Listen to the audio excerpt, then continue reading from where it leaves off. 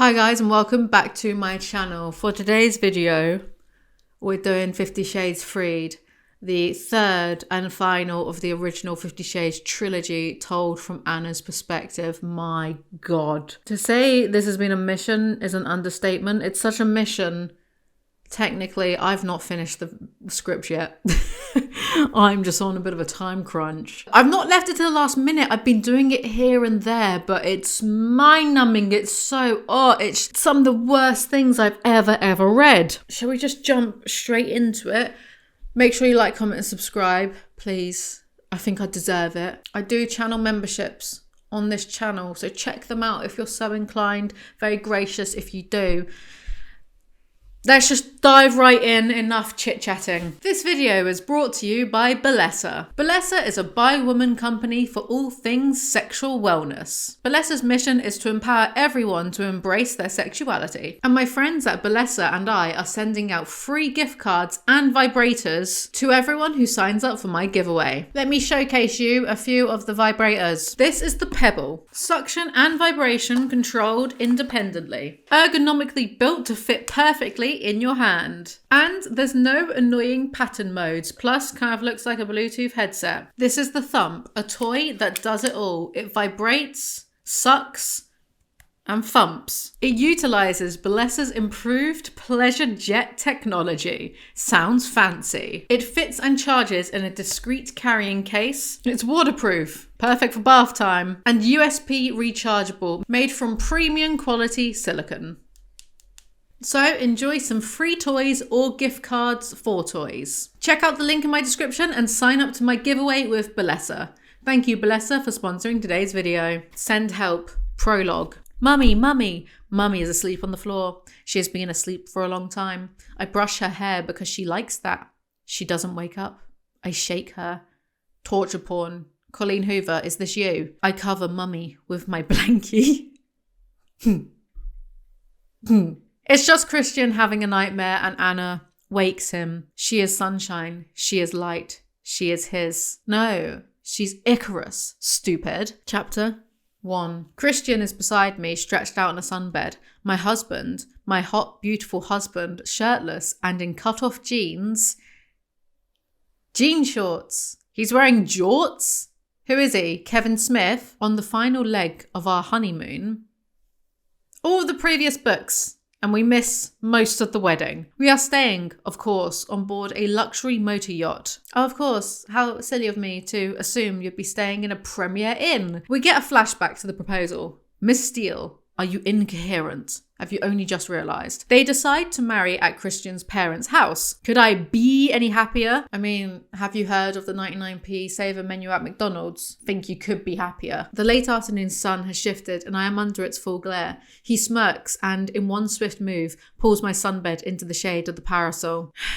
Because he's just that strong, or she weighs 50 pounds at this point. He's rubbing sunscreen all over her, and it's about as sexual as Willie getting greased up in The Simpsons. Then grease me up, woman!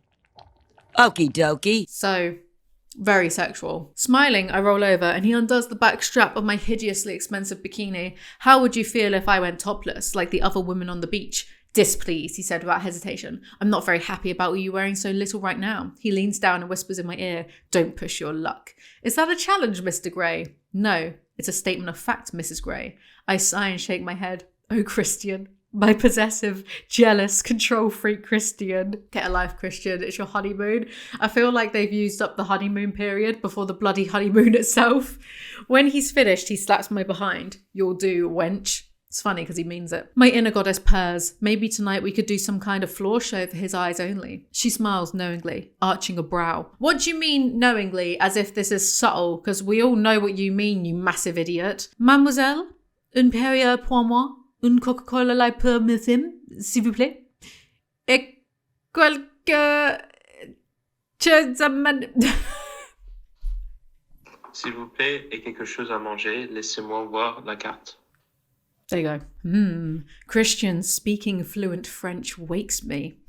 Not impressed. I find Christian watching me while a liveried young woman walks away, her tray held aloft, her high blonde ponytail swinging provocatively. Oh my god, that ponytail is such a sket. How dare she? Thirsty? He asks. Always. Christian picks her up to chuck her into the ocean, which, to be honest, I can't fault him for. I'd throw her out to be lost at sea forever too. Several sunbathers on the beach watch with that bemused disinterest so typical, I now realise, of the French. I'd watch you with outright disgust, so I guess that makes me Parisian. He grins. Oh, Anna, baby, have you learned nothing in the short time we've known each other? Known each other less than 3 months, already married. This is the future delusional people on the internet want. Shall I take you in the sea? Drown her whilst you're at it. He actually chucks her into the ocean. Gah! Playful, tantalizing 50. Gah! Moronic, superfluous Anna. She decides to take her bikini top off to show Christian what's what. Then we get a flashback of the wedding. Finally, you're mine, he whispers. What do you mean finally? It's been 3 months. You look beautiful, Anna, he says and smiles, his eyes glowing with love and something darker, something hot. Don't let anyone take that dress off but me, understand? Duh. And that how it works? What would I know? I've never been married. It's family and friends only, so naturally it's only their families plus Kate because they have no other friends. Anyway, Anna gets mopey in case her and Christian break up, like at her wedding. Relax. Anna, it's obvious he adores you. I know you had an unconventional start to your relationship, but I can see how happy you've both been over the past month. Past month is hilarious. They've been happy for a whopping 1 month out of the 3. Hi, baby. Christian puts his arms around my waist, surprising me, and kisses my temple. Kate, he acknowledges. He's still cool towards her, even after 6 weeks.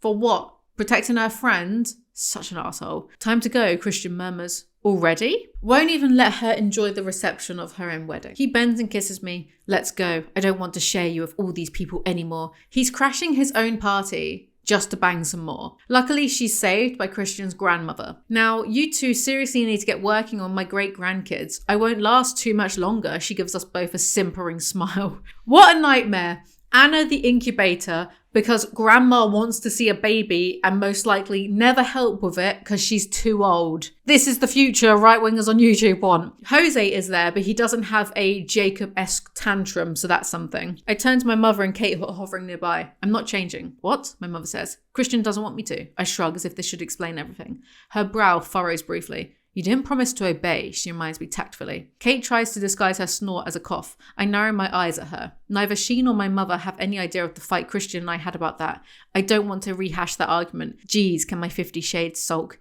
and have nightmares. If either of them had more of an idea of what goes on between Anna and Christian, neither would have supported the wedding. And I loved every minute of it. You make one hell of a bride, Annie. Ray tucks the same loose strand of my hair behind my ear. Oh, Dad, I stifle a sob, and he hugs me in his brief, awkward way. You'll make one hell of a wife too, he whispers, his voice hoarse. If by wife you mean fleshlight, then sure. Taylor is waiting to whisk us away in the Audi SUV. As Christian holds the car door open, I turn and toss my bouquet of white and pink roses into the crowd of young women that's gathered. Considering they only know Mia and Kate, I love the idea that she's just lobbed her bouquet at a group of completely random strangers.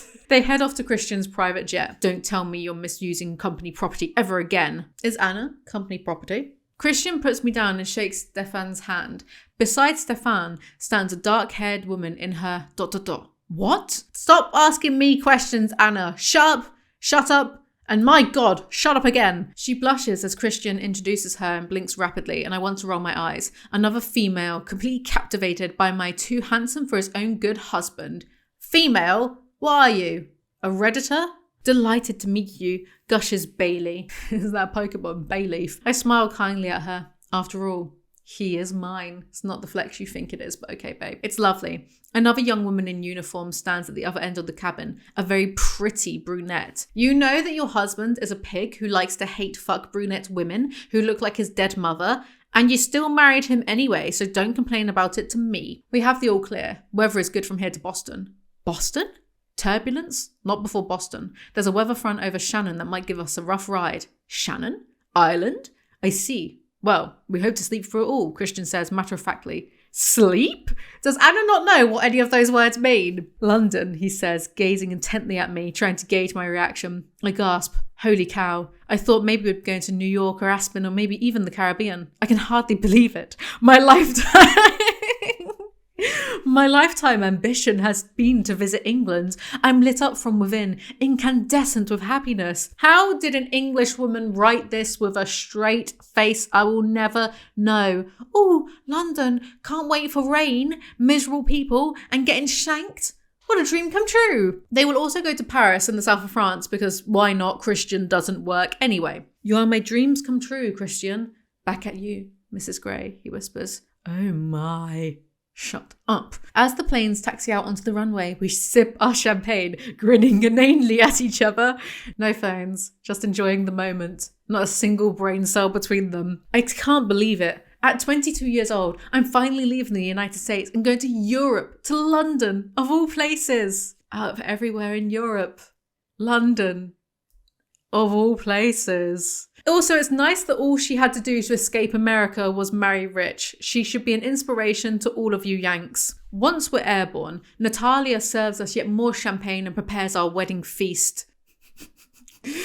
What? There was no dinner at the actual wedding for the guests earlier? What kind of wedding is that? Could they organise a piss up in a brewery?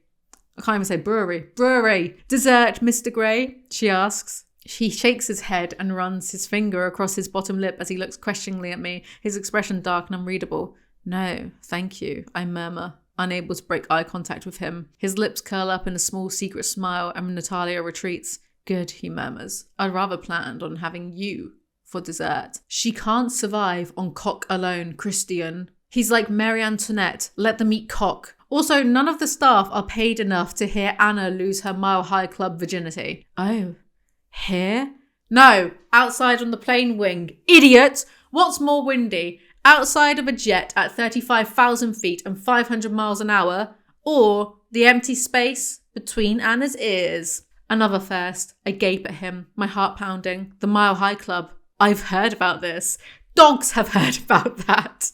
Did James think she was being cutting edge? Here's a little known secret. People shagging in planes. Behave. I'm just spitting everywhere of rage. His expert fingers making short work. Wow, expert fingers making short. Never heard that line before. You have made me the happiest man alive today. Guaranteed he has a mood swing straight after sex.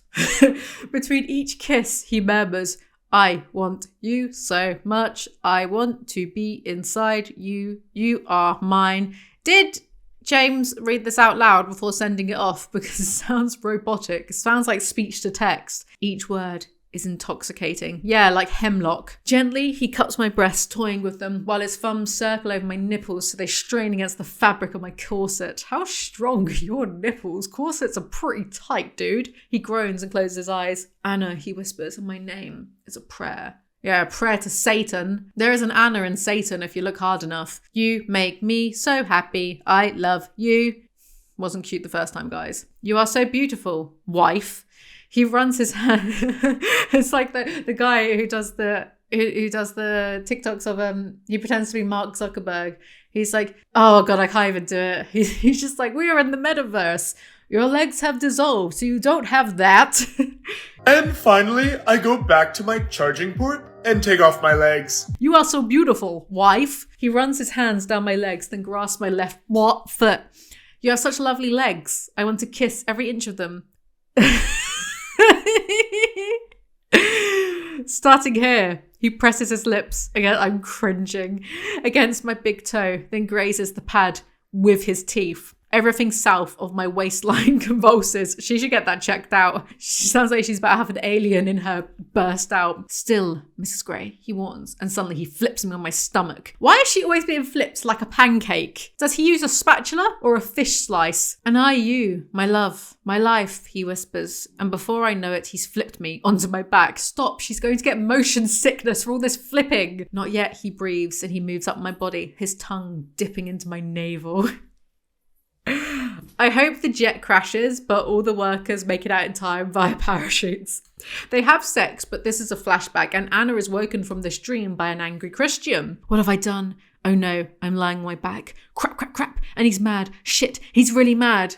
king of mood swings, on their honeymoon. Chapter 2. His eyes blaze with fury. He reaches down, scoops up my bikini top from his sunbed and tosses it at me. Put this on, he hisses. Christian, no one is looking. Trust me, they're looking. I'm sure Taylor and the security crew are enjoying this show, he snarls. They have to listen to you two constantly bang. I'm sure seeing some titties ain't a big deal. We're all adults here. Yes, Christian snarls, and some sleazy paparazzi could get a shot of you too. Do you want to be all over the cover of Star magazine? Naked this time? You're a bajillionaire? Sue them if so. My toxic trait is I wouldn't even care if I was butt naked on all of the newspapers' front page, as long as my body looked good.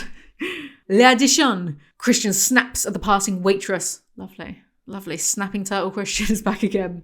Reluctantly, I wriggle into my turquoise sundress and step into my flip-flops. Once the waitress has left, Christian snatches up his book and BlackBerry and masks his fury behind the mirrored aviator glasses.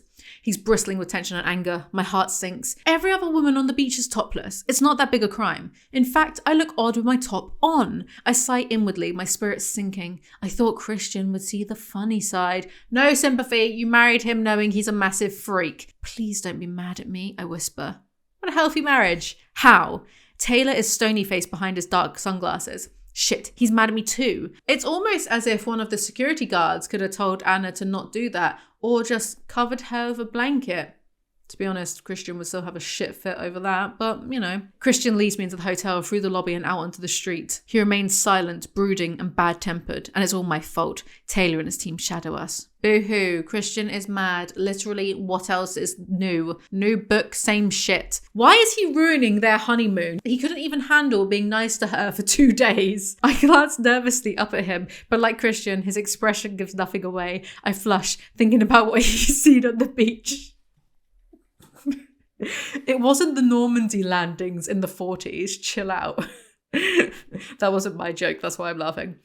Taylor has a child, so I'm sure he's seen a topless woman at least once in her life. Maybe he's even seen a vagina. You'll do, he mutters sullenly, still not turning to look at me. Christian continues sulking. You're gonna be smug about how much of a catch he is now, huh, Anna? Forgive me, Christian. Please. Hope someone gave Anna some self-respect as a wedding gift. Instead of jet skiing to the yacht, Christian takes Anna to the open water, presumably to drown her or feed her to the sharks, but we might not be that lucky. Anyway, jet skiing cheers Mr. Mood Swing up, so Anna is forgiven. You've caught the sun, Christian says mildly as he undoes my life vest. I anxiously try to assess his mood. I love it when men make me anxious. Anyway, Anna wants to be punished by Christian, but in a sexy way. Oh.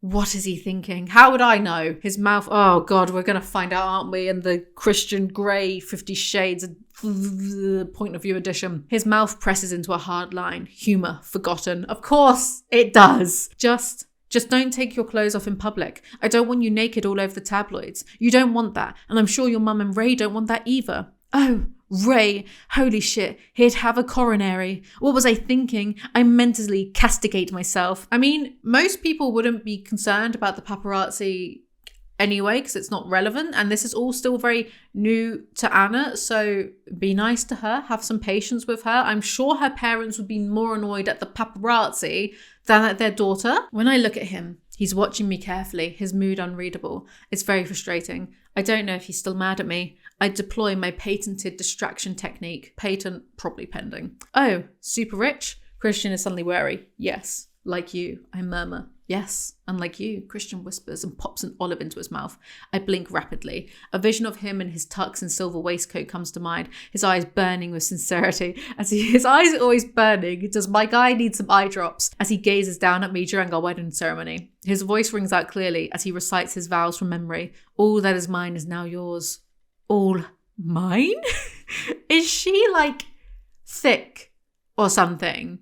Why does she need to repeat things as a question? Is she a toddler? Christian, should we check your hard drive? Christian frowns but takes the preferred BlackBerry.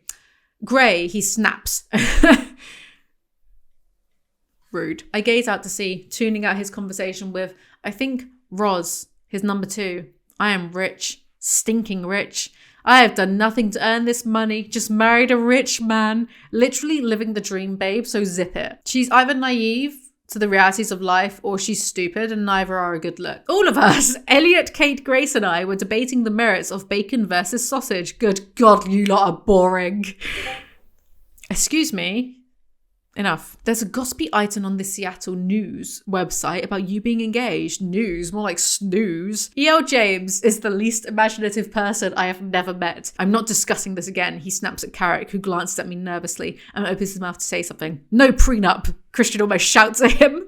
Businessman, my ass, knows woman for 6 weeks, would give half of his fortune in case of divorce. Good for Anna, I guess. Except she's too stupid to actually divorce him. And also, let's be real, if she tried to divorce him, her head would end up in his freezer. Christian, I murmur, I'll sign anything you and Mr. Grey want. It won't be the first time he's made me sign something. Christian looks up and glares at me. No, he snaps. She is such a simp. She bagged a billionaire and she's begging for a prenup to protect him. Most unrealistic book I've ever read. That's like winning the Euro Millions and insisting on giving it all back.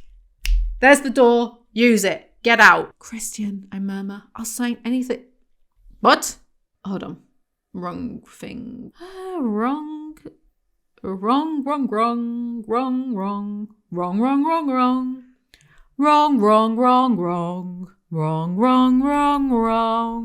There we go. I stare down at my knotted fingers. Crap. I hope Mr. and Mrs. Grey don't think I'm some kind of gold digger. You wish you had the drive, energy and passion to be a gold digger. You just don't have that hustle. Christian reaches over and grasps both my hands gently in one of his. Stop it.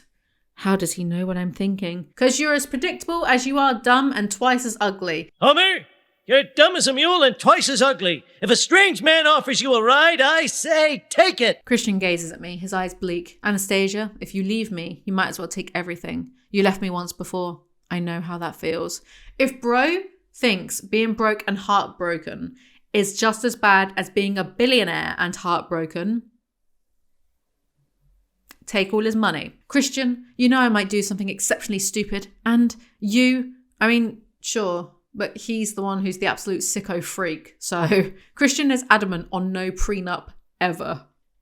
I shudder as I recall the crazy shopping fest Christian demanded I go on with Caroline Acton, the personal shopper from Neiman Marcus. In preparation for this honeymoon, my bikini alone cost $540. Shuddering at money? In this economy? Oh, 50. Maybe with time. I push the small dish of salted almonds and cashews towards him. You're nuts, sir. I say with as straight a face as I can manage, trying to bring some humour to our conversation after my dark thoughts and my bikini top faux pas. He smirks. I'm nuts about you. He takes an almond, his eyes sparkling with wicked humour as he enjoys my little joke. Look at my hands. I'm not playing. I'm really not. That is as funny as Rick turning into a pickle. I hope they both choke or discover that they have an allergy. Whew. He licks his lips. Drink up. We're going to bed. What? I gape at him. Being in a relationship with Anna would be exhausting. She doesn't understand words. Oh my. The look he gives me could be solely responsible for global warming. James, you are 2 books and a billion crap words too late to start being deliberately funny. I pick up my gin and drain the glass, not taking my eyes off of him. His mouth drops open. Forget it. They are perfectly suited for one another, an idiotic pair of mouth-breathing fly catchers. I'm going to make an example of you. Come, don't pee. Sorry, what now? I gasp, don't pee? How rude. My subconscious looks up from the complete works of Charles Dickens Volume 1 with alarm. Your subconscious can't read. Behave. Christian wants to play with handcuffs. We're going to need a safe word. What? He said you're going to need a safe word. Glad I could help. Stop won't be enough because you'll probably say that, but you won't mean it. Now there's an excuse. This sounds so hot. My breathing is too loud. Fuck, I am panting already. Thank heavens I'm married to this man, otherwise this would be embarrassing. What do you mean would be? Popsicle is Anna's safe word. He gathers it in one hand and yanks it gently, so I step back against him. Against his chest. Against his... erection. Oh, heavens to Betsy, no, not his winky. Is he still wearing jorts? He braids her hair. I think he has a thing about that. He handcuffs her ankles to opposite wrists and puts a blindfold on her. And then he teases her for a bit. I scream, tilting my head back. The staff really aren't paid enough to have to deal with that. Tears spring to my eyes. This is too intense. I can't stop him. I don't want to stop him. I want. Oh no. This is too... That's it, Christian growls. Feel it, baby. Immediate mood killer. Give Anna one of these. Please, I beg, give her one of these. I detonate around him. Nuclear grade weapon. Sadly, this is not the end. It's not Fallout. She screams from her orgasm. She just lies there, like, screaming. Should be me screaming. Someone just like, ah. I don't know why this made me laugh so much. Stop. It's hell. It's heaven. It's hedonism gone wild. I just know that Christian isn't even that good. She's just a virgin. I'm sorry. She falls asleep and then wakes up. I'm disorientated. Sorry, I'm still just thinking of her just screaming, just lying in bed, just like, panting still. Sorry, it's so funny. Maybe it is, I don't know. I'm disoriented. It's dark outside. Where am I? London? Paris? Could be Rotterdam. Could be anywhere. Liverpool? Sheffield? Probably not Sheffield. Rome? They are heading to Cannes, but first Anna needs to pee. As I absent-mindedly wash my hands in the vanity unit, recalling last night at the casino, my robe falls open. I stare at myself, shocked. Holy fuck, what has he done to me? I see that James is going for cliffhangers to make her book more interesting. It's not working. Chapter 3. I stare in horror at all the red marks over my breasts. Hickeys. My subconscious peers over her half-moon specs and tuts disapprovingly. Her subconscious is Professor McGonagall or the head teacher from The Worst Witch. Either or. I am still suffering from the humiliation of last night. While my inner goddess slumbers on her chaste lounge out for the count, I gape at my reflection. Someone said the inner goddess reminds them of the cartoon Lizzie McGuire, and I agree, but I'm also pretty sure James wouldn't know who that is, and it's also not a good thing for her that her sex book reminds you of a show for young teens. My body is so different these days. It's changed subtly since I've known him. I've become leaner and fitter. Well, starvation is a hell of a drug. I've become leaner and fitter. My hair is glossy and well cut. My nails are manicured, my feet pedicured, my eyebrows threaded and beautifully shaped. For the first time in my life, I'm well groomed, except for these hideous love bites. This is absolutely nothing on Bella's vampiric transformation, so don't even bother. Don't go there. She's angry because she realizes he gave her hickeys so she wouldn't wear her bikinis anymore in case anyone looks at her. He is pathetic. So she chucks a hairbrush at him. How is this book series devolving before my very eyes? Anyway, he has the reflexes of a vampire, so don't hurt him. You're mad at me, he whispers. No shit, Sherlock.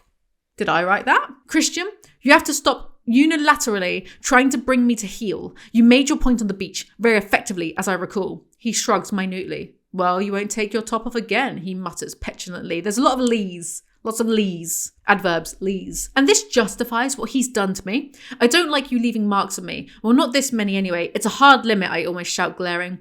I don't like you taking your clothes off in public. That's a hard limit for me to... It was a beach. Arsehole, he growls.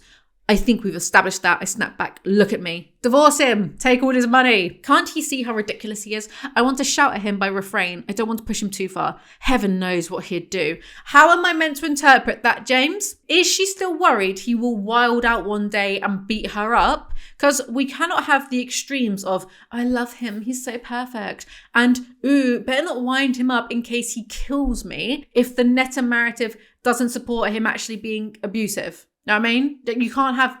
It's just stupid. Hate. He says sorry. Dr. Flynn's words come back to me.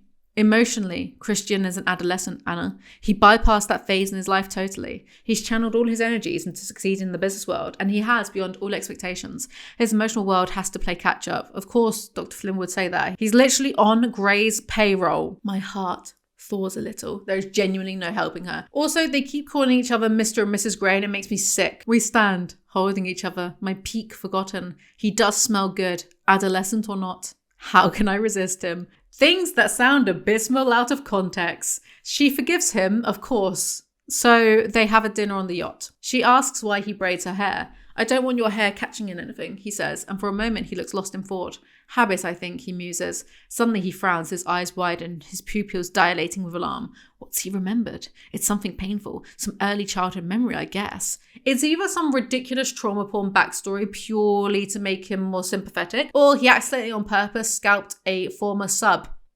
I know which one I'll bet on. The fuller your bladder, the more intense your orgasm. Anna, what lovely dinner conversation. Will I always be on the back foot with Mr. Sexpertise? Oh, it's too late to worry about that now. And yes, they have a dance. A slinky, cheesy melody starts. Is this a Latin rhythm? I don't know, Anna, because you're in a book and I can't hear it. He gives me a sphinx-like smile. But says nothing, and I wonder if it's because he's thinking of her, Mrs. Robinson, the woman who taught him to dance and how to fuck. Give up. Then he sings the words softly in my ear, making me swoon. This is not a serious book, a pox on all the houses of all the matriarchs who jizzed over this nonsense. Also, sphinxes don't sing, they just ask riddles. They go to bed the next day. I rise and head for the bathroom. Opening the door, I find Christian inside shaving, naked except for a towel wrapped around his waist. He turns and beams, not fazed that I'm interrupting him. I've discovered that Christian will never lock the door if he's the only person in the room. The reason is sobering, and not one I went to dwell on. Why? What reason? First we've heard of this. What? Tell me now. Give me the gossip. Anyway, we get this absolutely lobotomite text. Good morning yourself, I grin as I watch him shave. I love watching him do this. He pulls up his chin and shaves beneath it, taking long, deliberate strokes, and I find myself unconsciously mirroring his actions, pulling my upper lip down just as he does to shave his philtrum. That is the stupidest thing I've ever read, and I read 50 Shades and 50 Shades Darker. There's this whole flashback sequence of the time Anna shaved her pubes in London. Does anyone genuinely find that interesting? She shaves and Christian laughs at her? Sure. I think I should do a thorough inspection of your handiwork, Mrs. Grey. What? No, he has to be kidding. I cover myself, protecting my recently deforested area. Deforestation is a serious issue, Anna. It's killing our planet, just like this book is killing us. Oh no, you don't, Anastasia. He grasps my hands and pries them away, moving nimbly so he's between my legs and pinning my hands to my sides. Well, what have we... Oh my God, I'm getting lightheaded from just reading this. It's killing me. Well, what have we here? Christian plants a kiss where, until this morning, I had pubic hair, then scrapes his bristly chin across me. Ah! I exclaim. Wow, that's sensitive. Oh good, stubble burn, you absolute knobhead. Horrible. Horrible. Where are my sensitive skin girlies at? Christian is horrible, I hate him. Christian's eyes dart to mine, full of salacious longing. I think you missed a bit, he mutters and tugs gently right underneath. Who is James writing this for? Who is reading this being like, yeah, you pull on that pubic hair, Christian? He decides to shave her himself. Christian, you are not shaving me. He tilts his head to one side. Why ever not? I flush. Isn't it obvious? Because it's just too intimate, he asks. Anna, I crave intimacy with you. You know that. Besides, after some of the things we've done, don't get all squeamish on me now. I know this part of your body better than you do. I gape at him. Of all the arrogant, well, true, he does. But still, it's just wrong. I sound prissy and whiny. James is right about one thing. Anna is whiny. This isn't wrong. This is hot. She doesn't want to do it, so of course he bullies her into it because he knows what's best for silly little woman. And of course he knows her vagina better than she does. I mean, she definitely doesn't masturbate, so maybe he does. I don't want to give that one to him, but if it makes you happy, Christian, go ahead. That should be the tagline of the entire series. Anyway, we get a blow-by-blow account of him shaving her. Have you ever done this before? I ask tentatively when he reaches for the razor. No. Oh, good. I grin. Another first, Mrs. Grey. I like firsts. Bet he's never chewed up food and regurgitated it in someone's mouth a la a bird feeding its chicks. Bet you wouldn't want that first though, would you? Or maybe Anna would. She is that bad of a simp back in the present day. But that was fun, he says. For you, maybe. I tried to pout, but he's right. It was arousing. Really, James? Hey, I'm just teasing. Isn't that what husbands who are hopelessly in love with their wives do? Boomers, knee slap wheeze. Anna decides for payback she's gonna shave him. OMG, she is so crazy. Absolute mad lass. Someone lock her up. Holy shit, he's going to let me shave him. So? She shaves him and they decide to go to some galleries to buy art, but Anna doesn't know anything about art, so she doesn't know how to buy art. I'll give her a hint. It's just about whether you feel something or not. That's all really. Very subjective. Most art doesn't really do anything for me, but I've decided if I ever become a rich Tory like Christian Grey, that I'm going to buy the original Ivan the Terrible and his son Ivan, because it's the first painting I looked at that made me truly feel something, so naturally I'm going to keep that all to myself. And actually it's been vandalized several times over, so really I'd be doing everyone a favour by keeping it safe in my mega mansion. Philanthropist. Oh, the architect. He had to remind me of her. Gia Matteo, a friend of Elliot's who worked on Christian's place in Aspen. During our meetings, she's been all over Christian like a rash. What now? Christian exclaims. Christ, I agree with Christian for once. How can I tell him that I don't like Gia? My dislike is irrational. I don't want to come across as a jealous wife. Easy. Just tell him. Tell him the vibes are off. They go to St. Paul d'Events. In the first gallery, Christian sucks gently on the arm of his aviator specs, quite distracted by the erotic photographs in front of us. They are the work of Florence Dell, naked women in various poses. Not quite what I had in mind, I mumbled disapprovingly. They make me think of the box of photographs I found in his closet. Our closet. I wonder if he ever did destroy them. I googled this person, the artist, just so I could be extra petty, and I genuinely did not find anything I would consider erotic, unless you just consider nakedness being erotic by default, which I don't. Grow up. How are you going to get jealous of a photo anyway, you potato head? Idly, I wonder if I should let him take photos of me. Narc. Christian is nuzzling my ear. The paintings, where would you put them? He bites my earlobe and I feel it in my groin. Is there a whole series of mysterious ailments that explain her behaviour? She should get that checked out. Oh sure, too prude for a few pictures of bare women's backs, but okay with being horny in public surrounded by other people, sure. They go for coffee. Christian interrupts my reverie. You asked why I braid your hair, he says. His tone alarms me. He looks guilty. Oh shit, yes. The crack whore used to let me play with her hair, I think. I don't know if it's a memory or a dream. Whoa, his birth mum. If I ever overheard those conversations in public, I would leave. Yes, it's the truth. I grasp his hand. I think you loved your birth mother, Christian. He shakes his head, exhaling deeply. Let's go. He releases my hand and stands, his expression guarded. Have I overstepped the mark? I have no idea. My heart sinks and I don't know whether to say anything else or just let it go. I decide on the latter and follow him dutifully out of the restaurant. In this lovely narrow street, he takes my hand. Where do you want to go? He speaks and he's not mad at me. Thank heavens. Exhausting. You know, I don't like talking about all that shit. It's done. Finished, he says quietly. No, Christian, it isn't. The thought saddens me, and for the first time, I wonder if it will ever be finished. He'll always be 50 Shades. My 50 Shades. Do I want him to change? No, not really. Only insofar as I want him to feel loved. Peeking up, I take a moment to admire his captivating beauty. And he's mine. And it's not just the allure of his fine, fine face and his body that has me spellbound. It's what's behind the perfection that draws me, that calls to me. His fragile, damaged soul. That's nice, Anna. I slip my hand back into the back pocket of Christian's shorts. Jorts? Grateful he isn't mad. Excellent marriage. The platinum Omega watch he gave me at breakfast on our first morning in London obscures the red line. The inscription still makes me swoon. Anastasia, you are my more, my love, my life. Christian. Why is she swooning so much in this novel already? Is her blood pressure okay? You might want to get that checked out, babe. See?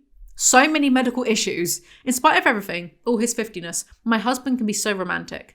I gaze down at the faint marks on my wrist. Then again, he can be savage sometimes. Wow, the dichotomy of man. Christian buys her a platinum bracelet worth 30,000 euros to hide the red marks on her wrists, which, in any other context, is a pretty big red flag. Not romantic? No? Anyone else? There, that's better, he murmurs. Better? I whisper, staring into his luminous grey eyes, conscious that the stick-thin sales assistant is watching us with a disapproving look. Stick-thin is rich from Anna when she refuses to eat most of the time, but also the disapproving look is probably because it looks like Christian is trying to cover up being abusive. In the car, I don't know if his hand will travel up or down my leg. He hesitates, and I tense with anticipation at the gentle touch of his fingers. What's he going to do? He chooses down, suddenly grasping my ankle and putting my foot onto his lap. My breath catches and I swivel so I'm facing him. Anna, you are pathetic. Christian looks at her ankles to inspect the marks from the handcuffs. Anna isn't bothered because she was into it and consented, but somehow Christian has developed a conscience between now and literally the last chapter when he was doing it. It's weird. It's like it's forced conflict. Hey, what did you expect? He turns to me and shrugs. I didn't expect to feel like I do looking at these marks. Oh, reticent 1 minute and forthcoming the next? How? 50? How can I keep up with him? Shut up, Anna. Oh no. I unbuckle my seatbelt and scoot closer to him. So he's uncomfortable about the red marks from consensual handcuff play, but not uncomfortable about risking her life in a car. They are both idiots. He shifts in his seat. Mind-blowing. My inner goddess looks up, startled from her Jackie Collins. What is this rubbish about her brain being able to read? Maybe if these are picture books, sure. Maybe if it's my subconscious looked up from the Hungry Hungry Caterpillar, fine. I flex my toes into his hardening crotch. No, you should really be wearing your seatbelt, Mrs. Grey. Duh. I curl my toes around him once more. Stop. Does he want me stop? Maybe he wants you to proofread. Continue. He pauses, scowls, then fishes his ever-present BlackBerry out of his pocket to take an incoming call while glancing at his watch. His frown deepens. Barney, he snaps. So rude. Anyways, there's been a fire. Fire! I take my feet off his lap, and this time he lets me. I sit back in my seat, buckle up my seatbelt, and fiddle nervously with the 30,000 euro bracelet. Hashtag relatable. There's something to do with a fire, his office, and Argon? What's Argon? Arson. I predict it's Jack Hyde trying to kill Christian again. I think I'm right. We don't know for sure there was arson, he says, cutting to the heart of my anxiety. My hand clutches my throat in fear. I don't think that's quite the swooning, throat clutching. She's like an actress from a black and white 50s film. He should have bought her some pearls to clutch as well. Chapter 4. Where are you on chapter 4? I hate my life. Anna wants to go shopping and take the jet ski, but Taylor won't say yes because Christian is insane. Shit. Why do I feel like I've entered the principal's office? This man had me in handcuffs yesterday. I refuse to be intimidated by him. He's my husband, damn it. A resounding win for feminism everywhere, I'm sure. Christian doesn't care. Anything else, he asks. He wants me gone. Don't we all? She neglects to mention the jet skis. 3 people with me just because I want to go shopping. It's ridiculous. You knew what you were signing up for. None of them have ever mentioned that she's a kidnapping risk for ransom because she's married to a billionaire, which I kind of don't want that to be the plot of the book, but then again, right now there is no plot, so maybe it'll be an improvement. Anyway, Anna is having fun for once on the jet ski. As I complete the circuit, I spot Christian on the deck. I think he's gaping at me, though it's difficult to tell. Bravely, I lift one hand from the handlebars and wave enthusiastically at him. He looks like he's made of stone, but finally he raises his hand in a semblance of a stiff wave. So of course, Christian needs to ruin Anna's fun. At the dock, I wait and tell Taylor to pull up ahead of me. His expression is bleak, and my heart sinks. For God's sake, let her live. She's married to a rich dude and she can't even ride jet skis. Mrs. Grey, Taylor says nervously. His cheeks pink once more. Mr. Grey is not entirely comfortable with you riding on the jet ski. He's practically squirming with embarrassment, and I realise he had an irate call from Christian. Oh, my poor, pathologically overprotective husband. What am I going to do with you? I smile serenely at Taylor. I see. Well, Taylor, Mr. Grey is not here, and if he's not entirely comfortable, I'm sure he'll give me the courtesy of telling me himself when I'm back on board. Taylor winces. Very good, Mrs. Grey, he says quietly, handing me my purse. As I climb out of the boat, I catch a glimpse of his reluctant smile, and it makes me want to smile too. I cannot believe how fond I am of Taylor, but I really don't appreciate being scolded by him. He's not my father or my husband. I hate all of this. I hate all of it. I sigh. Christian's mad, and he has enough to worry about at the moment. What was I thinking? Shut up and live a little. Christian rings her, and she's immediately apologetic to him. I'll come back on the boat. Don't be mad. I hear a small gasp of surprise. It was fun though, I whisper. He sighs. Well, far be it for me to curtail your fun, Mrs. Grey. Just be careful, please. Oh my, permission to have fun! Jesus H. Christ. We aim to please, I respond with a giggle. I hear the smile in his voice. I have another call. Laters, baby. Right, so it's all well and good for Christian to scream at Taylor for Anna daring to enjoy herself, and then he mood swings himself back into being happy with her with no apology to Taylor. Got it. She emails him. Use SMS. Double down. Page him. To Christian Grey. Thank you for not being too grouchy. Your loving wife, I've actually had enough. Anyway, because Anna is not like the other girls, she goes past Chanel, Gucci and Dior and goes straight to a touristy store to buy a bracelet for €5. We are supposed to find this admirable. I just think she's a nitwit. If I had Christian's credit card, I'd be straight into Alexander McQueen, but whatever, I guess I'm just shallow or something. Deep down, I know I'm not only overwhelmed by Christian himself, but also his wealth. Will I ever get used to it? Oh, boo-hoo, my husband is rich. Get some real problems, like having to choose between rent or food. Louvre comes back to me. We were looking at the Venus de Milo at the time. Sweet candy. Precious Venus. She rings Jose for some reason. South of France, huh? You in some fancy hotel? No, we're staying on a boat. A boat? A big boat, I clarify, sighing. I see. His tone chills. Shit, I shouldn't have called him. I don't need this right now. Just give him $100,000 and he will cheer up. It's only an hour of Christian's paycheck. He won't miss it. Anna goes back and wraps a present for Christian. Everything in control at your office? I ask tentatively. More or less, he says, an annoyed frown flitting across his face. I did a little shopping, I murmur, hoping to lighten his mood and praying his annoyance is not directed at me. He smiles warmly, and I know we're okay. What did you buy? Her cortisol spikes must be insane, never knowing if she and Christian are okay because they refuse to communicate properly. I'll love it, whatever it is. He gazes at me, his eyes glowing, like a glowing ghoul. I don't get many presents. Yeah, and I don't get nearly $1 million for a day's work, but hey, we all have our crosses to bear. Her present is a camera so he can take pictures of her. She's getting used to having money then. I thought it was going to be a little bracelet, which might have been sweet. I think this book is Stockholm syndroming me. Don't you? I ask, refusing to acknowledge my subconscious, who is questioning why anyone would want erotic photographs of me. The subconscious is so real for that. Christian swallows and runs a hand through his hair, and he looks so lost, so confused. He takes a deep breath. For me, photos like those have usually been an insurance policy, Anna. I know I've objectified women for so long. Just because he knows it doesn't make it okay, James. Christian is like the proto-incel. And you think taking pictures of me is objectifying me? All the air leaves my body. That is so dramatic of her. All the air leaves my body and the blood drains my face. You think taking pictures is objectifying? Shut up. He scrunches up his eyes. I am so confused, he whispers. Is this just like the Madonna whore complex or something? Go away. I thought he was happy. I thought we were happy. I thought I made him happy. I don't want to confuse him. Do I? My mind starts racing. He hasn't seen Flynn in nearly 3 weeks. Is that it? Is that the reason he's unraveling? Shit, should I call Flynn? There goes that cortisol spike again. All this stress is going to age her prematurely, and I cannot wait. I hope she looks like a wrinkled ball bag by age 25. It would serve her right. She realizes Christian is worried about her. He's been fussing about them all day, conflicting himself because he's not used to feeling uncomfortable about inflicting pain. The thought chills me. This is Christian's character development. Not wanting to cause pain to women who look like his mother. Christian elects to stay completely silent for a bit rather than open his mouth and use his words. He watches me passively, as if I'm a fascinating alien creature.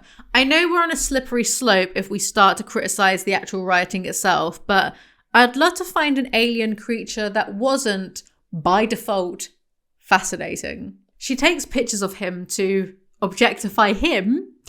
Somehow that cheers him up and relaxes him, and then he mood swings. Look at this crap. I thought it was my present, he says sulkily, but I think he's teasing. Well, it was supposed to be fun, but apparently it's a symbol of women's oppression. I snap away, taking more pictures of him, watch the amusement grow on his face and super close up. Then his eyes darken, his expression changes to predatory. You want to be oppressed? He murmurs silkily. Not oppressed, no, I murmur back, snapping again. I could oppress you big time, Mrs. Grey, he threatens, his voice husky. I know you can, Mr. Grey, and you do, frequently. His face falls. Shit! I lower the camera and stare at him. What's wrong, Christian? My voice oozes frustration. Tell me. He says nothing. Gah! He's so infuriating. Exhausting. I could sleep for 100 years and I'll still be exhausted if I was dealing with this. He then jumps on her and tickles her into submission. It's just whiplash. My lungs stop function good. Wonder, love, reverence, holy cow. That look. What look, Anna? I can't see what you see. You are so beautiful, he breathes. Stop talking like this. Anyway, they start snogging, but she feels he's a bit desperate. So, of course, she then gets alarmed again. But they continue snogging. Whoa. He's not taking off his clothes or my t-shirt. He holds my head, and with no preamble whatsoever, he thrusts himself inside me, making me cry out, more in surprise than anything else. Couple of things. Number one, has he not heard of zippers? And number two, is this not a little bit rapey? He starts to move like he's trying to climb inside me. Okay. Anyway, they climax at the same time, which of course they do. Post-sex, he still won't say why he's so upset. So Anna repeats her vows to him, bleh, and he does it back, double bleh. Of course, Anna cries over this. So Christian finally gives in and tells her it was arson at the office and it could mean someone could go after Anna. I caress his face. Thank you, I murmur. He frowns. What for? For telling me. Don't thank him for that. He was going to keep her in the dark. When, if someone is going to try to kill her to get to Christian, she does have a right to know about that. Oh yes, the tickling. Gah! The tickling. I move quickly so I'm straddling him, but he immediately realizes my evil intent and grabs both my wrists. No, he says, and he means it. I pout but decide he's not ready for this. Please don't, he whispers. I couldn't bear it. I was never tickled as a child. I know he has trauma, but it's literally one rule for thee, another for me. Do you want to go ashore to eat? I want to eat wherever you're happiest. Get a life. They go to the Palace of Versailles. Which, can you eat there?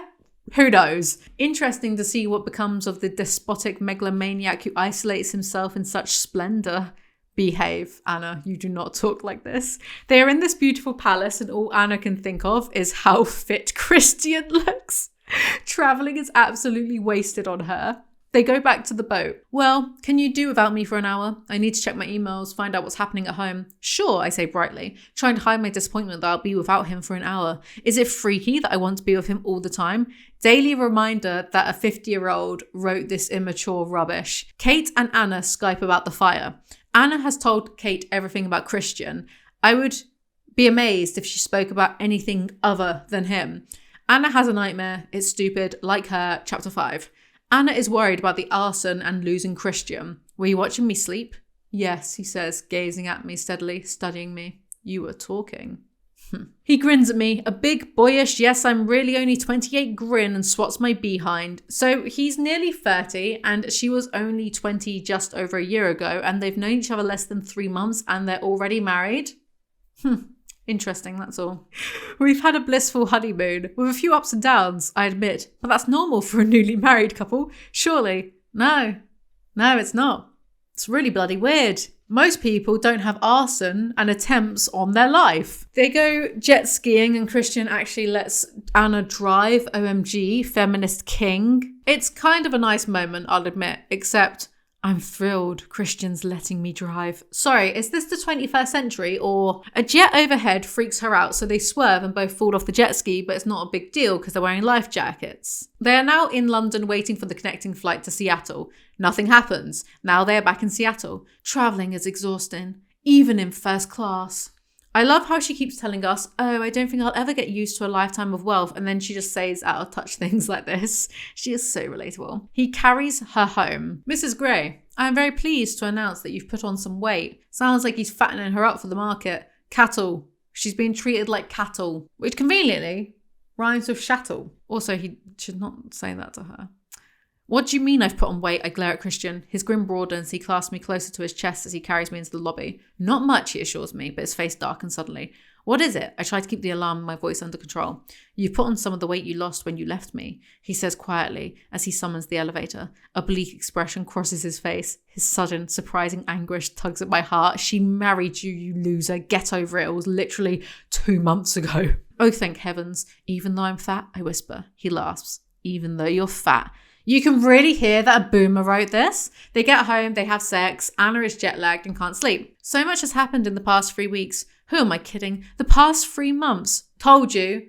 Less than 3 months and love bombed all the way to the altar. Vindication! How did this all happen so fast? You're a complete nitwit. That's how. She stares at him, asleep, and fantasizes about him. My subconscious glares up at me over her half-moon spectacles. Okay, Dumbledore. Distracted from volume 2 of the complete works of Charles Dickens. The full works? That's a massive book. Maybe it's on Kindle, but either way, that's carpal tunnel syndrome waiting to happen. And mentally chastises me. Leave the poor man alone, Anna. For once I agree. One would think that spending so much time together would be suffocating, but that's just not the case. I've loved each and every minute, even our fighting. You are literally still in the honeymoon phase of the relationship, that's why. My blood chills. Who would want to harm Christian? Form an orderly queue, everyone. Anyway, Christian wakes up so they have sex. The next day they are going to Christian's parents for lunch. Would you let me drive this? I ask, surprised that I say the words out loud. Of course, Christian replies, smiling. What's mine is yours. If you dent it though, I will take you into the red room of pain. He glances at me with a malicious grin. I gape at him. Is this a joke? You're kidding. You'd punish me for denting your car? You love your car more than you love me? I tease. It's close, he says, and reaches across to squeeze my knee. But she doesn't keep me warm at night. I'm sure it could be arranged. You could sleep in her. I snap. Maybe they are meant for each other, for God's sake. Why are you so pleased? I ask. He flashes yet another grin at me. Because this conversation is so normal. Normal, I snort. Not after 3 weeks of marriage, surely. His smile slips. I'm kidding, Christian, I mutter quickly, not wanting to kill his mood. It strikes me how unsure he is of himself sometimes. Oh, this is news. Sure, I smile, mostly for the benefit of his family, but my spirits take a nosedive again. Why does he make these decisions without telling me? Or is it the fault of Gia, all lush hips, full breasts, expensive designer clothes and perfume, smiling too provocatively at my husband? My subconscious glares at me. He's given you no reason to be jealous. Shit, I am up and down today. What's wrong with me? How long have you got? Because that is a whole new video right there. He sounds relaxed and in control, the worry of the arsonist forgotten. I, on the other hand, don't seem to be able to shake my mood. I pick at my food. Christian says I was fat yesterday. He was joking. My subconscious glares at me again. I said that would happen. Don't say that to her, of all people. Kind of makes me feel like she might be pregnant though. Christian sits down at the shiny... Look, she drinks a lot. Christian sits down at the shiny black upright piano, presses the quiet pedal and begins to play a familiar tune that I can't immediately place. I'm doing Midnight Sun at the same time as this, or I was like 2 months ago. And my God, if it isn't all so repetitive, it's all morphing into the same damn book. Everyone stops astonished because Christian is singing to himself and they've never heard him sing. Tell someone who gives a damn. Oh, darling girl, thank you, she whispers, so only I can hear. It brings a lump to my throat. I hug her back, not really sure why I'm being thanked. Grace smiles, her eyes shining, and kisses my cheek. What have I done? You've done nothing but get constant ass pats for it. Boy, I wish that was me. Once we said our goodbyes, we walk over to the car. Here, Christian throws me the keys to the R8. Don't bend it, he adds in all seriousness, or I will be fucking pissed. Positive reinforcement, Christian. Ever heard of it? My mouth goes dry. He's let me drive his car? My inner goddess whips on her leather driving gloves and flat shoes. Oh, yes, she cries. Oh, no. I managed to not stall it, surprised myself. Boy, is the clutch sensitive. Wow, can this car move? I'm embarrassed to read this, and so all of you should be to hear it. Suddenly, Christian curses and struggles to pull his BlackBerry from the pocket of his jeans. What? He snaps angrily. Anyway, something is wrong. They are being followed.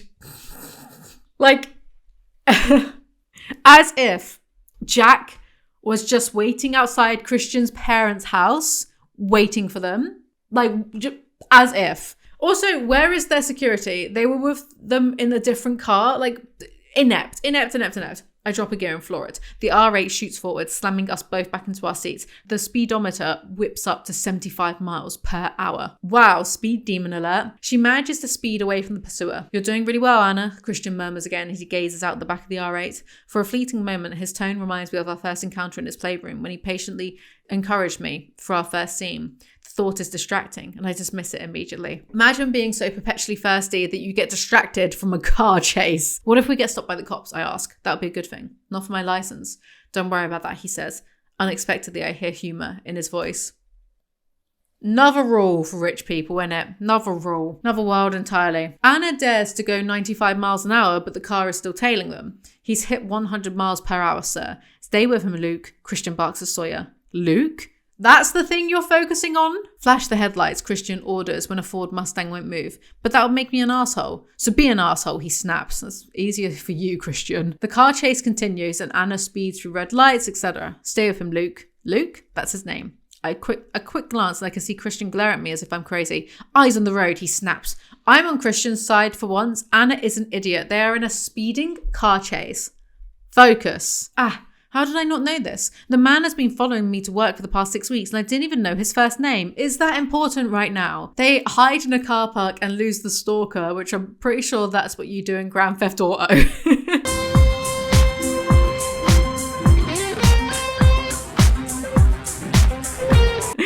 The stalker is being followed by their security and is now hanging around outside Christian's apartment. The adrenaline makes Anna, what else? Horny. So they have sex inside the car. Tugging my lacy panties sideways, he impales me in one swift move. Romance or horror novel, just call him Vlad. Who has vampiric links, circles right back round to Twilight. My body is drained, totally exhausted, and I mule. What, like a kitten? Car sex, I exclaim. What? Like an idiot? Imagine if she did this every time they have sex. Bed sex, outdoor sex, shaved pubes sex. He calls security to snap at them, and the driver of the car was female. It was Jack in a wig. Whoa, from passionate to calm to anxious in the space of a few moments, I reach over and caress his thigh, running my fingers leisurely up the inside seam of his jeans, hoping to improve his mood. Has she learned this behaviour from him? If anything gets too real, just have sex. And this is whilst he's driving, by the way. He rebuffs her because he cares enough about car safety to not have a hand job induced crash. I really like this car. I sound wistful. Me too. I like the way you handled it and how you managed not to break it. You can buy me one for my birthday. I smirk at him. Christian's mouth drops open as I climb out the car. A white one, I think, I add, leaning down and grinning up at him. He smiles. Anastasia Gray, you never cease to amaze me. Well, she got over the wealth thing pretty fast, didn't she? They get back to Escala and some new neighbour called Noah is there, so of course Christian ignores him but makes it known that Anna is his wife. Noah flushes a little as he stares at me a fraction too long. I mirror his flush and Christian's arm tightens around me. Noah and Anna are dead now, aren't they? They do the smallest of small talk and Noah gets out. Christian's lips twitch with amusement. Our ivory tower, and I think you have another name to add to the list of your admirers, Mrs. Gray. He's a bit insecure, isn't he? Do you think it's because he wasn't tickled as a child? And it's annoying because I know he's going to be right, but at this point, Noah was just being polite. Did you just roll your eyes at me? My pulse quickens. I sure did, I whisper, my breath catching in my throat. He cocks his head to one side, wearing his smouldering, arrogant, amused expression. What should we do about that? Get the demons exercised out of you? When we burst through the double doors, Sawyer is standing in the hallway, looking expectantly at the two of us. Sawyer, I'd like to be debriefed in an hour, Christian says. Yes, sir. Turning, Sawyer heads back into Taylor's office. We have an hour! Congrats, Anna, you've just learned how time works. Next up, learning that 2 + 2 does indeed equal 4. Chapter 6. A puzzled expression flits across Christian's face. Kinky fuckery? He asks, his words a soft caress. I nod, feeling my face flame. Why am I embarrassed by this? I have done all manner of kinky fuckery with this man. He's my husband, damn it. Am I embarrassed because I want this and I'm ashamed to admit it?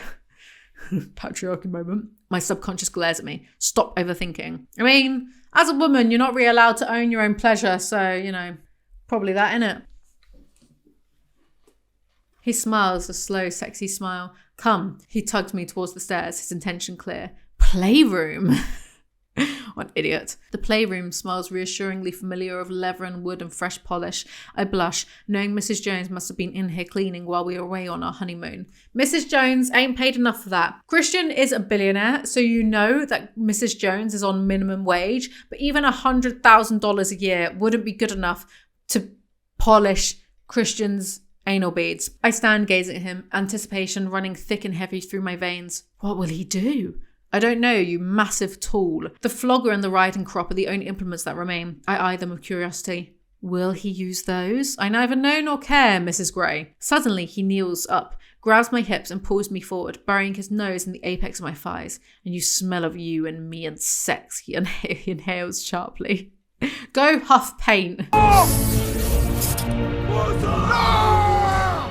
Witness! Winner! Go and stand beside the table, he says calmly, pointing with his chin. Go and stand beside the...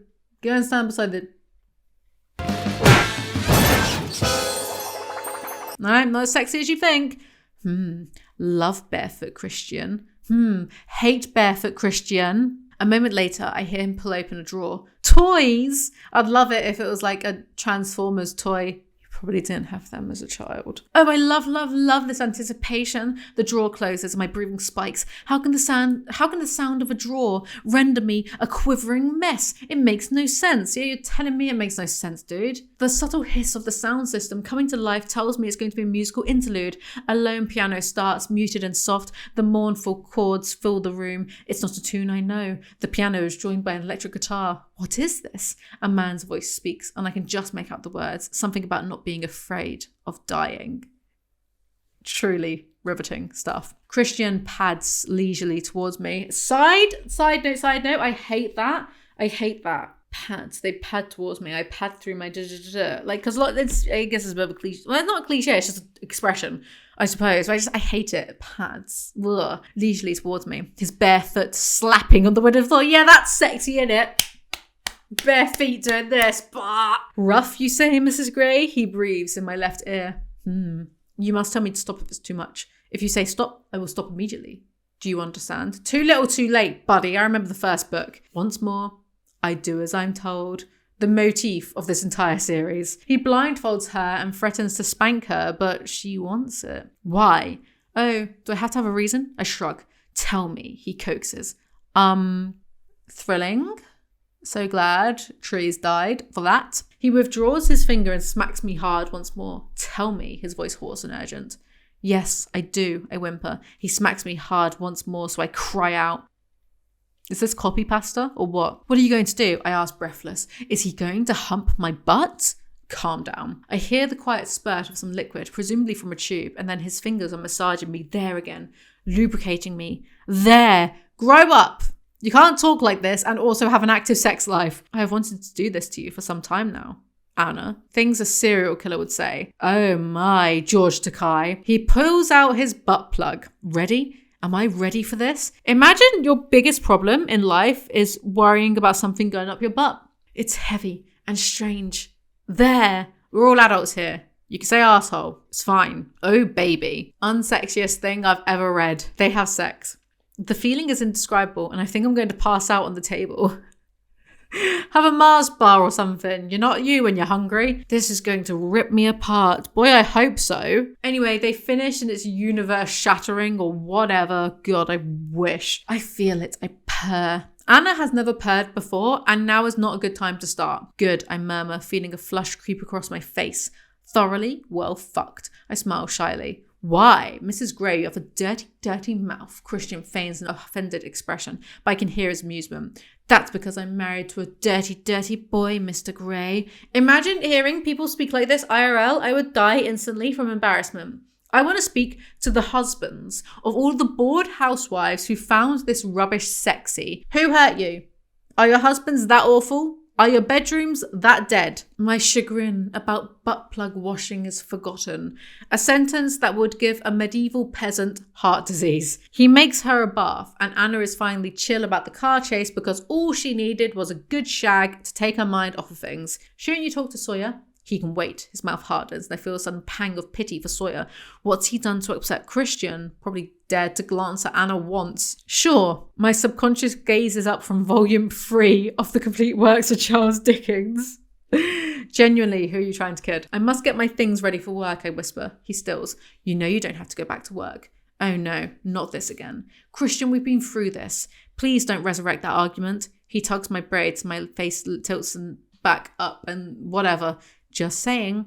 He's absolutely not just saying. He will not be satisfied until he controls every second of her day. After bath time, Anna overhears Christian yelling at Sawyer. Oh shit, he's shouting at Sawyer. Cringing, I dash upstairs to the playroom. I really don't want to hear what he has to say to him. I still find shouty Christian intimidating.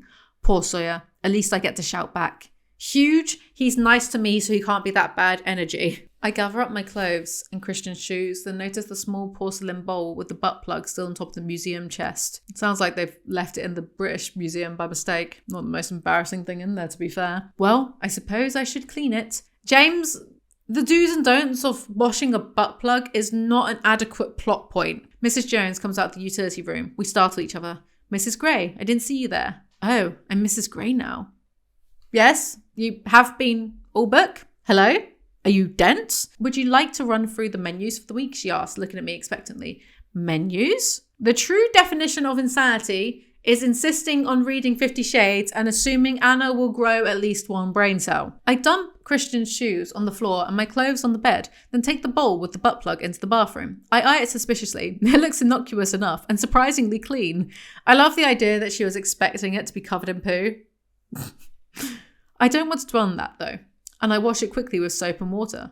Will that be enough? I have to ask Mr. Sexpert if it should be sterilised or something. I shudder at the thought. Get a steamer on it. Use some Dettol. No, the real definition of insanity is reading this and thinking it was interesting enough to print. Anna is getting ready to go back to work, and I'll believe that when I see it. She is the editor of the company, somehow, of her office, and she doesn't want to change her name to Grey at work as she wants to distance herself from Christian as he is the big boss. But she doesn't want to tell him that because on some level she knows he is unreasonably unhinged about everything. And she wants to distance, self-explanatory, so it doesn't look like she just got the job because he's the boss, even though I'm pretty sure that's what happened anyway. Anna finds some pictures of her and Christian from their honeymoon. I frown, gazing down at this image, suddenly overwhelmed by my feelings towards him. Someone out there wants to harm him. First Charlie Tango, then the fire at GEH, and that damned car chase. I gasp, putting my hand to my mouth as an involuntary sob escapes. Pathetic.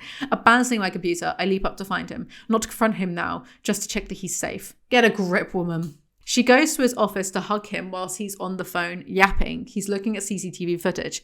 Yes, Christian says. Can you sharpen the picture at all? He says to Barney. The picture blurs, then refocuses moderately sharper on the man. Didn't happen. That's literally not how CCTV works, sure. In the newly sharpened picture, I see an earring, a small hoop.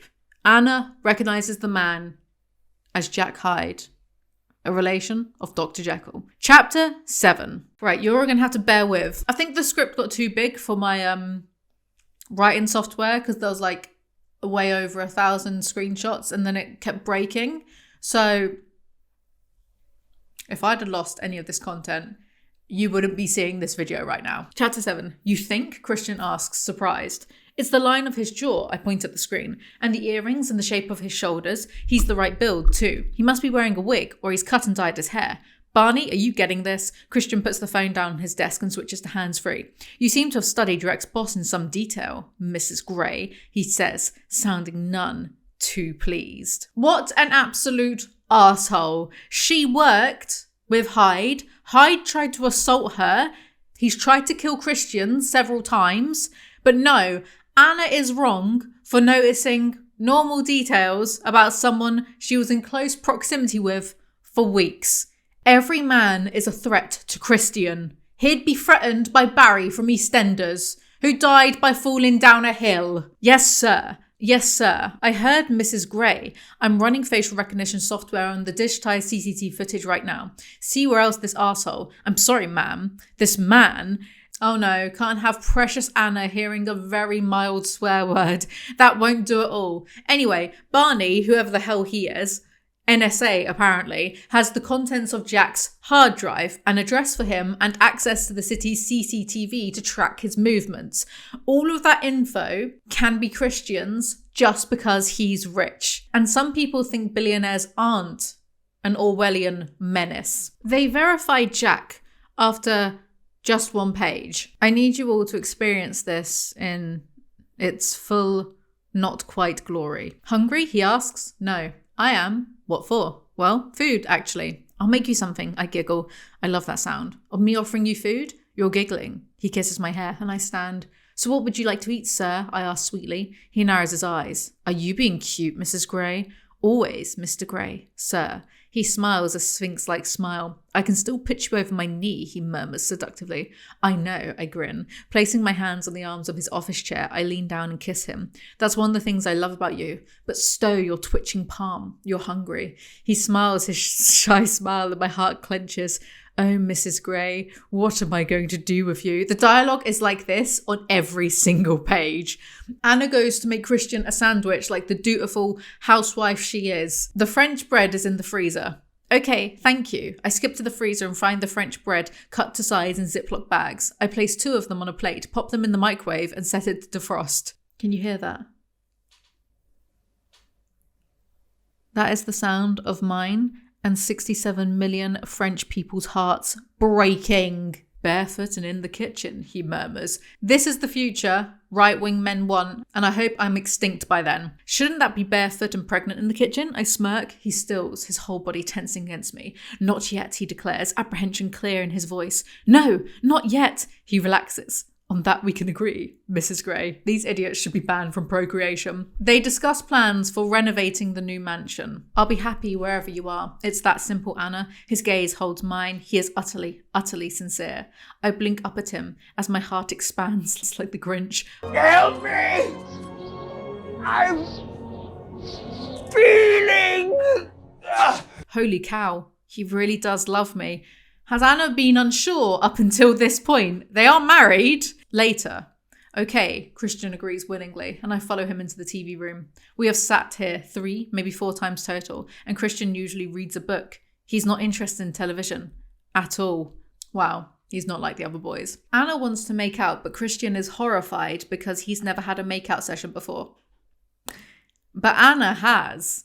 Tell me, he persists. I gaze down at my knotted fingers. He gently covers my hand with one of his. When I glance up at him, he's smiling at me. I want to know, so I can beat whoever it was to a pulp. I giggle. Well, the first time? The first time? There's more than one fucker? He growls. Bro has married her, but is jealous of a past makeout session.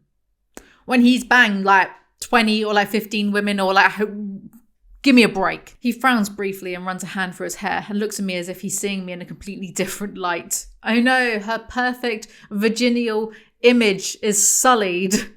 Him and Alpha Male Podcast YouTube would get on like a house on fire. I gaze into patient grey eyes, trying to gauge his mood. Is this going to make him mad, or does he genuinely want to know? I don't want him sulking. He's impossible when he's sulking. You really want me to tell you? It's hard to believe these are adults who are legally allowed to vote, isn't it? Luckily for Christian, none of the other boys made it past second base, so his ideal of Anna is left intact, but he wants to have sex. But Anna is all... That's not a makeout session. Also, Anna is wearing sweatpants, but no underwear, which sounds like an unnecessary mess, but okay. No sex, huh? He withdraws his hand from my sweatpants. Here.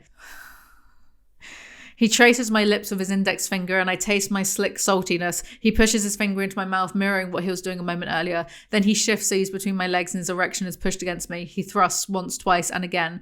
My guy, I don't think that is just making out. I'm like a starving man at a banquet when it comes to your touch. His voice hums with passionate sincerity. Holy cow. Touch me, he breathes. Oh my. So they have like a touching Christian sesh instead of a makeout sesh. Whoa, he's in good shape. And yet we've never seen him go to the gym. I want you, he murmurs, and it's a green light to my libido. Are they not bored of only ever having sex? Why not go for a walk in the park? Probably because they'd end up dogging, actually. He sits up and rips off my sweatpants, undoing his fly at the same time. Home run, he whispers, and swiftly he fills me. That is one of the worst lines I've ever read. They make love. You're so young, Christian smiles fondly. Why were you shouting at Sawyer? He stiffens immediately. Oh shit, because we were followed. That wasn't Sawyer's fault. He gazes at me levelly. They should never have let you get so far in front. They know that. I blush guiltily and resume my position resting on his chest. It was my fault. I wanted to get away from them. I mean, security is what they are being paid to do, so kind of fair point. I don't think she should blame herself. Anastasia. I'm Anastasia when I'm in trouble, just like at home with my mother. Freud would die all over again if he had to read this dross. Or he'd get a stiffy. Either or does strike me as the repressed type. Sawyer saw someone with their hair tied back, but it was a brief look. He assumed it was a woman. Now, given that you've identified that fucker, maybe it was him. He wore his hair like that. The disgust in Christian's tone is palpable. Well, duh. They go to bed, and it's the next morning, so they go to work. Anna has a new assistant called Hannah. Hannah and Anna, that won't get confusing. Elizabeth looks around the door. Hi, Anna. I just wanted to say welcome back.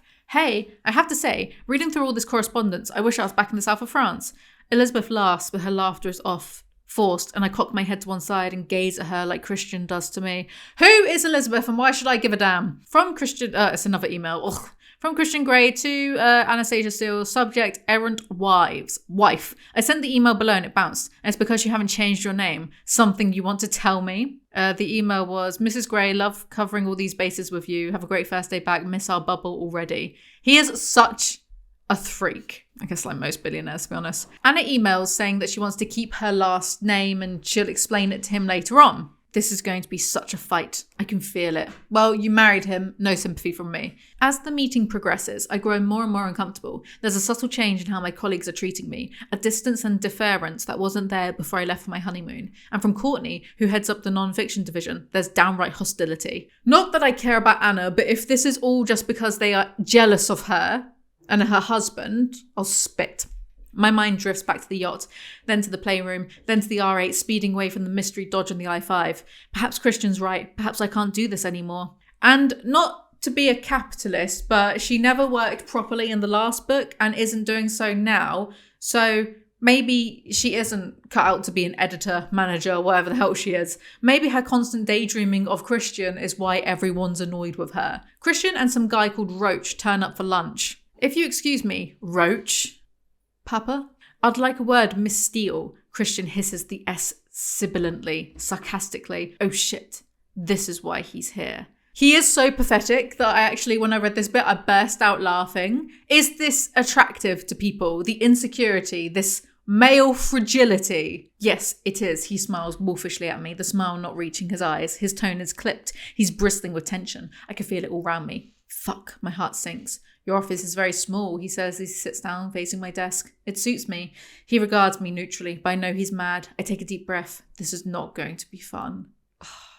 So what can I do for you, Christian? I'm just looking over my assets. Your assets? All of them? All of them. Some of them need rebranding. Rebranding? In what way? I think you know. His voice is menacingly quiet.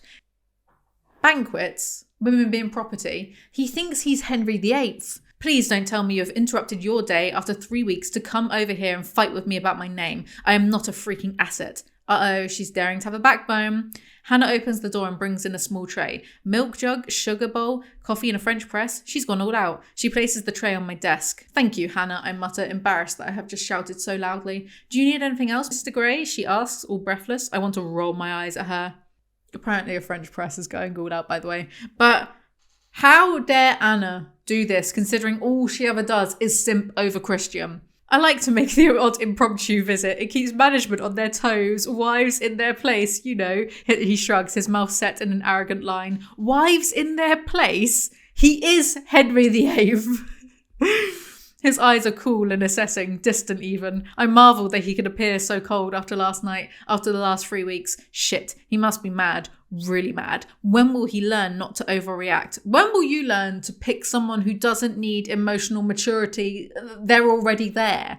Are you ashamed of me? He asks, his voice deceptively soft. No, Christian, of course not, I scowl. This is about me, not you. Geez, he's exasperating sometimes. Silly, overbearing, megalomaniac. How is this not about me? He cocks his head to one side, genuinely perplexed, some of the detachment slipping as he stares at me with wide eyes, and I realise he's hurt. Holy fuck, I've hurt his feelings. Oh no, so manipulative. Why would she be ashamed of being married to a beautiful billionaire? It's not like the entire office knows his personality is dog shit. God forbid she does something for herself. What can I say about that event in our brief history? His deranged reasons for doing so, his control freakery, his stalker tendencies gone mad, given completely free rein because he is so wealthy. I know he wants to keep me safe, but it's his ownership of SIP that is the fundamental problem here. If he'd never interfered, I could continue as normal and not have to face the disgruntled and whispered recriminations of my colleagues. Again, this is your consequences for marrying this insane rich person. person. Also, she's such a good team leader that her problems have followed her into the workplace. Again, maybe this is part of why everyone's annoyed about her being the boss. I want everyone to know that you're mine. I am yours. Look, I hold up my left hand, showing my wedding ring and engagement rings. Multiple rings is laying on a bit thick. It's not enough.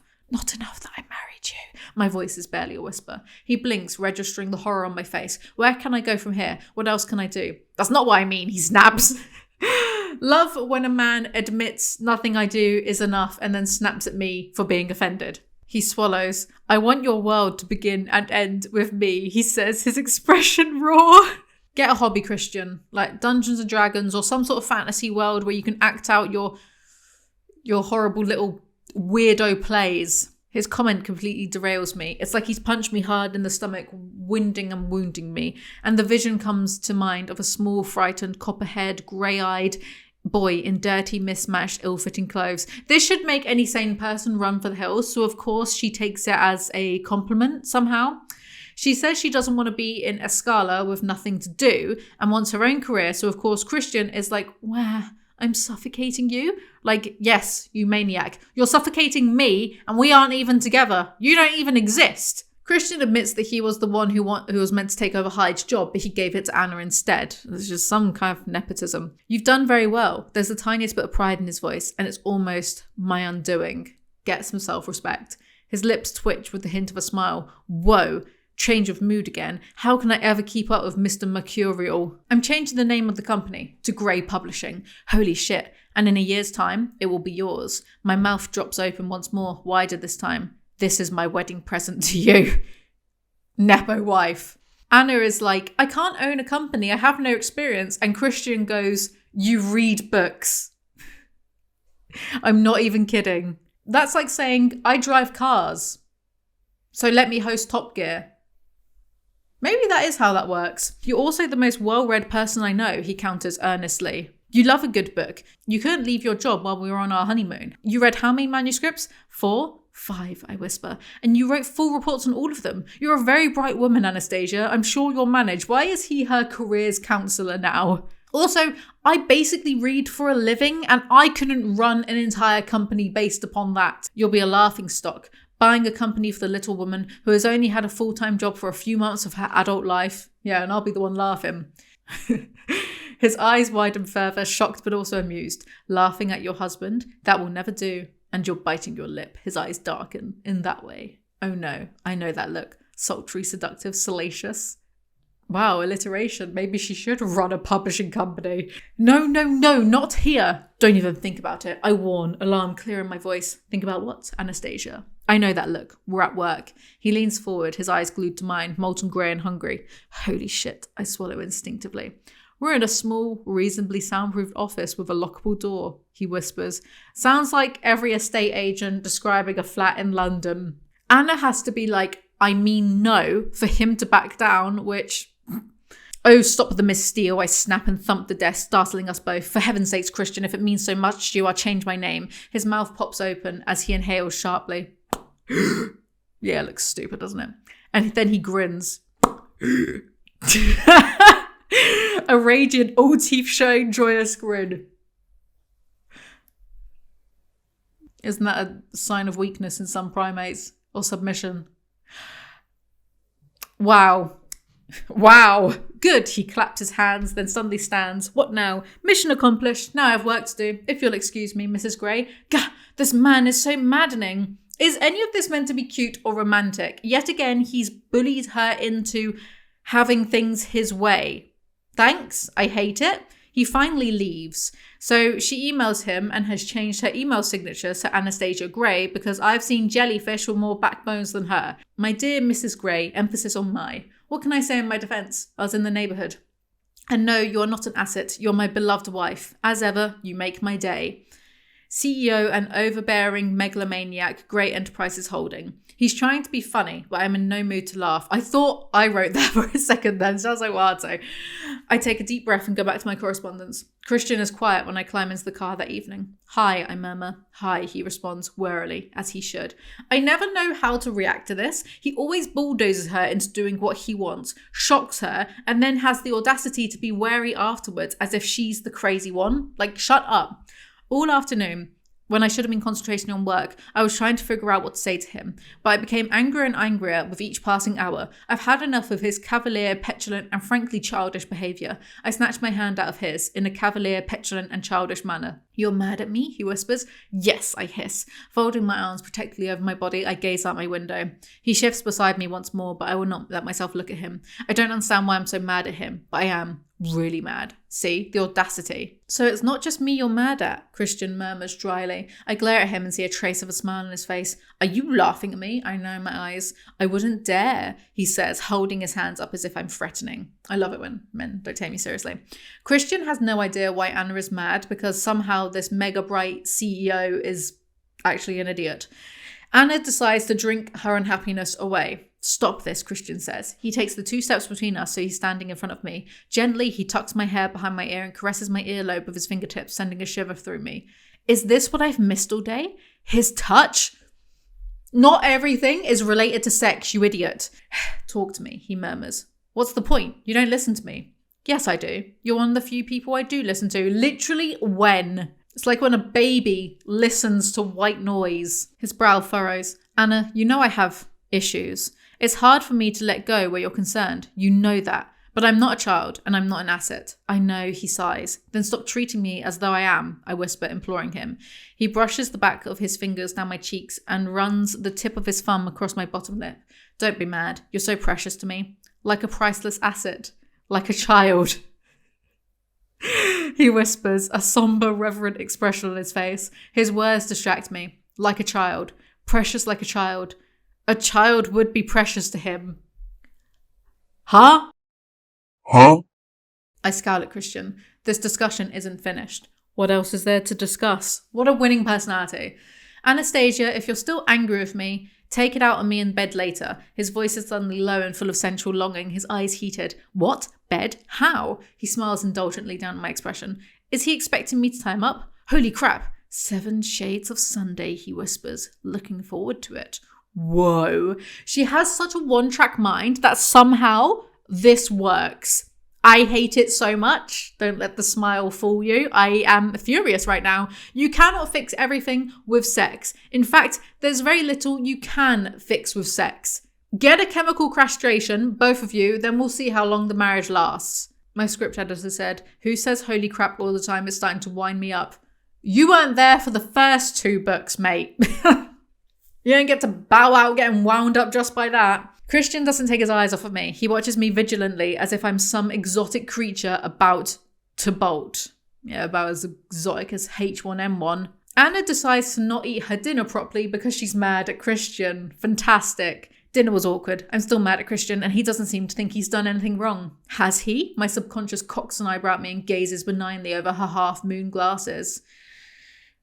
I thought the subconscious was meant to be the smart part of the brain. Poor Anna never had a chance. To be fair, we've never known if her subconscious can actually read. I mean, she's seen with a lot of books, but is she actually reading them? Or is she just seeing what funny shapes the symbols make? I gaze out at the Seattle skyline, bathed in the pearly pink light of dusk, and as usual, he wants to solve our differences in the bedroom. Foyer, playroom, TV room, kitchen countertop. Stop! It always comes back to sex with him. Sex is his coping mechanism. Sex is the only thing you morons have in common. Anna makes herself look sexy because she doesn't like the house designer woman. Or maybe she does and this is how she's flirting, who knows. Anna is still mad at Christian, so they dance together and she's like, oh, I've missed him. Dear Lord, Anna, get a life. Then the designer comes in. Chapter 8. Gia, the designer, is good looking, so obviously Anna hates her. She is well groomed, one of those women who grew up with money and breeding. Breeding? She's not a Pokemon, Anna. You both look so well after your honeymoon, she says smoothly, her brown eyes gazing at Christian through long mascaraed lashes. Christian puts his arm around me, holding me close. We had a wonderful time. Thank you. He brushes his lips against my temple, taking me by surprise. See? He's mine. Annoying, infuriating even. But mine. I grin. Right now, I really love you, Christian Grey. If Gia is that obvious, then why don't they just get a new designer? Christian obviously loves the drama. I finally remember my manners. Would you like something to drink? I ask. A glass of wine? That'd be lovely. Gia says, dry white if you have it. Shit. Sauvignon Blanc. That's a dry white, isn't it? That is quite the overreaction. Anna, are you okay? She must be so stressed all the time. Reaching up to open the cupboard, I'm aware his eyes are on me, and I'm gripped by the uncanny feeling that Christian and I are putting on a show, playing a game against each other, but this time we're on the same side, pitted against Mrs. Mateo.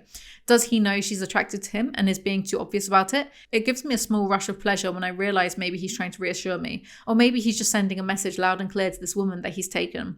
Mine. Yeah, bitch, mine. My inner goddess is wearing her gladiatrix outfit, and she's taking no prisoners. Anna, your life is exhausting, and I think I've cracked the issue with these two people. They're both children pretending to be adults, which, sure, aren't we all? But they're genuinely infantile. Oh, I'm glad, Gia gushes, obviously relieved. And as she says it, she briefly touches his arm in a small, flirty gesture. Literally just fire her. He is playing the game. She makes him uncomfortable. Why didn't I see that before? That's why I don't like her. He's used to how women react to him. I've seen it often enough, and he usually thinks nothing of it. Touching is something else. Well, Mrs. Grey to the rescue. Again, just fire her. I just want the design to be sympathetic, more in keeping with the original house. I glance at Christian, who has watched me thoughtfully. No major renovations, he murmurs. No, I shake my head to emphasize my point. You like it as it is? Mostly yes. I always knew it just needed some TLC. Christian's eyes glow warmly. Wow, it's almost like a metaphor for their shit relationship. He takes a sip of wine and shrugs, very non-committal. He doesn't like that idea, but he doesn't overrule me, shoot me down, or make me feel stupid. God, this man is a mass of contradictions. His words from yesterday come to mind. I want this house to be the way you want. Whatever you want, it's yours. He wants me to be happy. Happy in everything I do. Deep down, I think I know this. It's just, man does bare minimum, gets dick sucked. More news at 10. Gia is looking at Christian, waiting for him to make the decision. I watch as her pupils dilate, her glossed lips part, her tongue darts quickly over her top lip before she takes a sip of her wine. I am embarrassed to be a woman. Just in general. Nothing to do with this book. Reluctantly, Gia drags her greedy eyes away from my husband and smiles at me. Does she think I'm not going to notice? Sure, she acquiesces pleasantly. Any other issues? Other than you fucking my husband? Christian wants to remodel the master suite. I murmur. Slap her instead of murmuring, you wimp. Christian leaves to go do something better than this, like throw babies in a well. Again, very medieval king of him. You're right to be nervous, Gia, because right now your work in this project hangs in the balance, but I'm sure we'll be fine as long as you keep your hands off of my husband, she gasps. Otherwise, you're fired. Understand? I enunciate each word clearly. Finally, but is the plotline of this book that Anna grows the first disc of a spine? Anyway, Gia starts stuttering and then is afraid of Anna. Okay, Gia leaves. He drops his gaze, shaking his head. His expression changes. She's only reacting to this face. He sounds vaguely bitter, disgusted even. Oh, 50. No. What now? What neurotic? These people are so self-obsessed. All they do is think and talk about themselves. That's their problem. Anna, she's a sexual predator. Not my type at all. That escalated quickly. It's only you, Anna, he says quietly. It will only ever be you. Oh my. How is she shocked by this still when they are married? Like, it's not like till death do us part or like some other hot chick comes along, is it? That's not the vows. No, I whisper. I'm being silly. It's just today, all my conflicting emotions from earlier resurface. How can I tell him how confused I am? I've been confounded and frustrated by his behaviour this afternoon in my office. One minute he wants me to stay at home, the next he's gifting me a company. How am I supposed to keep up? To be honest, I agree with her. That whiplash is a lot. Oh, Christian, my bottom lip trembles. Oh, Christian. I'm trying to adapt to this new life that I have never imagined for myself. Everything is being handed to me on a plate. The job, you, my beautiful husband, who I never knew I'd love this way, this hard, this fast, this indelibly. I take a deep, steadying breath as his mouth drops open. The only time my mouth has ever dropped open of its own accord is when the twist happened in that Black Mirror episode, Shut Up and Dance, and nothing about what Anna just said is as surprising to me as that. So Behave, Christian, you big nonce. Anna tells Christian she's struggling with being a billionaire's wife. Oh, Anna. Oh, I'm so sorry to hear that. Tell me more. Anna is also struggling with Christian's controlling antics, which, fair enough, but 2 books too late. He closes his eyes, agitated. I just want to give you the world, Anna. Everything and anything you want. And save you from it too. Keep you safe. But I also want everyone to know you're mine. I panicked today when I got your email. Why didn't you tell me about your name? Panicking over an email? What a life of luxury you lead. Christian's intense gaze is unnerving. It's as if he's trying to will his way into my skull, but he says nothing. This is the real plagiarism. Where's the 10-hour H-Bomber Guy video on this? Wow, you can tell when I was writing this months ago. She asks if he would change his name to Christian Steele for her, and he says he would because he loves her that much. So she decides to make her email Anastasia Gray. Why don't they just double barrel their names instead? Grey Steele, Steele Grey, either works. Then she gives him a haircut.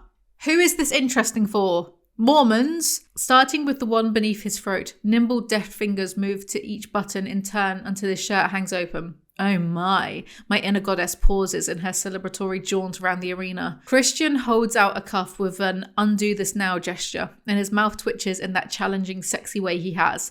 Oh, cufflinks. I take his preferred wrist and remove the first one, a platinum disc with his initials engraved in a simple italic script, and then remove its matching twin. As I finish, I glance at him and his amused expression is gone, replaced by something hotter. Much hotter. Only in this series would we get a blow-by-blow account of someone undoing a shirt and cufflinks, and somehow it's all so sexy. This is why this book is 500 pages too long. I want this, he continues, and his eyes are round and raw for some inexplicable reason. It's disarming. Why? I whisper. He stares at me for a beat and his eyes grow wider, because it will make me feel cherished. I couldn't decide between laughing or finding this sweet, so congrats, book. You almost got a normal reaction out of me. From the shower, I retrieve his Chanel shampoo. All of this product placement is very American Psycho of E.L. James. But not even a 100th as interesting. Draping the towel around his shoulders, I then turn on the taps and fill the sink with a mix of warm water. Warm water and what? Warm water and what? Lean back. Oh, I like being in charge. This is truly asinine writing, but what do I know? It's not like I'm a best-selling erotica writer. Yet. As I methodically wet his hair, I freely gaze at him. Holy cow, will I ever tire of this? I hope so, babe, because personally, I'm shattered. He curls his hand behind my head and shifts so he captures my lips with his. He kisses me briefly, making a low, contented sound in his throat. The noise connects to the muscles deep in my belly. It's a very seductive sound. He releases me and lies back obediently, gazing up at me with expectation. For a moment, he looks vulnerable, like a child. Oh, he's so sexy. Oh, now he looks like a child. This whiplash is going to land someone in prison. Stupid, sexy child. Stupid, sexy Flanders! She washes his hair and then gets all frisky. He tightens his grip around me. Oh, no, you don't, baby. When he raises his head, he's grinning salaciously at me. I am Miss Wet Blouse 2011. My top is soaked and totally see-through. I'm wet everywhere. What else is new? So instead of cutting Christian's hair, they decide to bang. I'm not sure if they're half done and he's doing it with half of his hair cut off, half not. Who knows? I shift, straddling him and regard him provocatively. Bring it on, 50. I'm quivering in embarrassment. Mrs. Gray, he warns, are you goading me? He gazes at me, amused but aroused. It's a seductive combination. She sucks his thumb. I close my mouth around him and do exactly that. Oh, I like this game. He tastes good. What else would I like to suck? Why are you asking me? The muscles in my belly clench at the thought. Yeah, this is giving me a stomachache too. He teases her. My body is burning. You're on a stake. You have such beautiful breasts, Anna, he groans. One day, I'll bang them. What the hell does that mean? Anna, please watch some porn. I beg of you, please. They've never even 69'd, have they? What kind of relationship is this? What kind of sex book is this? Grow up. I no longer feel my sodden blouse, his wet hair, nothing except the burn. And it burns deliciously, hot and low. This is just like when Bella turns into a vampire and then the transformation burns her endlessly. Oh, so he's like breastfeeding from her, let's just call it that. And then she orgasms purely from that. Yet more unrealistic standards for women. I'm not embarrassed or shy. This is Christian, my husband, my lover, my overbearing megalomaniac, my 50, the love of my life. We know. She then gives him a sloppy jobby. He tastes good. Highly doubt it. What would have happened if Bella had given Edward a sloppy jobby pre-vampiric transformation? Because he can apparently jizz semen venom or something. Would ingesting it have turned her into a vampire, or would it kill her? We need answers, Mayor. They have sex. He flexes beneath me and I moan, closing my eyes. This is my favourite place, he whispers. Inside you, inside my wife. Dialogue from a serial killer. After all our arguing today, my frustration with him, his with me, we still have this. We will always have this. I love him so much. It's almost overwhelming. You can't just have a marriage based on sex. Or you can. I'm not telling you what to do or whatever, but it's not going to end well. Anyway, Anna orgasms again and then starts crying because she loves him so much. Pathetic. I sniff. It's just sometimes I'm overwhelmed by how much I love you, I whisper. I can't believe his family were cool with him marrying Anna after a 5-week relationship. 2 of those weeks they were broken up for, I think. Anna leaves to find scissors to cut Christian's hair, but sees Taylor and Mrs. Jones kissing. I walk to the desk. Taylor and Mrs. Jones? Wow, I'm reeling. I always thought Mrs. Jones was older than Taylor. So? Then she finds a gun in Christian's drawer and goes back to the bathroom with the scissors, unfortunately not to stab Christian with. I just ran into Taylor. Oh, Christian frowns, dressed like that? That's not Taylor's fault. Christian's frown deepens. No, but still. You're the one who lives with security. Leave her alone and leave Taylor alone. Christian knows about Mrs. Jones and Taylor. Well, if you put it like that, I just thought Gail was older than Taylor. She is, but not by much. He gazes at me perplexed. Some men like older women. He stops abruptly and his eyes widen. I scowl at him. I know that. I snap. So the entire purpose of Anna being like, OMG, Mrs. Jones is old, is just so Christian could inadvertently bring up Mrs. Robinson and unintentionally make Anna mad. So transparent. Also, Christian is like 7 years older than Anna. So, also, will he ever get his hair cut? I was thinking we could convert the rooms over the garages for them at the new place. Christian continues. Make it a home. It's like when Chandler and Monica move and then they have a room for Joey over the garage. Then maybe Taylor's daughter could stay with him more often. He watches me carefully in the mirror. Why doesn't she stay here? Taylor's never asked me. Why would he? Christian is a control freak with a sex dungeon for vulnerable women. Sounds like the perfect place for a child to play. Perhaps you should offer, but we'd have to behave ourselves. Christian's brow furrows. I hadn't thought of that. Perhaps that's why Taylor hasn't asked. Have you met her? Yes, she's a sweet thing. Shy, very pretty. I pay for her schooling. Oh, I stop combing and stare at him in the mirror. I had no idea. He shrugs. Seems the least I could do. Also, it means he won't quit. Sounds manipulative, but am I surprised? No. Anna cuts his hair. I cannot believe this plot point is taking this long. Ah, I should clean up in here. There is hair all over the floor. Christian frowns as if the thought would have never occurred to him. Okay, I'll get the broom. Spoiled brat. They go to bed. As I climb into bed and wait for Christian to join me, I reflect on how differently this day could have ended. I was so mad at him earlier, and he with me. Sex is genuinely the only thing that keeps them together. Here goes nothing. Christian, I don't think I want to run a company. He props himself up on his elbow and gazes down at me. Why'd you say that? Because it's not something that has ever appealed to me. You're more than capable, Anastasia. Leave her alone. Anyway, they go back to talking about, you guessed it, sex. Anna makes a suggestion that she ties Christian up, so of course he freaks out because it's one rule for him and all of that. So they get over it by having sex.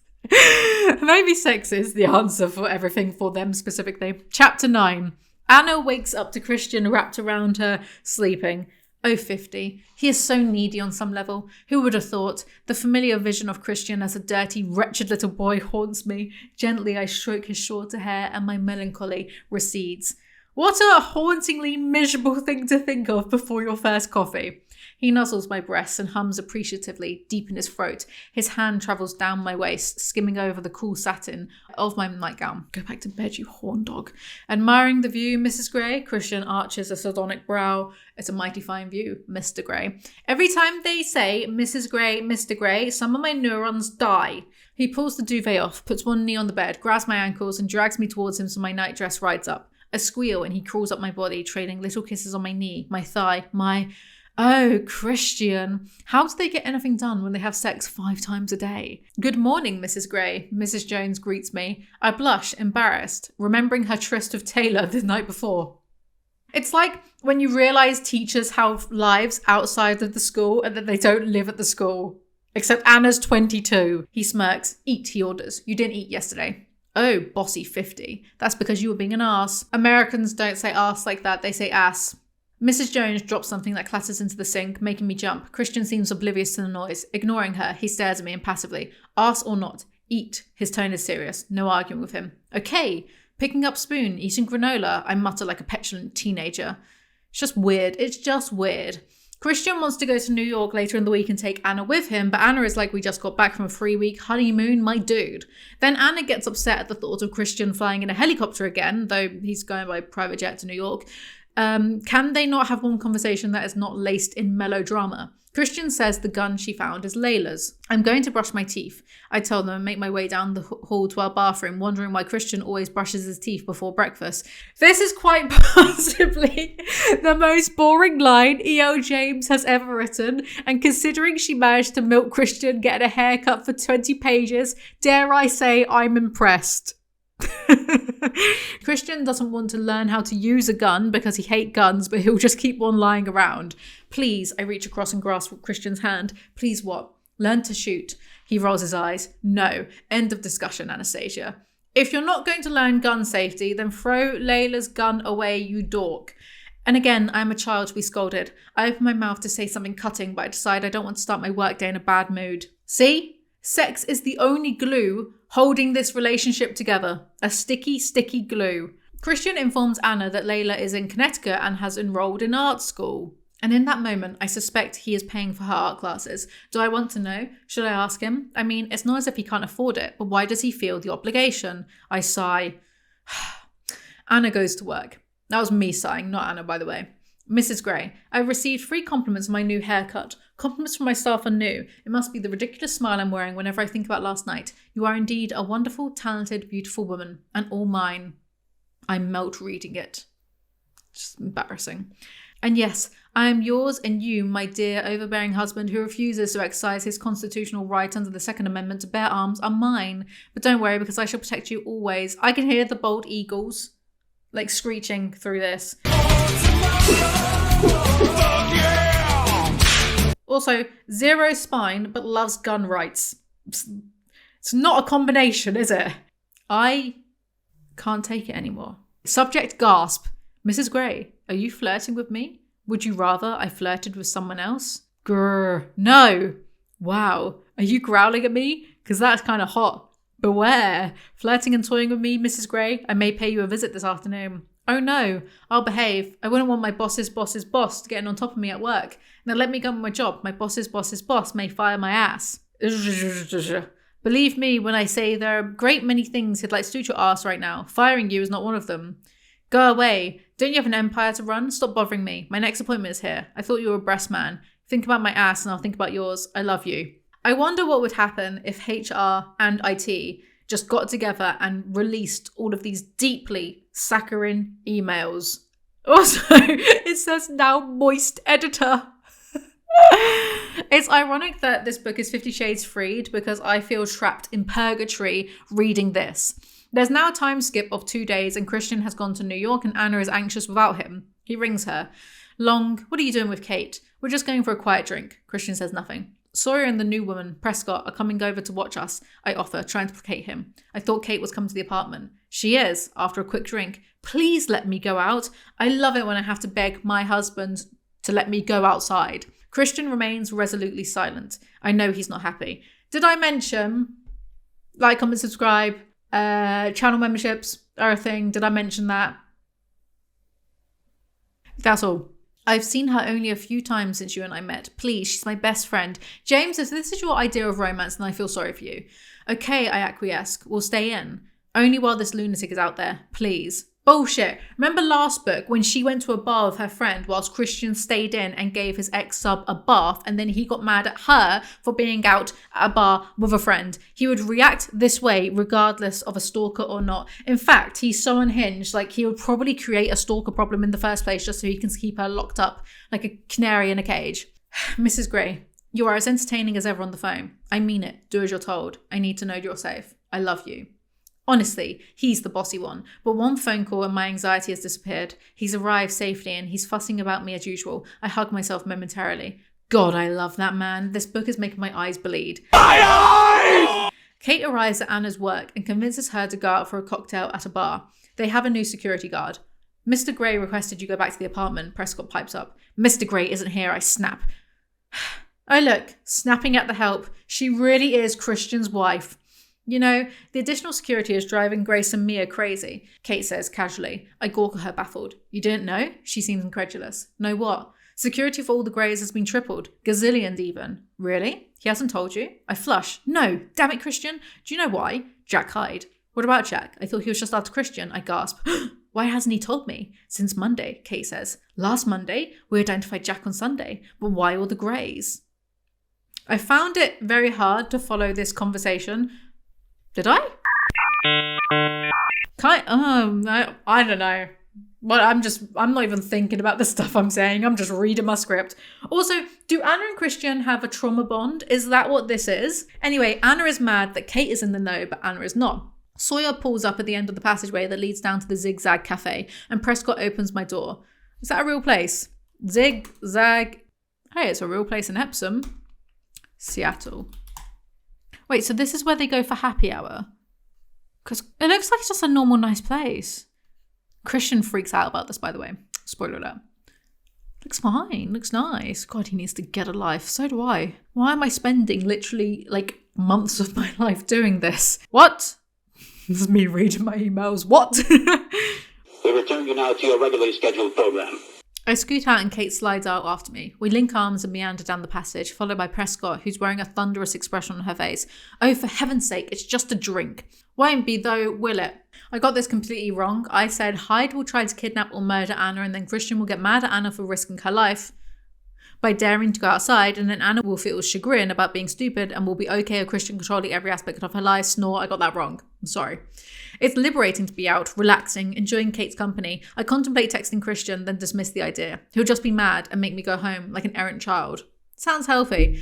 Anna mentions Gia, the house designer. Don't talk to me about that bitch, Kate splutters. Kate's reaction makes me laugh. What's so funny, Steele? She snaps, but not seriously. I feel the same way. You do?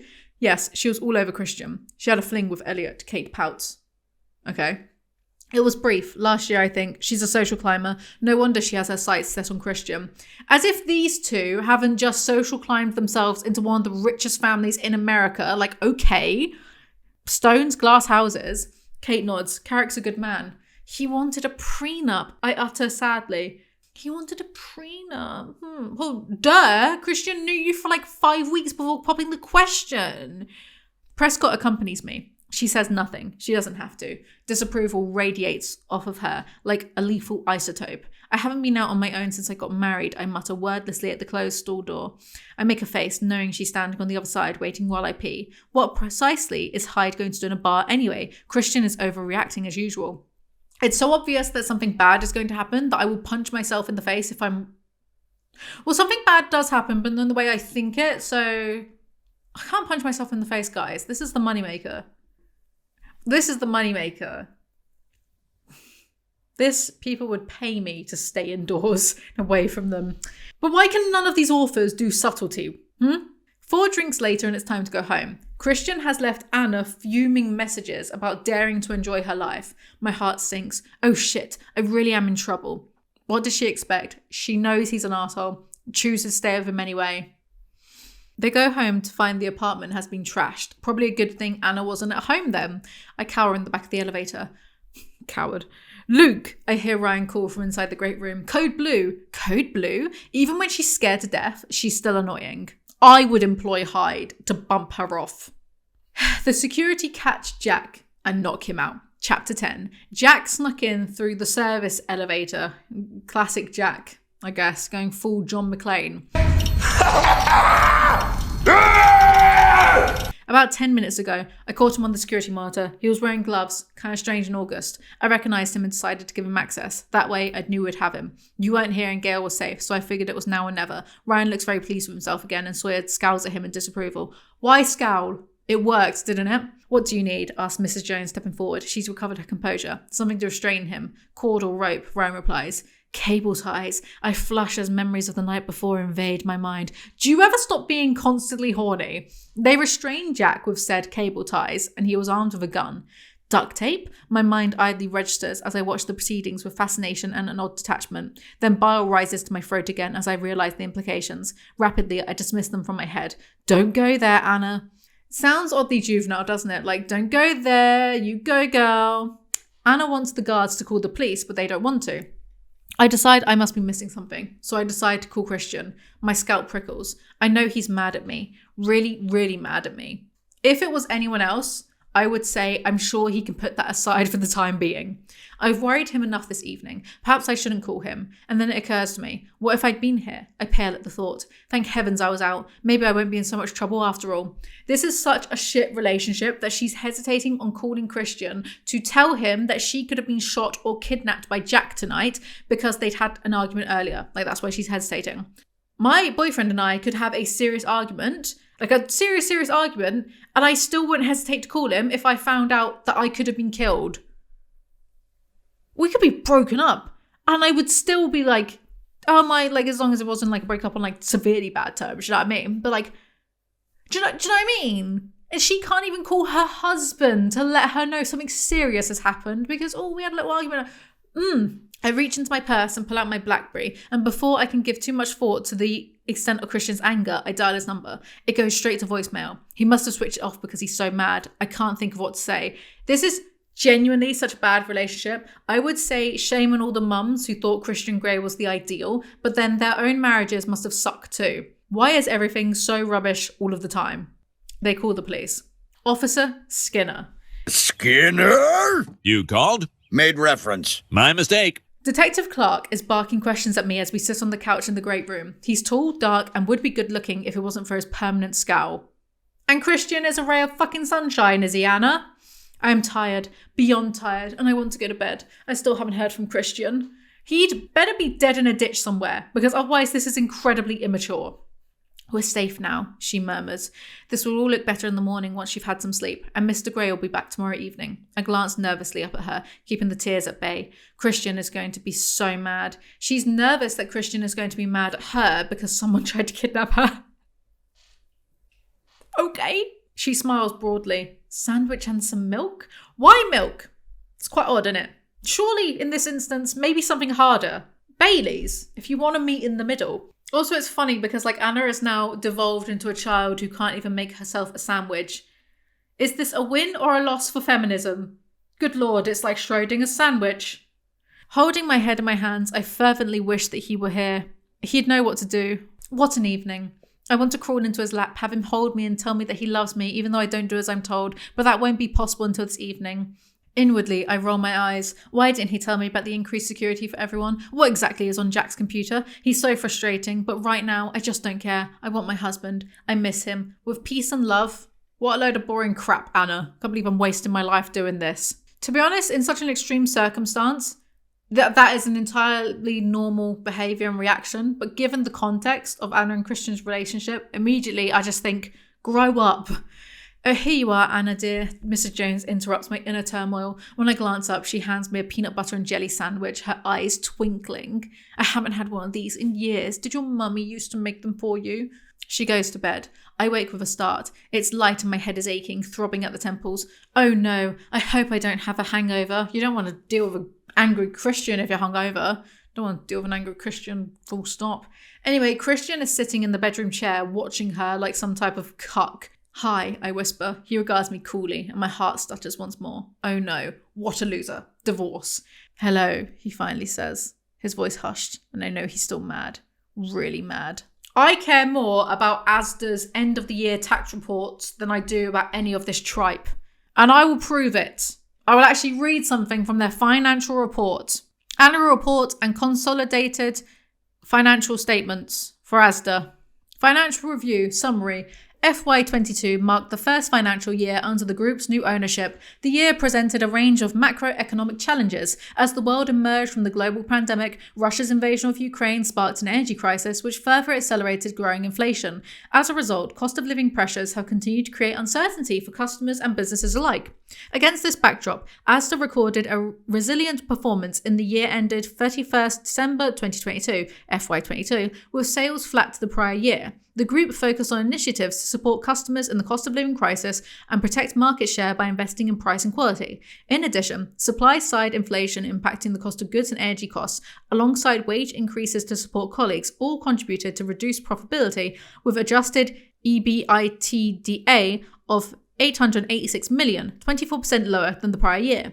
The group remained highly cash generative, with free cash flow of 610 million in the year FY21, annualized 753 million. In October 2022, Asda Stores Limited, a subsidiary within the group, acquired 132 convenience sites from the cooperative group Arthur Food Stores Limited. This marks a significant step for the group into the convenience market.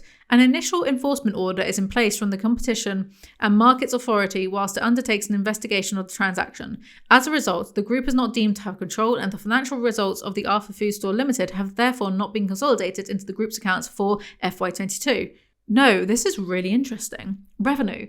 The group's strategic focus is on revenue excluding petrol, which was at 22,452 million. So what, 20... If it's thousand, then billion, surely. In FY22, FY21 annualized 20,424 million, actually 17,900 million. On an annualized basis, this represents a year-on-year increase of 0.1% and a like-for-like decrease of 0.2%. This is way more interesting than the shows. Are you actually joking? He studies me, as if considering his response. Mad. He says, as if testing the word, weighing up its nuances, its meaning. No, Anna, I am way beyond mad. I tried to swallow, but it's hard of a dry mouth. Way beyond mad. That doesn't sound good. Anna, you beautiful genius. You beautiful tropical fish. I reach over to my glass of water and take a welcome sip, trying to bring my erratic heart rate under control. Now, I don't know everything about marriage, but clearly your husband's temper issues sending your body into a state of fight or flight mode can only be a good thing. He looks beautiful. Mad, but beautiful. Well, that's the most important thing, innit? Anyway, Christian is big mad and has been drinking, so Anna gives him a cuddle and then he gets over it. What a pair of losers. I'm okay. We're all okay. A bit shaken, but Gail is fine. Ryan is fine. And Jack is gone. He shakes his head. No thanks to you, he mutters. I lean back and glare at him. What do you mean? I don't want to argue about it right now, Anna. I blink. Well, maybe I do, but I decide against it. At least he's talking to me. His fingers move to my hair and start playing with it. I want to punish you, he whispers. Really beat the shit out of you, he adds. My heart leaps into my mouth. I know, I whisper as my scalp prickles. Maybe I will. I hope not. He tells her to go back to sleep. As I drift off, I'm curious, though grateful, given the nasty taste in my mouth, to know why he hasn't deployed his usual coping mechanism and leaped on me to have his wicked way. You can't shag your way out of everything, you nympho. Anna has a nap, and when she's woken up, Christian is still distant with her. Christian has a shower, and Anna joins him. His body stiffens again. Anna, he warns. My hand travels slowly down his taut stomach to his belly. He places both his hands on mine and brings them to an abrupt halt. He shakes his head. Don't, he warns. I release him immediately. He's saying no. My mind goes into freefall. Has this ever happened before? He's allowed to not be in the mood. But on the flip side, their whole relationship up to this point has, like any issues, have been solved with sex, so maybe it would come as a shock. But why am I trying to rationalize this? I feel like I've been slapped, hard, rejected, and a lifetime of insecurity spawns the ugly thoughts that he doesn't want me anymore. I gasp as the pain sears through me. Oh my God, you melodramatic nitwit. I'm still mad at you, he says, his voice quiet and serious. Leaning down, he rests his forehead against mine, closing his eyes. I reach up and caress his face. Don't be mad at me, please. I think you're overreacting. He straightens, blanching. My hands fall to my side. Overreacting, he snarls. Some lunatic gets into my apartment to kidnap my wife and you think I'm overreacting? Christian, I wasn't here. I tried to appease and reassure him. I know, he whispers, opening his eyes. And all because you can't follow a simple request. His tone is bitter and it's my turn to blanch. I don't want to discuss this now. In the shower, I'm still mad at you, Anastasia. You're making me question my judgment. He turns and promptly leaves. What does he want? He like her to stay indoors and get kidnapped, or her to go outside and not be kidnapped? Getting mixed signals here, Christian. Then the significance of what he said just dawns on me. Kidnap? Fuck, Jack wanted to kidnap me? Has she not twigged yet? It's a good thing you're pretty, Anna. Christian runs away from her and the shower. Christian's not in the bedroom when I come out. Geez, he dresses quickly. I do the same, throwing on my favourite plum dress and black sandals and conscious that I've chosen this outfit because Christian likes it. That's just sad. Also, she's in a rush, yeah, so this happens. I vigorously towel dry my hair, then braid it and wind it into a bun, fitting diamond studs in my ears. I dash to the bathroom to apply a little mascara and glance at myself in the mirror. I'm pale. I'm always pale. She still has time to braid her hair, humble brag about her earrings, and then criticise herself for being pale. Which I know I do, every morning. Mrs. Jones is busying herself in the kitchen. Good morning, Anna, she says sweetly. Morning, I smile broadly at her. I'm Anna again. Tea? Please. Anything to eat? Please. I'd like an omelette this morning with mushrooms and spinach and cheese coming up.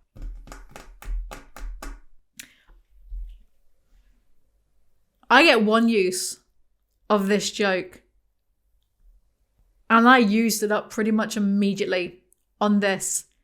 And before anyone cries at me, a joke like this is literally what they would have wanted. I had to watch a loved one, one of the most loved ones, die in front of me. And this boring dialogue is still the worst thing that's ever happened to me. They would have loved that. I don't give a shit if anyone gets offended. Also, what would people get offended for? I'm the one that had to live through that. Fuck off. She goes to pester Christian, but for that joke, my editor, who knows everything that's been going on, he's one of my dear friends, he said, fucking savage. I did also find this very funny. He gets it. She goes to pester Christian, but he shuts it down immediately, so she goes to pester Taylor instead. Babe, get a hob, like watch TV. I smile compassionately back at him, knowing he had to endure an angry, frustrated Christian returning to Seattle way ahead of schedule. Yeah, your husband. He nods. If you'll excuse me, he heads to Christian's study. Taylor's allowed in, but not me. Well, Christian's not mad at Taylor, is he? By the time I finish what I can on my breakfast, Christian has still not emerged from his study. Is he avoiding me? I've accidentally stepped on snails. Rip, someone up. I'm so sorry. I hate it when that happens. But their crushed remains are smarter than Anna. Thanks, Mrs. Jones, I murmur, sliding off the bar stool and making my way to the bathroom to clean my teeth. As I brush them, I glance at my watch. It's 8:50. I'm late for work. I finish brushing my teeth, apply a little lip gloss, grab my lightweight black jacket. What? She didn't floss? Or would that be considered too much detail? Christian gets mad at Anna for daring to go to work. I'm getting deja vu, but instead of something changing in the Matrix, E.L. James's points of conflict remain exactly the same. Well, at least he's letting me go to work. Ah yes, being allowed to go to work. The win that lady who got ran over by that horse for women's rights wanted. Anyway, they snog and Christian seemingly gets over himself and Anna goes to work. Jack wanted to harm me. Well, that's not news. He's tried before. It's Christian I'm more concerned about. Yeah, man attempts to kidnap her, but of course she's more concerned about her husband, who no one has of yet tried to kidnap.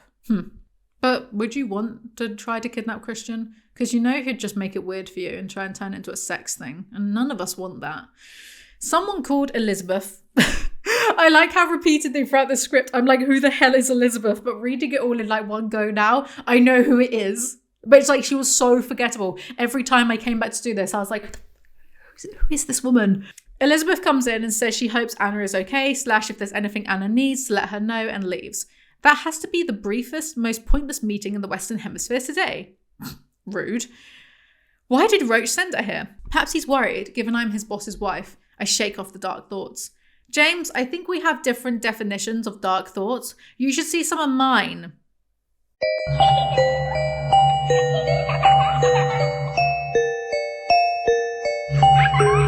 A detective is going to visit... I'm starving and I'm on page 93 out of 211, FYI. A detective is going to visit Anna to take her statement, so she just thinks of Christian instead of anything actually useful. We get this sheer babble. Ugh. Then a thought occurs to me. He was in his tux when I woke this morning. What time did he decide to come back from New York? He normally leaves functions between 10 and 11. Last night at that hour, I was still at large with Kate. Did Christian come home because I was out or because of the Jack incident? If he left because I was out having a good time, he would have no idea about Jack, the police, nothing until he landed in Seattle. It's suddenly very important to me to find out. If Christian came back merely because I was out, then he was overreacting. My subconscious sucks her teeth, wearing a harpy face. Okay, I'm glad he's back, so maybe it's irrelevant. It's not irrelevant, babe. But still, Christian must have had one hell of a shock when he landed. No wonder he's so confused today. His earlier words come back to me. I am still mad at you, Anastasia. You're making me question my judgment. I have to know, did he come back because of Cocktailgate or because of this lunatic? If you're this deep into this video and you need me to explain why it's insane that Christian would leave a work event in a different city just because Anna went to a bar, then prepare to be disappointed because I cannot be asked, mate. Also, Cocktailgate, piss off. Literally no one is calling it that, not even Gray. Anna emails him straight up to ask, and when Christian doesn't respond, she actually has a go at him. I will take your silence as an admission that you did indeed return to Seattle because I changed my mind. I'm an adult female and went for a drink with my friend. I do not understand the security ramifications of changing my mind because you never tell me anything. I found out from Kate that security has in fact been stepped up for all the Greys, not just us. And I think you generally overreact where my safety is concerned, and I understand why, but you're like the boy crying wolf. I never have a clue about what is a real concern or merely something that is perceived as a concern by you. I had two of the security detail with me. I thought both Kate and I would be safe. Fact is, we were safer in that bar than at the apartment. Had I been fully informed of the situation, I would have taken a different course of action. I understand your concerns are something to do with material that was on Jack's computer here, or so Kate believes. Do you know how annoying it is to find out my best friend knows more about what's going on with you than I do? And I'm your wife, so are you going to tell me? Or will you continue to treat me like a child, guaranteeing that I continue to behave like one? You're not the only one who is pissed, okay? Good for her. It's a genuinely good response to the situation, but I can't wait for it to neither last nor change anything about their messy marriage. As ever, Mrs. Gray, you are forthright and challenging an email. Perhaps we can discuss this when you get home to our apartment. You should watch your language. I'm still pissed too. I actually wish death upon this fictional character and pray his bloodline does not prevail. She meets with the detectives. As he leaves, I wonder exactly what Hyde has been charged with. No doubt Christian won't tell me. I purse my lips. One word. See if you can spell it. Divorce. Anna goes home. My heart is pounding. My mouth is dry. My palms are sweaty. Mom spaghetti! Mom spaghetti! I drop my briefcase into the hall and head into the great room. I stop. Holy fuck. Good evening, Mrs. Gray, Christian says softly. He's standing by the piano, dressed in a tight black t-shirt and jeans. Those jeans. The ones he wore into the playroom. They are overwashed pale blue denim, snug, ripped at the knee, and hot. Is that all it takes? I wish King George V's horse would run over me instead. He saunters over to me, his feet bare. The top button of the jeans undone, his smouldering eyes never leaving mine. Was he having a danger wank? Chapter 11. Why is he dressed like this? What does it mean? Is he still sulking? Don't ask me questions. Don't talk to me. Don't look at me. In fact, don't you dare look me in the eye when you speak to me. He looks hot, his jeans hanging that way from his hips. Oh no, I'm not going to be distracted by Mr. Sex on Legs. I try to gauge his mood as he stalks towards me. Angry, playful, lustful? Gah! It's impossible to tell. Audible! Knock for me. I like your jeans. My voice is soft and breathy. He grins a disarming wolfish grin that doesn't reach his eyes. Shit, he's still mad. He's wearing these to distract me. Genuinely bizarre and unhinged behavior, all of this. Oh God. He printed out her email and has it in his pocket. Couldn't just get it up on his phone. Printed it out. That is even more unhinged. Why did you fly back from New York? I ask. Let's get this over and done with. You know why. His tone carries a warning ring. Because I went out with Kate? Because you went back on your word and you defied me, putting yourself at unnecessary risk. Went back on my word. Is that how you see it? I ignore the rest of his sentence. Yes. Talk about overreaction. I start to roll my eyes but stop when he scowls. Christian, I changed my mind. I explained slowly, patiently, as if he's a child. I'm a woman. We're renowned for it. That's what we do. First of all, internalized misogyny and pick-me behavior. Don't you dare blame us for your issues. Secondly, you don't have to explain yourself to him for doing something so normal. Cancelling a business trip just to go berate your wife in a different city is ludicrous behavior. But I hold my tongue because deep down, I'm glad he came back. They really do deserve each other. Also, I'm glad most men didn't read this book because it really would validate a lot of bad behavior. I'm just saying. And you didn't think to call me? He glares at me, incredulous, before continuing. What's more, you left the security detail short here and put Ryan at risk. Oh, I hadn't thought about that. Amazingly, Christian has found a way to have a go at Anna for having fun. Also, I'm sure Ryan is trained to do, he works in security. I'm sure he can look after himself. He's a big boy. They hug and make up. You were so cold this morning. My voice cracks in the last word, and I remember the hideous feeling of rejection in the shower. Oh my God, he rejected sex once. LaMayo.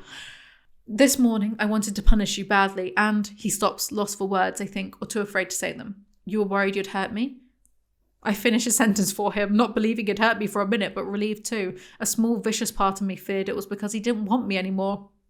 I didn't trust myself, he said quietly. Christian, I know you'd never hurt me. Not physically anyway. I clasp his head between my hands. Do you? He asks, and there's skepticism in his voice. Yes, I knew what you said was an empty, idle threat. I know you're not going to beat the shit out of me. I wanted to. No, you didn't. You just thought you did. I don't know if that's true, he murmurs. I actually lolled when I read this. It's obviously meant to parallel how Edward isn't sure he can trust himself to not kill and drink from Bella on accounts of, being a superhuman vampire with supernatural predator instincts. Whereas Christian is literally just some bloke in jeans with a history of hurting women. Man, this book series is really making me excuse a lot about Twilight. Think about it, I urge, wrapping my arms around him once more and nuzzling his chest through the black t-shirt. About how you felt when I left. You've told me often enough what that did to you, how it altered your view of the world, of me. I know what you've given up for me. Think about how you felt about the cuff marks on our honeymoon. How is she standing there trying to convince Christian that he wouldn't actually hit her? Is this what's been worrying him? That he'll hurt me? Why do I have more faith in him than he has in himself? I don't understand. Surely we've moved on. How is being hit until the point of tears and bruises at the end of the first book something you just move on from? What a horrible message to all that yummy mummy demographic. Anna wants to know more about Jack High's computer and threats, but Christian keeps trying to distract her with sex, of course. That's all he does. Carrick? Why him? I don't know yet. Let's go to bed. That is not even remotely tantalizing. Christian starts yapping but gets distracted by Anna's stomach growling. Come, he says. He stands and holds out his hand. Let me feed you. He shifts again. This time, his voice is full of sensual promise. Feed me? Everything south of my navel liquefies. Hell. This is such a typically mercurial diversion from what we've been discussing. Is that it? Is that all I'm getting out of him for now? For God's sake, woman, you're as useless as you are stupid. Where's Mrs. Jones? I asked, noticing her absence for the first time as I perched on the stool. I've given her and Taylor the night off. Oh? Why? Why is she exclaiming over that? Oh, a night off? Oh, I've never heard of that before. For the help, really? He says he will cook for her and then blindfolds her, and it's embarrassing.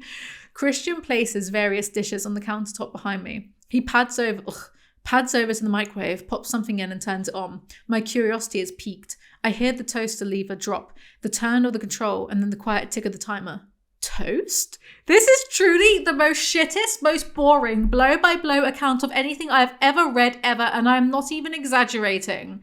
Yes, I'm eager to talk, I say, distracted. An assortment of exotic, spicy aromas fill the kitchen. All of that from some toast? Oh, Anna, how very white of you. I'm allowed to say that. I'm a fifth Pakistani. I can handle at least jalapenos. I know. Don't get me onto hot ones all at once. Next, I hear the sharp pop of a cork being drawn from a bottle and the gentle glug of wine being poured in a glass. I want to smash that bottle over my head and then theirs in that order. He feeds her wine, and for some reason that takes up an entire page.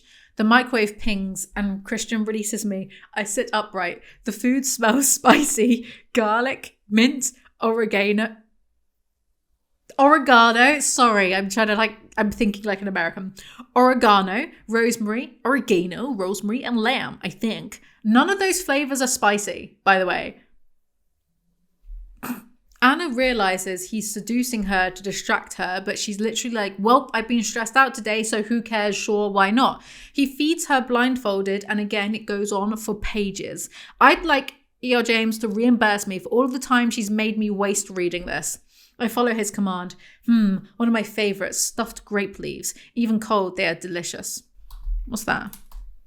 Oh, dolma. Oh, I love them. Ooh, maybe I should get them for my dinner. Ooh, thanks, Anna. Even cold, they are delicious, though I prefer them heated up, but I don't want to risk Christian burning himself again. He burnt himself microwaving some food. He is literally a grown adult. The man can't even cook. Satiated, he takes her to the playroom for sex. Bring it on, I murmur, desire in something I don't want to name thrumming through my body. What does that even mean? What? Huh? Huh? He carries me through the door, then up the stairs to the second floor. I think you've lost weight, he mutters disapprovingly. I have? Good. I remember his comment when we arrived back from our honeymoon and how much it smarted. Was that just a week ago? I don't know. Time is meaningless here. It's eternal. First, we have to get you naked. His voice hums low in his throat and resonates through my body. I want this, whatever he has planned. I want to connect the way we know how, admitting the only connection they have is via penetration. He ties her to a cross, bit blasphemous, but I'll allow it. After a moment, maybe two, I hear him pad quietly to the museum chest and open one of the drawers. The butt drawer? I have no idea. This is not a real book. The butt drawer. Behave. He takes something out and places it on the top, followed by something else. The speakers spring to life, and after a moment, the strains of a single piano playing a soft, lilting melody fill up the room. I'm getting lightheaded again. I think it's just doing these videos, man. It's familiar. Bach, I think, but I don't know what piece it is. Something about the music makes me apprehensive. Perhaps because the music is too cool, too detached. I frown, trying to grasp why it unsettles me, but Christian grabs my chin, startling me, and tugs gently so that I release my bottom lip. I smile, trying to reassure myself. Why do I feel uneasy? Is it the music? This is someone furiously trying to meet a word count, and you cannot convince me otherwise. He skates his thumb across my left nipple, and his lips close around my right, tugging and teasing gently until both nipples are long and hard, like whole strands of uncooked spaghetti. I'm awash with sensation, tingling everywhere, synapses firing as dark, dark need pools at the base of my belly. Synapses firing? I find that hard to believe from someone who is essentially brain dead. He plants soft, wet kisses on my shoulder. Ew, ick, stop slobbering on her. He keeps edging her. Frustrating, yes, he murmurs against my throat. Just like you, promising one thing, and then his voice trails off. Is this just about her going out with her friends and enjoying her life? Because Jesus Christ, Christian, get a hobby. He's actually weaponizing sex. If it's like non-consensual edging, it's a form of... Is it a form of abuse? Let me Google that. Okay, nope, that's coming out with other stuff. Shouldn't have Googled that. Googled that, like, without a VPN? Okay. I can't help but feel I'm being punished. My God, you're thick. My God, you're greasy. Tears spring to my eyes. This is not love. It's revenge. Red, I whimper. Red, red. The tears course down my face. He stills. No! He gasps, stunned. Jesus Christ, no! They are the most dramatic people I've ever seen. He moves quickly, unclipping my hands, clasping me around my waist and leaning down to unclip my ankles while I put my head in my hands and weep. No, no, no, Anna, please, no! Picking me up, he moves to the bed, sitting down and cradling me in his lap while I sob inconsolably. I'm overwhelmed. Holy shit! Read the room. Get some actual problems. So much has happened over the past few days. Fires in computer rooms, car chases, careers planned out for me, slutty architects, armed lunatics in the apartment, arguments, his anger, and Christian has been away. I hate Christian going away. All of her problems stem from Christian's mere existence, but she Stockholmed herself into not being able to survive 5 minutes without him. I shake my head. I don't want him to touch my breasts. He shifts so he's looking down at me and tentatively raising his hand. He strokes his fingers gently down my face. Tears pool in my eyes again. How can he be so callous 1 minute and so tender the next? Because he's unhinged, and so are you. What am I going to do with this controlling man? Learn to be controlled? I don't think so. I never what, I ask. Do as you're told. You changed your mind. You didn't tell me where you were, Anna. I was in New York, powerless and livid. If I'd been in Seattle, I'd have brought you home. Dump him. You have to stop doing this, I murmur. His brow furrows. For a start, you end up only feeling shittier about yourself. Of course, it's all about him and his feelings, not her being manipulated and controlled. Well, stop treating me like one. I'm sorry I didn't call you. I won't be so selfish again. I know you worry about me. Then she apologizes to him because she went out and avoided getting kidnapped at home. I never promised to obey you, Christian, I whisper. I know. Deal with it, please, for both our sakes. I'll try to be more considerate of your controlling tendencies. Christian tells Anna that Jack sabotaged the helicopter in the last book and the cops found a delivery van Jack was using which had all the stuff to kidnap Anna with. I tried to remember Jack in the office. Was he always insane? How did he think he could get away with this? I mean, he was pretty creepy, but this unhinged is just because the plot needs something, that's all. Anyway, we end on a cliffhanger revelation that Christian was actually born in Detroit. Oh my God, who the hell cares? Chapter 12. Then they start going on about Christian's feelings again. His brow creases as if my words were not what he expected. Do you still love me? He asks. Of course I do, Christian. I will always love you, no matter what you do to me. Is this the reassurance he wants? What? What the fuck? No, he shakes his head. Not now. He looks relieved. Mile a minute here. But I need to know. Why did you safe word, Anna? I blanch. What can I tell him? That he frightened me? That I didn't know if he'd stop? That I begged him and he didn't stop? That I didn't want things to escalate? Like that one time in here? I shudder as I recall him whipping me with his belt. Healthy! After an eternity, he murmurs, I'm glad you did. Really? I don't understand.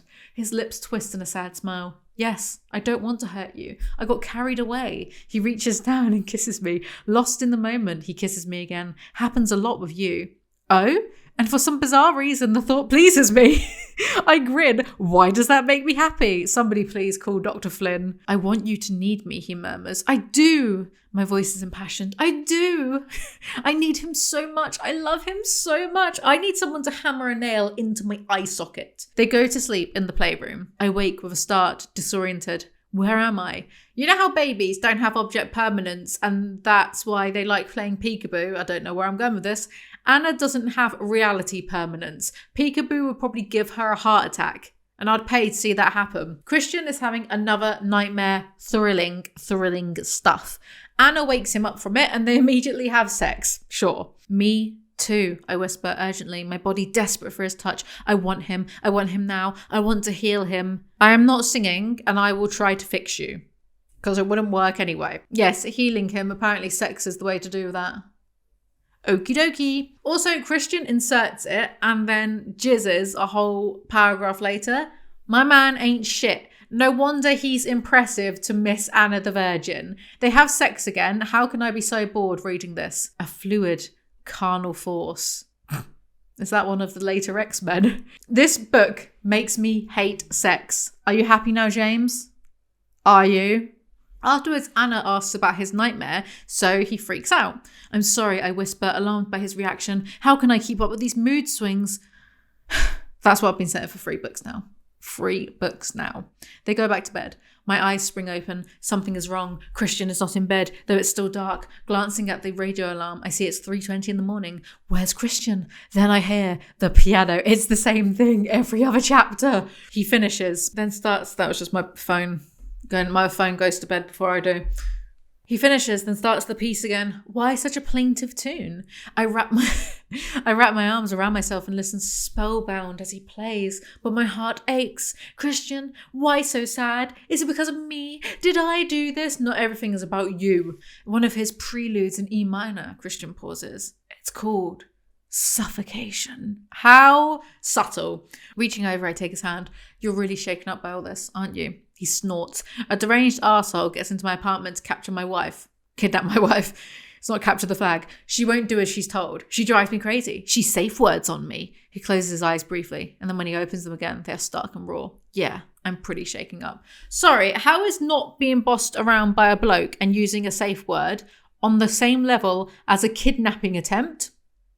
Like, he's literally just annoyed and shaken up because she told him to stop and he didn't want to. I gaze up at the ceiling and it occurs to me that I always think of Christian as strong and dominating, yet the reality is he's so fragile. My lost boy. He's a grown man, years older than Anna, so nice try, James. This is for all of the I can fix him girlies. But am I strong enough for the both of us? Told you.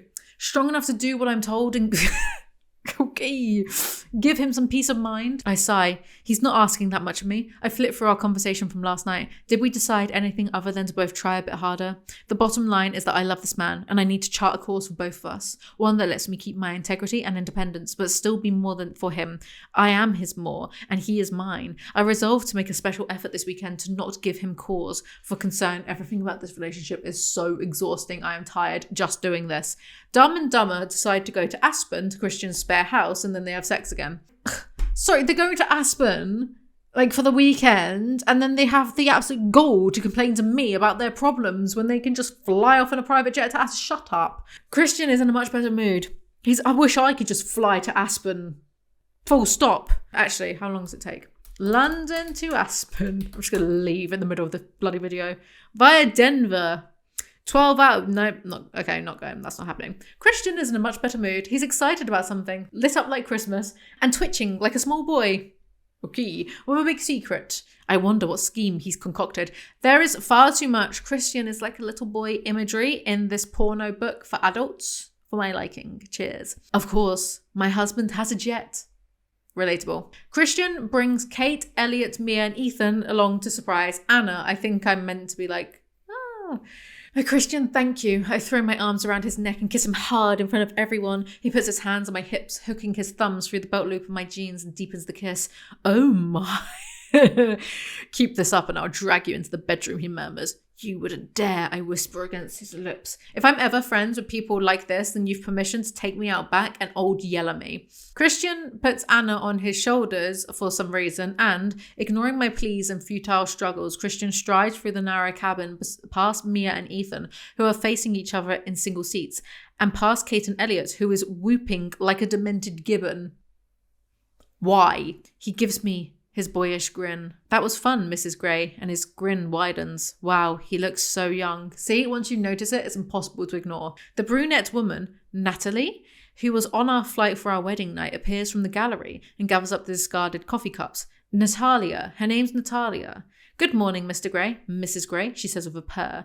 Why does she make me uncomfortable? Maybe it's that she's a brunette. By his own admission, Christian doesn't usually employ brunettes because he finds them attractive.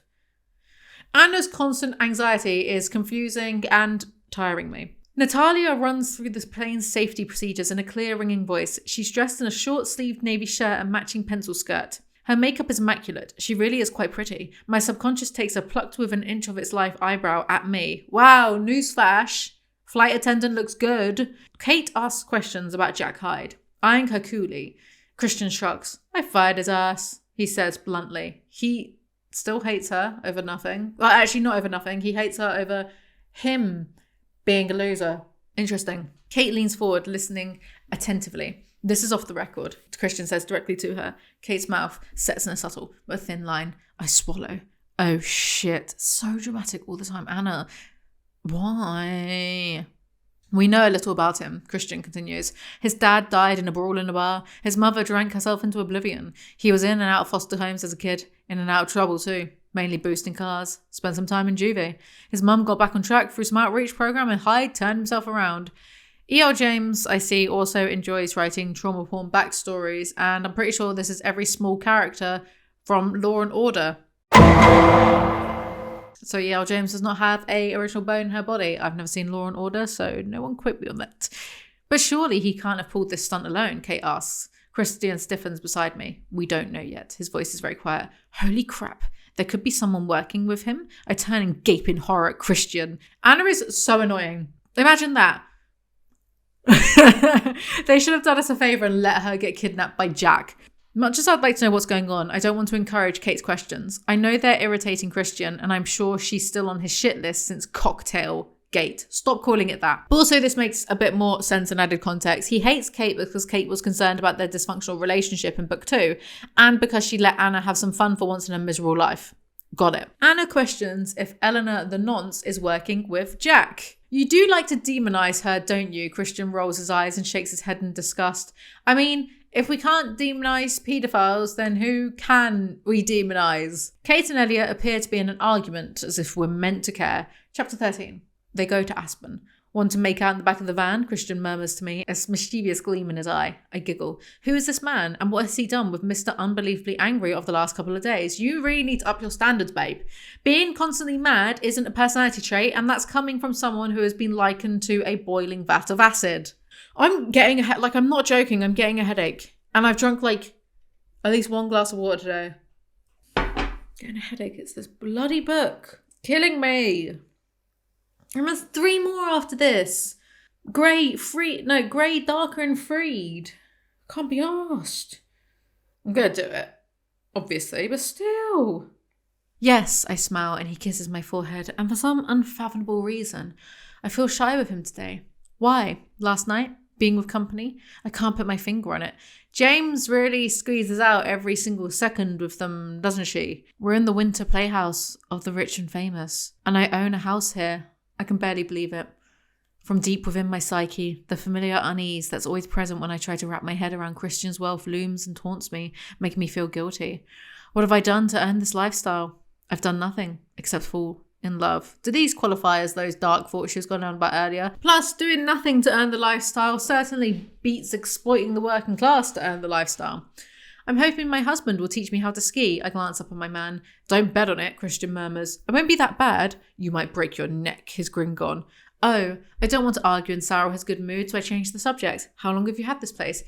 He's taken her to a ski lodge, but won't teach her how to ski. Editor's note. It's genuinely draining having to read this drivel. How you've managed to go through the whole book, I will never know. Yeah, Alex Pankhurst, not just 1 book though. I did the other 2. I've got 3 more to go. I've got nothing left. I've got nothing left. You know, they have baby slopes where even toddlers learn how to ski.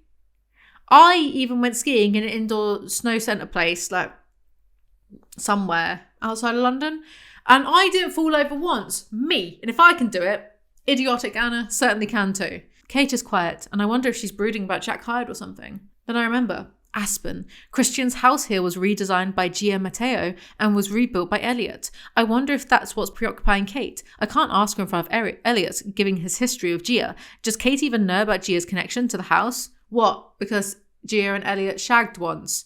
Anna needs to stop projecting her insane insecurities on everyone else. Anyway, they get to Christian's ski lodge, mansion, place, thingamabobby, and of course it's so amazing. Mia grabs Ethan's hand. Mia sounds an awful lot like Gia. Just an observation. Mia grabs Ethan's hand and drags him further into the house. Christian narrows his eyes at the departing figures, his mouth thinning. He shakes his head. Why? Does Christian secretly want to fuck his sister? No other good reason for a brother to be like that. You don't own women just because you're related to them. Kate whistles loudly. Nice place. I glance around, see Elliot helping Taylor with our luggage. I wonder again if she knows that Gia had a hand in this place. Does it matter?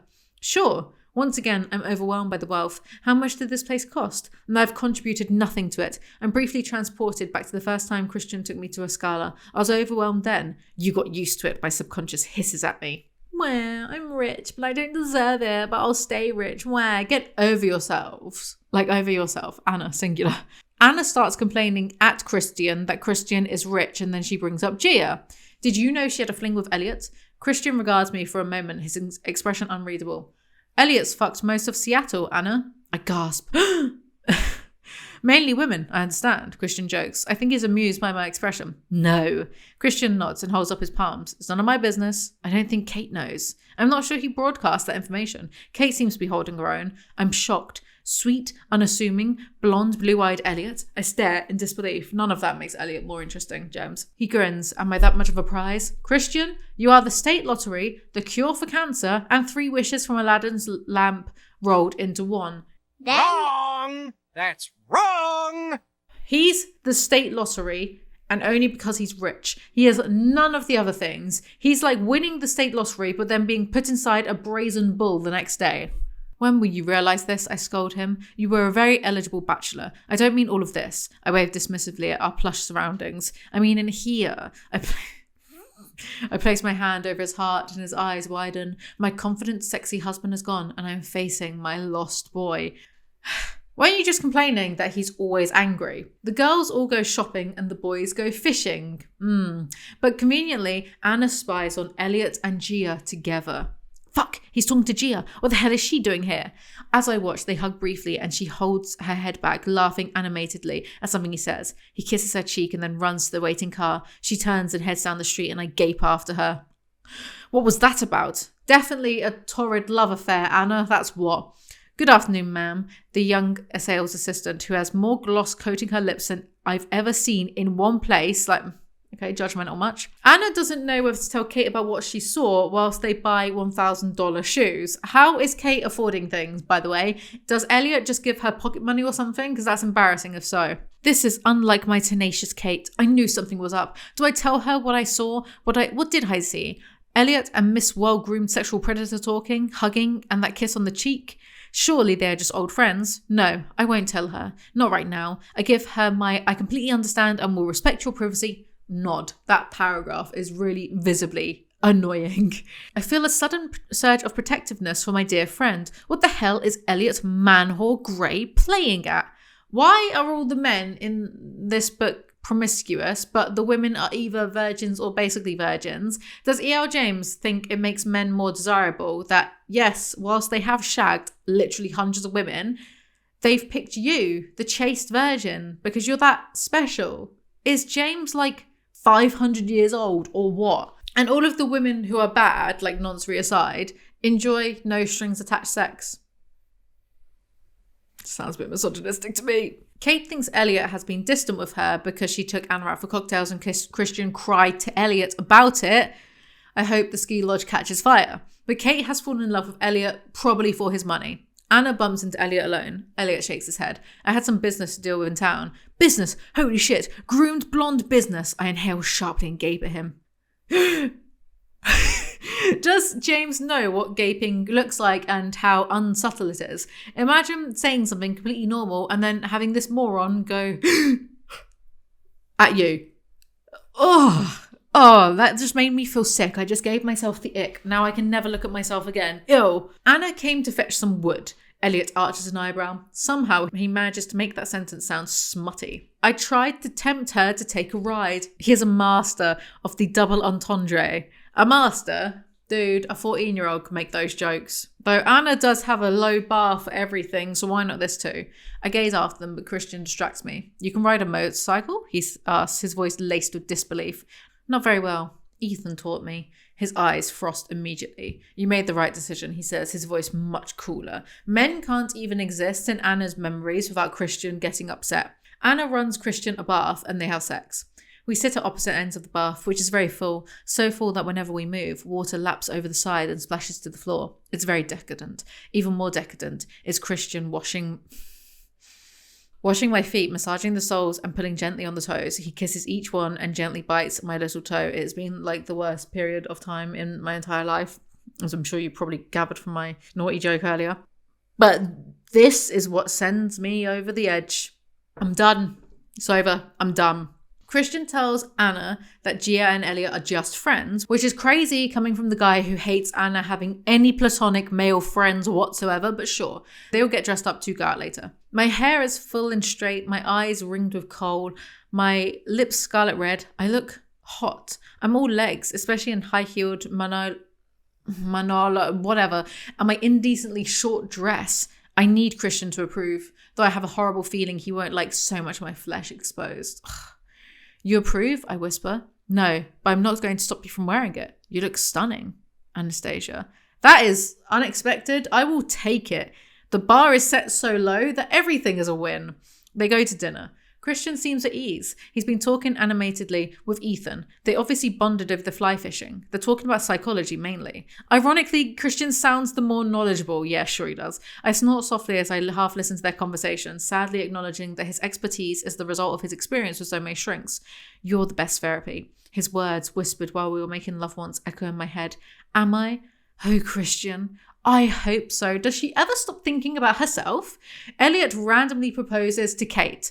Haven't they been together for about 3 months? Okay. Chapter 14, Kate says yes. Oblivious to the commotion around them, the two are locked in their own little world. From his pocket, Elliot produces a small box, opens it and presents it to Kate. A ring. And from what I can see, an exquisite ring, but I need a closer look. Is that what he was doing with Gia? Choosing a ring? Oh, I'm so glad I didn't tell Kate.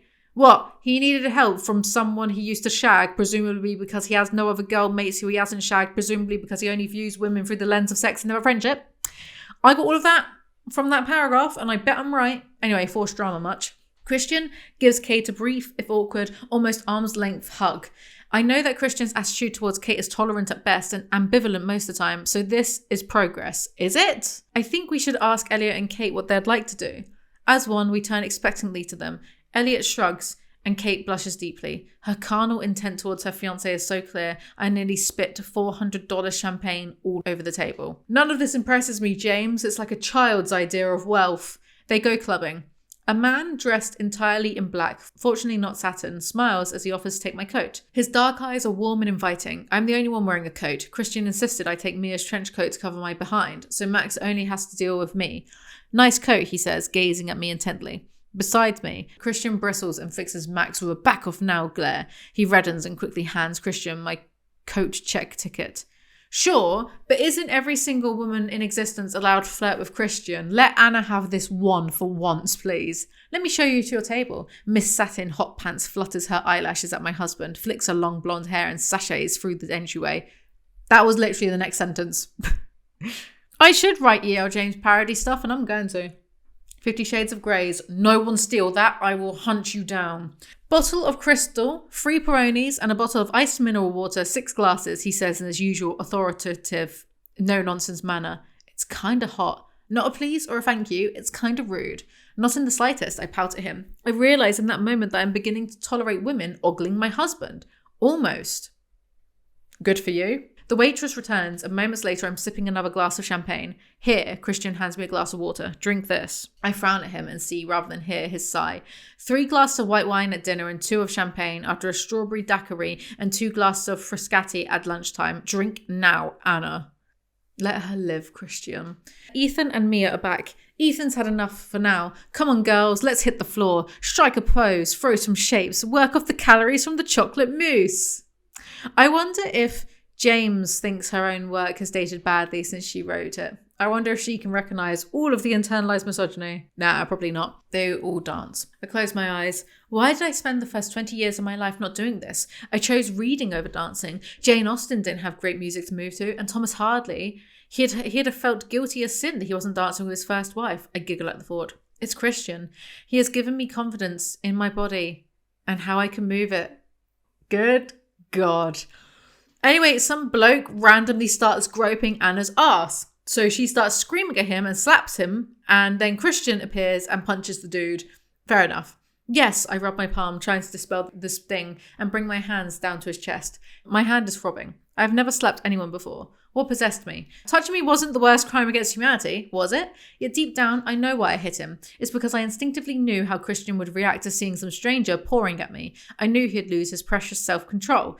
And the thought that some stupid nobody could derail my husband, my love, well, it makes me mad. Really mad. Gonna say something that'll ruffle some feathers here probably, but if some stranger randomly starts groping you and squeezing your ass, then why not slap them?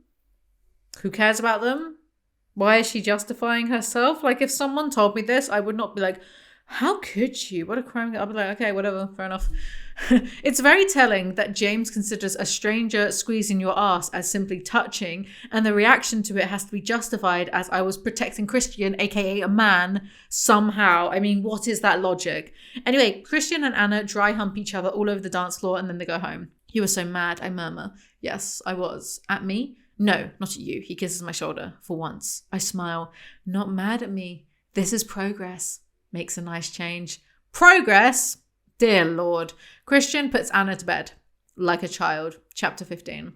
My mind hazily wanders through the events of yesterday evening. I drank too much. Boy, did I drink too much. I'm amazed Christian let me. Let you? My palm is still red from last night. Either she slapped him really hard or she's just super weak. ¿Por qué no las dos? I can't bear that he touched you. He didn't hurt me. He was just inappropriate. Very, very, very telling how much the groping is downplayed. James. Why, Mrs. Gray? I am very familiar with that. His lips twist in amusement. I could reacquaint myself with that feeling this minute, should you so wish. Oh, stow your twitching palm, Mr. Gray. Who talks like this, please? It distracts him, and he takes my hand and plants a tender kiss on my palm. Miraculously, the pain disappears. Sure. Christian says he wishes Anna would fight him. Compliantly, I release my lip. I think you have me at a disadvantage, Mr. Gray. I bat my lashes and squirm provocatively. She has definitely said that exact same line before. Has James now ran out of new sentences? Anna dribbles water into his mouth. Taking a leaf from his impressive repertoire, I lean forward and kiss him, pouring clear, cool water into his mouth. Okay, they start play fighting. Why am I reading this? I'm an adult with bills to pay, and yet this is how I'm choosing to spend my time. Could he be any more obtuse? First we're fighting and wrestling. Then he's all tender and sweet. It's confusing. I'm in bed with Mr. Mercurial. I think James says Mercurial more times than the House of Night says Uetsia Gaia. I won't check, but I've just got a hunch. They have sex. Afterwards, Christian admits he likes it when Anna touches him and realizes that Mrs. Robinson's touch was bad, and then they have sex again. Boring things happen, then they all go home. Abruptly, Elliot opens his eyes and gazes straight at me. I blush, caught staring. He grins. I sure love your blush, Anna. He teases me. Stretching. Kate gives me her self-satisfied cat ate the canary smile. Why? Christian is brushing his teeth when I crawl into bed. Tomorrow we go back to reality, back to work, the paparazzi, and to Jack in custody, but with the possibility that he has an accomplice. Christian was vague about that. Does he know? And if he did know, would he tell me? I sigh. Getting information out of Christian is like pulling teeth, and we've had such a lovely weekend. Do I want to ruin the feel-good moment by trying to drag the information out of him? It shouldn't be this hard to have a conversation with your partner. It shouldn't. Gia in Aspen was a coincidence, apparently. I look out at the night sky. I'll miss this view, this panoramic vista, Seattle at our feet, so full of possibilities, yet so far removed. Maybe that's Christian's problem. He's been too isolated from real life for too long thanks to his self-imposed exile. Yet with his family around him, he is less controlling, less anxious, freer, happier. I wonder what Flynn would make of all of that.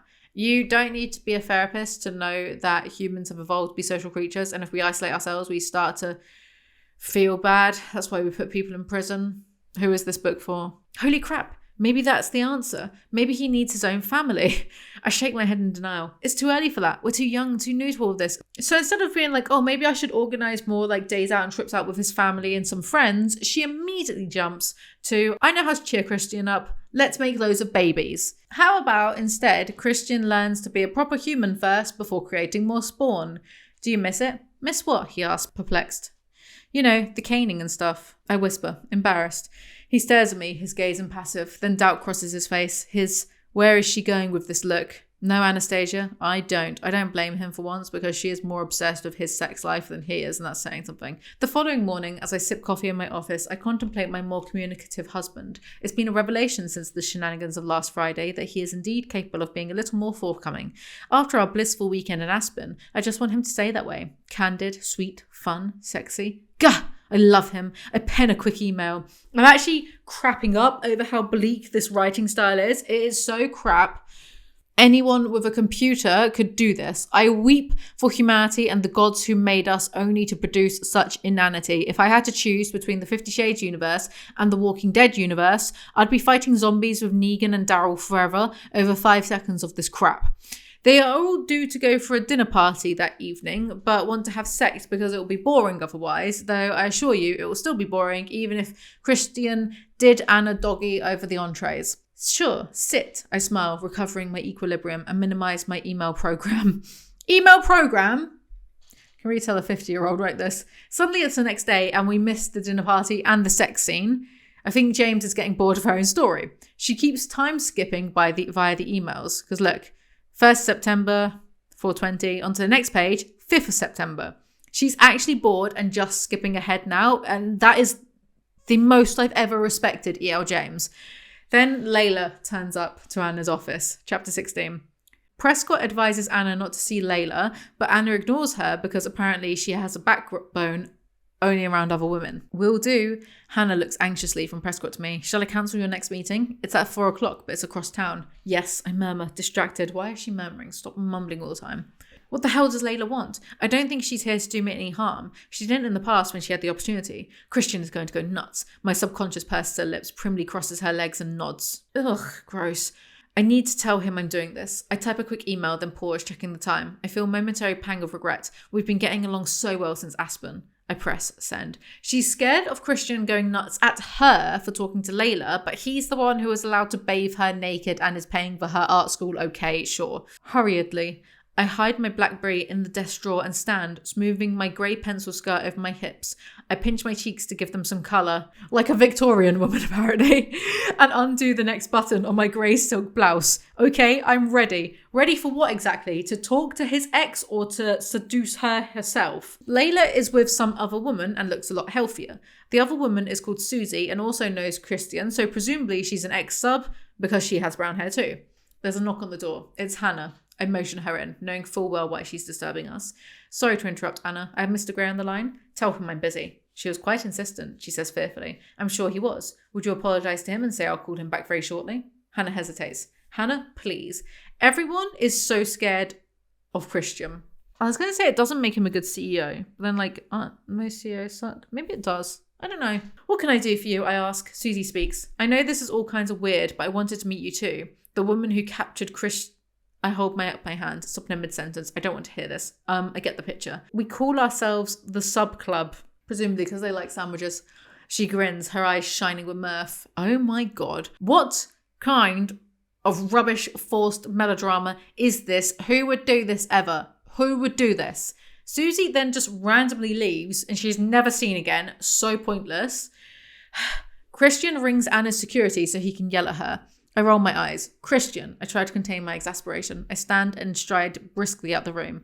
What the fuck are you playing at? He shouts. He's seething. Don't shout at me. What do you mean don't shout at you? He shouts louder this time. I gave specific instructions which you have completely disregarded again. Hell, Anna, I am furious. When you are calmer, we will talk about this. Don't you hang up on me, he snarls. It's not like Layla is dangerous anymore, so who cares? Unless Christian really doesn't want Anna speaking to his ex-subs for a different reason. Layla is there to apologise to Anna for her previous behaviour. She looks suitably guilty. I know I'll have to deal with the fallout for this later, but I had to get some things. I want to see Susie and you and Mr. Grey. You want to see Christian? My stomach free falls to the floor. That's why she's here. Yes, I wanted to ask you if that would be okay. Holy fuck, I gape at her and I want to tell her that it's not okay. I don't want her anywhere near my husband. Why is she here? To assess the opposition? To unsettle me? Or perhaps she needs this as some sort of closure. Who cares? He's repeatedly refused all my requests to see him, she says quietly. So no one in this book understands boundaries then. At least there's some form of consistency. Layla wants to thank Christian for helping her or else she'd be in a psychiatric facility, and also he's been funding her art classes. Yeah. Once again, I'm speechless. What does she expect me to say? Surely she should be saying these things to Christian, not me. Are you thick? Or weren't you listening? She just said Christian's ignoring her. Mr. Grey already has a couple of my paintings. What the hell? My stomach plunges into the basement once more. Are they hanging in my living room? I bridle at the thought. What sort of painting do you do? Abstract mainly. I see. My mind flits through the now familiar paintings in the great room. 2 by his ex-sub. Possibly. God forbid Anna even speaks to a man though. Layla admits that she only ever loved her boyfriend who died and Christian. Do you think E.L. James has ever heard of the Bechdel test? This is not news to me. When she lifts her brown eyes to mine, they are wide with conflicting emotions, and the overriding one seems to be apprehension. Of my reaction, perhaps? But my overwhelming response to this poor young woman is compassion. Mentally, I run through all the classic literature I can think of that explores unrequited love. Swallowing hard, I clutch the moral high ground. I know. He's very easy to love, I whisper. I love how Anna had to quickly run through the memory bank to work out how to empathise with Layla, not Leah. And also, Christian is only easy to love if you repeatedly hit your head against the wall as a child. Her eyes widen further in surprise, and she smiles. Yes, he was. She corrects herself quickly and blushes. Then she giggles so sweetly that I can't help myself. I giggle too. Yes, Christian Grey makes us giggly. What on earth am I reading? They are absolutely fucking children, which if I remember correctly is a theme. Anna realises that Christian will be there soon and Layla will see him, and maybe it was her scheme all along, but she doesn't care. Christian turns up in a massive huff. Layla does too. The menacing cool glint in his eyes revealed the truth. He's emanating rage, though he hides it well. In his grey suit, with his dark tie loosened and the top button of his white shirt undone, he looks at once businesslike and casual. And hot. What kind of dress code is that? Business casual hot. He fires Prescott for not doing her job and threatens to cut Layla off financially if she ever harasses Anna again. But he silences me with a chilling look. Why is he being so unreasonable? My compassion for this sad woman blooms. You know exactly who you married, babe. He strokes his index finger over his lower lip. Why do you need to see me? You know you should send any requests through Flynn. Do you need something? His tone has softened, maybe by a fraction. Layla runs her finger along the edge of the table again. Stop bullying her, Christian. Use your words, Anna. I'm fine. There, Christian answered. Now Taylor will run you to SeaTac so you can go back to the East Coast. And if you take one step west of the Mississippi, it's all gone. Understand? Christian, what the fuck is eating him? He cannot confine her to one side of the country. Seeing as he's always trying to confine Anna to his apartment, a whole half of America is actually pretty generous of him. And it's the side that's got the best barbecue, so pretty generous. Layla came to see me, not you, I say petulantly. Layla turns to me, her eyes impossibly wide. I had my instructions, Mrs. Grey. I disobeyed them. She glances nervously at my husband, then back to me. This is the Christian Grey I know, she says, her tone sad and wistful. Christian frowns at her, while all the breath evaporates from my lungs. I can't breathe. Was Christian like this with her all the time? Was he like this with me at first? I find it hard to remember. All of these adults are so embarrassing. Because they're not adults, they're just children with too much money. I glare at Christian. He can't dictate to her like this. And how does he know where Susanna lives? He's probably paying her bills too, you wet wipe. I'm glad you're happy. You deserve to be, she says, and leaves before he can reply. Gonna go out on a limb here and say, no, he doesn't. Anna has a go at Christian for being so rude. Christian regards me, his expression unreadable. After a moment, his mouth twists. Papalbul, he says, amused, and he visibly relaxes. I wasn't aiming to lighten our conversation, yet here he is smirking at me, and that makes me madder. The exchange between him and his ex was painful to witness. How could he be so cold? Because he's horrible. You, why were you so callous towards her? He sighs and shifts, stepping towards me and perching against the table. Anastasia, he says, as if to a child. You don't understand. Layla, Susanna, all of them. They were a pleasant, diverting pastime, but that's all. You are the center of my universe. That is a nice way of talking about human beings who fell in love with him. He is telling Anna exactly who he is here, as if him being so rude to everyone ever was an indication already enough, and Anna just isn't listening. It's like if a guy calls all of his exes crazy. Last time you two were in a room together, she had you at gunpoint. I don't want her anywhere near you. But she was ill. I know that, and I know she's better now, but I'm not giving her the benefit of the doubt anymore. What she did was unforgivable. Big words coming from a man who used to beat and hate fuck women who looked like his dead mother. She didn't hurt me. She loves you too. I don't care.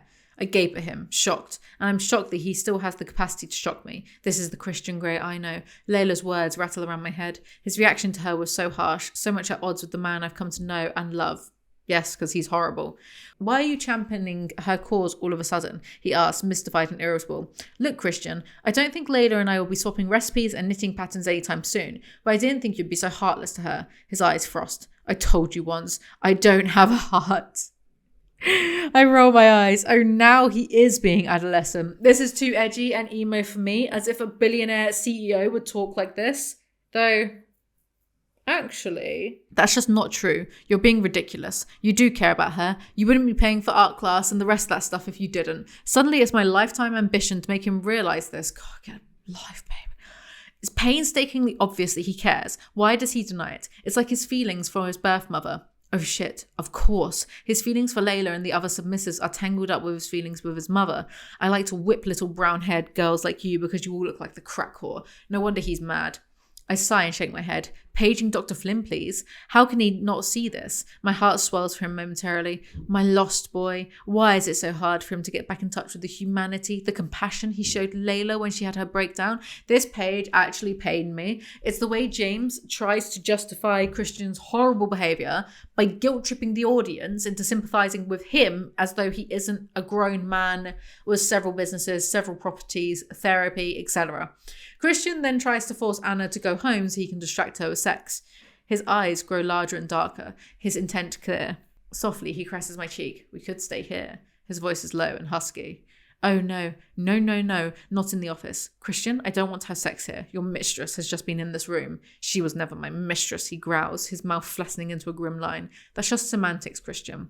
He frowns, His expression puzzled. The seductive lover is gone. Don't overthink this, Anna. She's history, he says dismissively. Says the man who goes nuts whenever Anna even says hello to another bloke. A chill grips my heart.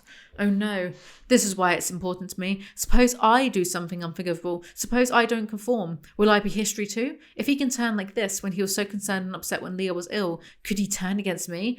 And somehow, Anna has made Christian's misogynistic behaviour to his ex-subs about her. I gasp, recalling the fragments of a dream, gilt mirrors, and the sound of his heels clicking on the marbled floor as he leaves me standing alone in opulent splendour. No, the word is out my mouth in whispered horror before I can stop it. Literally the most dramatic bitch I've ever read. Christian takes Anna home to bang. His tongue moves round and round, swirling and curling around the centre of my universe. Funny, I thought Christian was the centre of your universe. My body detonates. Good. Whatever. They have sex several times, and then Anna tries to get Christian to admit he cares about his ex-subs for reasons. Another time skip, and then Jose's father rings to say that Ray has been in an accident and is in hospital. Oh no, Daddy! Why am I laughing? Chapter 17. Portland? What the hell is he doing in Portland? They airlifted him, Anna. I'm there now. OHSU. Oh, Anna, I didn't see the car. I just didn't see it. His voice cracks. Mr. Rodriguez, no! The internal monologue really ruins any serious moment, huh? Hannah, I call, aware of the anxiety in my voice. She pokes her head round the door moments later to find me packing my purse and grabbing papers to stuff into my briefcase. Yes, Anna, she frowns. My father has been in an accident. I have to go. Oh dear. I don't know if that meant to sound sarcastic, it just does. The concern etched on her pinched, pale face is almost my undoing.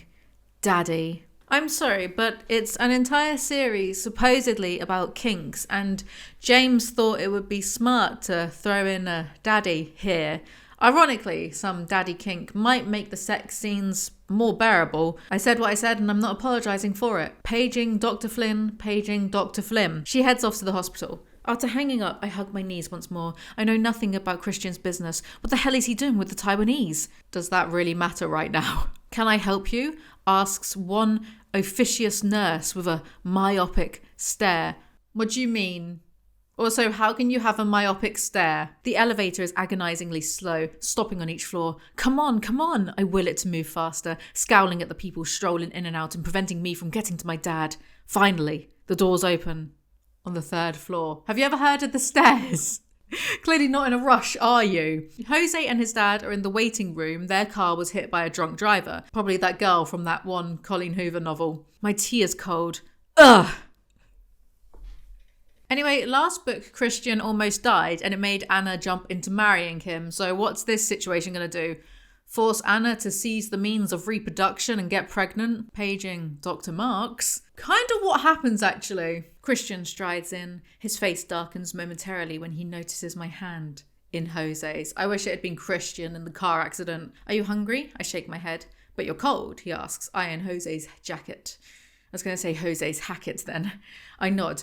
He shifts in his chair, but wisely says nothing. This is neither the time nor the place. You're his next of kin? The doctor asks, his bright blue eyes almost matching his scrubs. And under any other circumstances, I would have found him attractive. Also, not the time or the place. Also, highly doubt it. The sun shines out of Christian's ass to you. I'm his daughter, Anna, Miss Steele, Mrs. Grey. Christian interrupts him. Also, not the time or the place. Ray is in critical condition and had cardiac arrest during the operation, and his brain is swelling, so he's in an induced coma. And what's the prognosis? Christian asks coolly. Mr. Grey, it's difficult to say at the moment. It's possible he could make a complete recovery, but that's in God's hands now. I'm not sure how comforting it is hearing a doctor saying, well, he might die, but that's in God's hands now. Nothing to do with me. Jose and his dad, also called Jose, decide to leave. I hope so. I hug him hard. Then, releasing him, I shrug off his jacket and hand it back to him. Keep it if you're still cold. No, I'm okay, thanks. Glancing nervously at Christian, I see he's regarding us impassively. How is this not an abusive relationship? Her father is possibly dying, and she is nervous over Christian's reactions to her and her male friend acting platonically. Get lost. The ICU on the 6th floor is a stark, sterile, functional ward with whispered voices and bleeping machinery. 4 patients are each housed in their own separate high-tech area. Ray is at the far end. Daddy. Anna, you are killing me here. Anyway, they get bored of hanging around waiting for Ray to come out of his coma, so they check into a nice hotel instead. Do you want a shower? A bath? What do you need, Anna? He watches me, and I know he's rudderless. My lost boy, dealing with events beyond his control. He's been withdrawn and contemplative all afternoon. This is a situation he cannot manipulate and predict. This is real life in the raw, and he's kept himself from that for so long. He's exposed and helpless now. My sweet, sheltered 50 Shades. Who gives a shit about how Christian is doing or feeling? BFFR. Oh, Anna, Christian murmurs. I've not seen you like this. You're normally so brave and strong. When? They take a bath together and talk about his exes. Exes who you support. There was one, yes. No longer though. Oh? She was studying to be a doctor. She's qualified now and has someone else. Another dominant?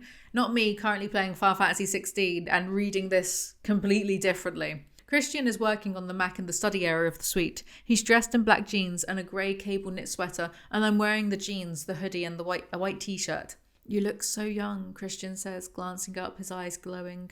And to think you'll be a whole year older tomorrow, his voice is wistful. I said I wanted more Daddy King, not Granddaddy King.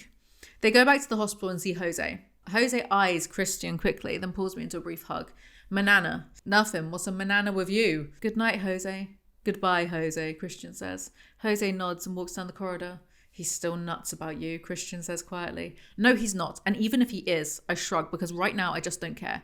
Christian gives me a tight smile and my heart melts. Well done, I murmur. He frowns for not frothing at the mouth. It's the way that if I was going through this, parents on their potential deathbed, etc., and any of this mundane crap came up, I would immediately dump that partner for being so pathetic, but instead Anna is congratulating him for nothing. Anyway, Christian's mum is there too, and Ray looks like he'll make a complete recovery because we couldn't actually have any hardship falling upon our FMC and force her into character building now, could we?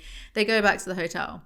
I crane my head around and gaze at him for a beat. We're not going to make love? And I'm relieved. In fact, I feel like there's hair on my face. I don't want to be dramatic, but it's making me feel sick. I was right. So now who's the dramatic one? Also, this makeup is disgusting. It's so like cakey and patchy. Ugh. What waste of money. I'm relieved. In fact, he's had a totally hands-off approach with me all day. I wonder if I should be alarmed by this turn of events, but since my inner goddess has left the building and taken my libido with her, I'll think about it in the morning. I'm actually pleasantly surprised by this because I would have punched my laptop if Christian had forced sex onto her to distract her like he usually does. But I still think I owe the book a light rap on the head for even suggesting that Anna be confused Christian doesn't want to shag her while she's emotionally distraught. Can't all be winners. Promise me you'll eat something tomorrow. I can just about tolerate you wearing another man's jacket without frothing at the mouth. Same bloke bathed his ex naked in the last book, chapter 18. Shit, Daddy! I gasp out loud. Never gets old. Ray is still alive, and it's Anna's birthday. What a disaster. Christian gets her a Cartier bracelet with little charms such as the Eiffel Tower, a London black cab, a helicopter, a glider, a bed, and an ice cream cone for their vanilla sex life. My favourite is the heart. It's a locket. You can put a picture or whatever in that. How big is this locket on a bracelet? A picture of you. I glance at him through my lashes. Always in my heart. Absolutely horrifying. Stephen King could never. I fondle the last 2 charms. A letter C. Oh yes, I was his first girlfriend to use his first name. I smile at the thought. I wouldn't be smiling at that. Crying, most likely. And finally, there's a key to my heart and soul. He whispers, tears pricking my eyes. Mine too. I'm in hell. I love it. Thank you, I whisper in his ear. Oh, he smells so good. Of fresh linen, body wash, and Christian. Like home, my fretting tears begin to fall. The stench of Christian is enough to make Anna weep. What do you reckon he uses? Lynx Africa? Is there any other Lynx other than Lynx Africa? I guess we'll never know. Why is he smirking? The thought nags me as I head into the bathroom. A memory springs unbidden to my mind. I used his toothbrush after I first spent the night with him. I smirk and grab his toothbrush in homage to that first time, gazing at myself as I brush my teeth. I'm pale, too pale. But then I'm always pale. The last time I was here, I was single, and now I'm married at 22. I'm getting old. I rinse out my mouth. What the hell is this monologuing? He laughs, and it's such a carefree, boyish sound. Get it? Because he's just a little boy. And I don't know a little boy who likes shagging brown-haired women because they look like his mother. And I don't know if it's because we are in this elevator or because he's not touched me in more than 24 hours or if he's just into my intoxicating husband. But desire unfurls and stretches deep in my belly.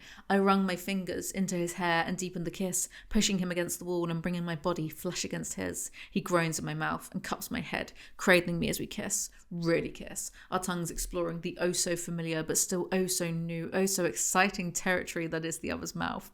My inner goddess swoons, bringing my libido back from Perdar. What the hell is Perdar? The pre-election period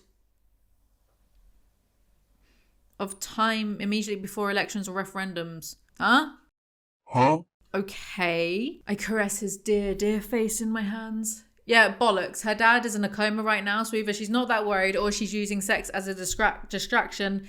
I kind of think it's the former. Christian buys Anna a white Audi R8, like I'm supposed to be impressed by that. He gets her a sports car and then complains when she accelerates.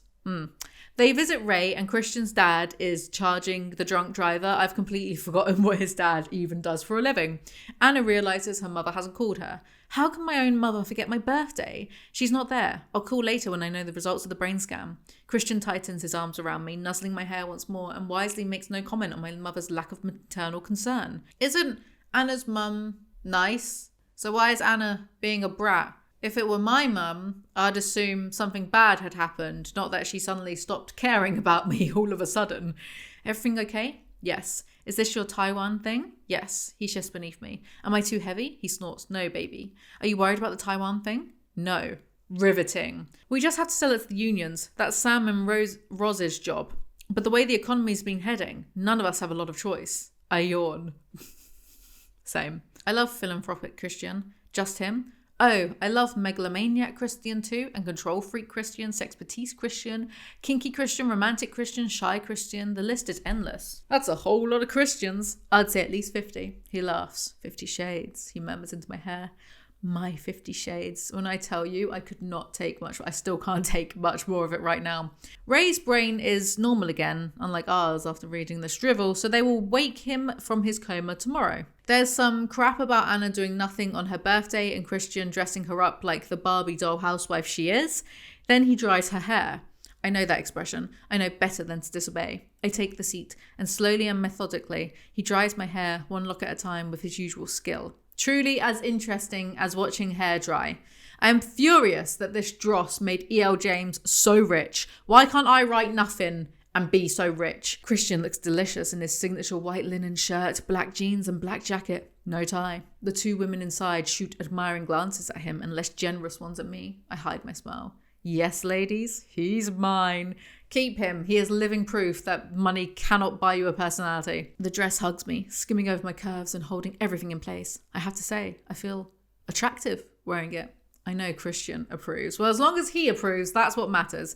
Anyway, Christian has organised a surprise party for Anna and her mother is actually there and not dead or worse, ignoring her. Oh my. Kate and Elliot, Mia and Ethan, Carrick and Grace, Mr. Rodriguez and Jose. My mother and Bob are all there, raising their glasses. I stand staring at them, speechless. How? When? I turn in consternation to Christian and he squeezes my hand. It is not hard to get 10 people in a room together for someone's birthday, especially if you're rich and none of those people have anything better to do. Why is she so stressed? Mom, I sob, embracing her. Oh, Mommy. I thought you'd forgotten. Oh, Anna, how could I?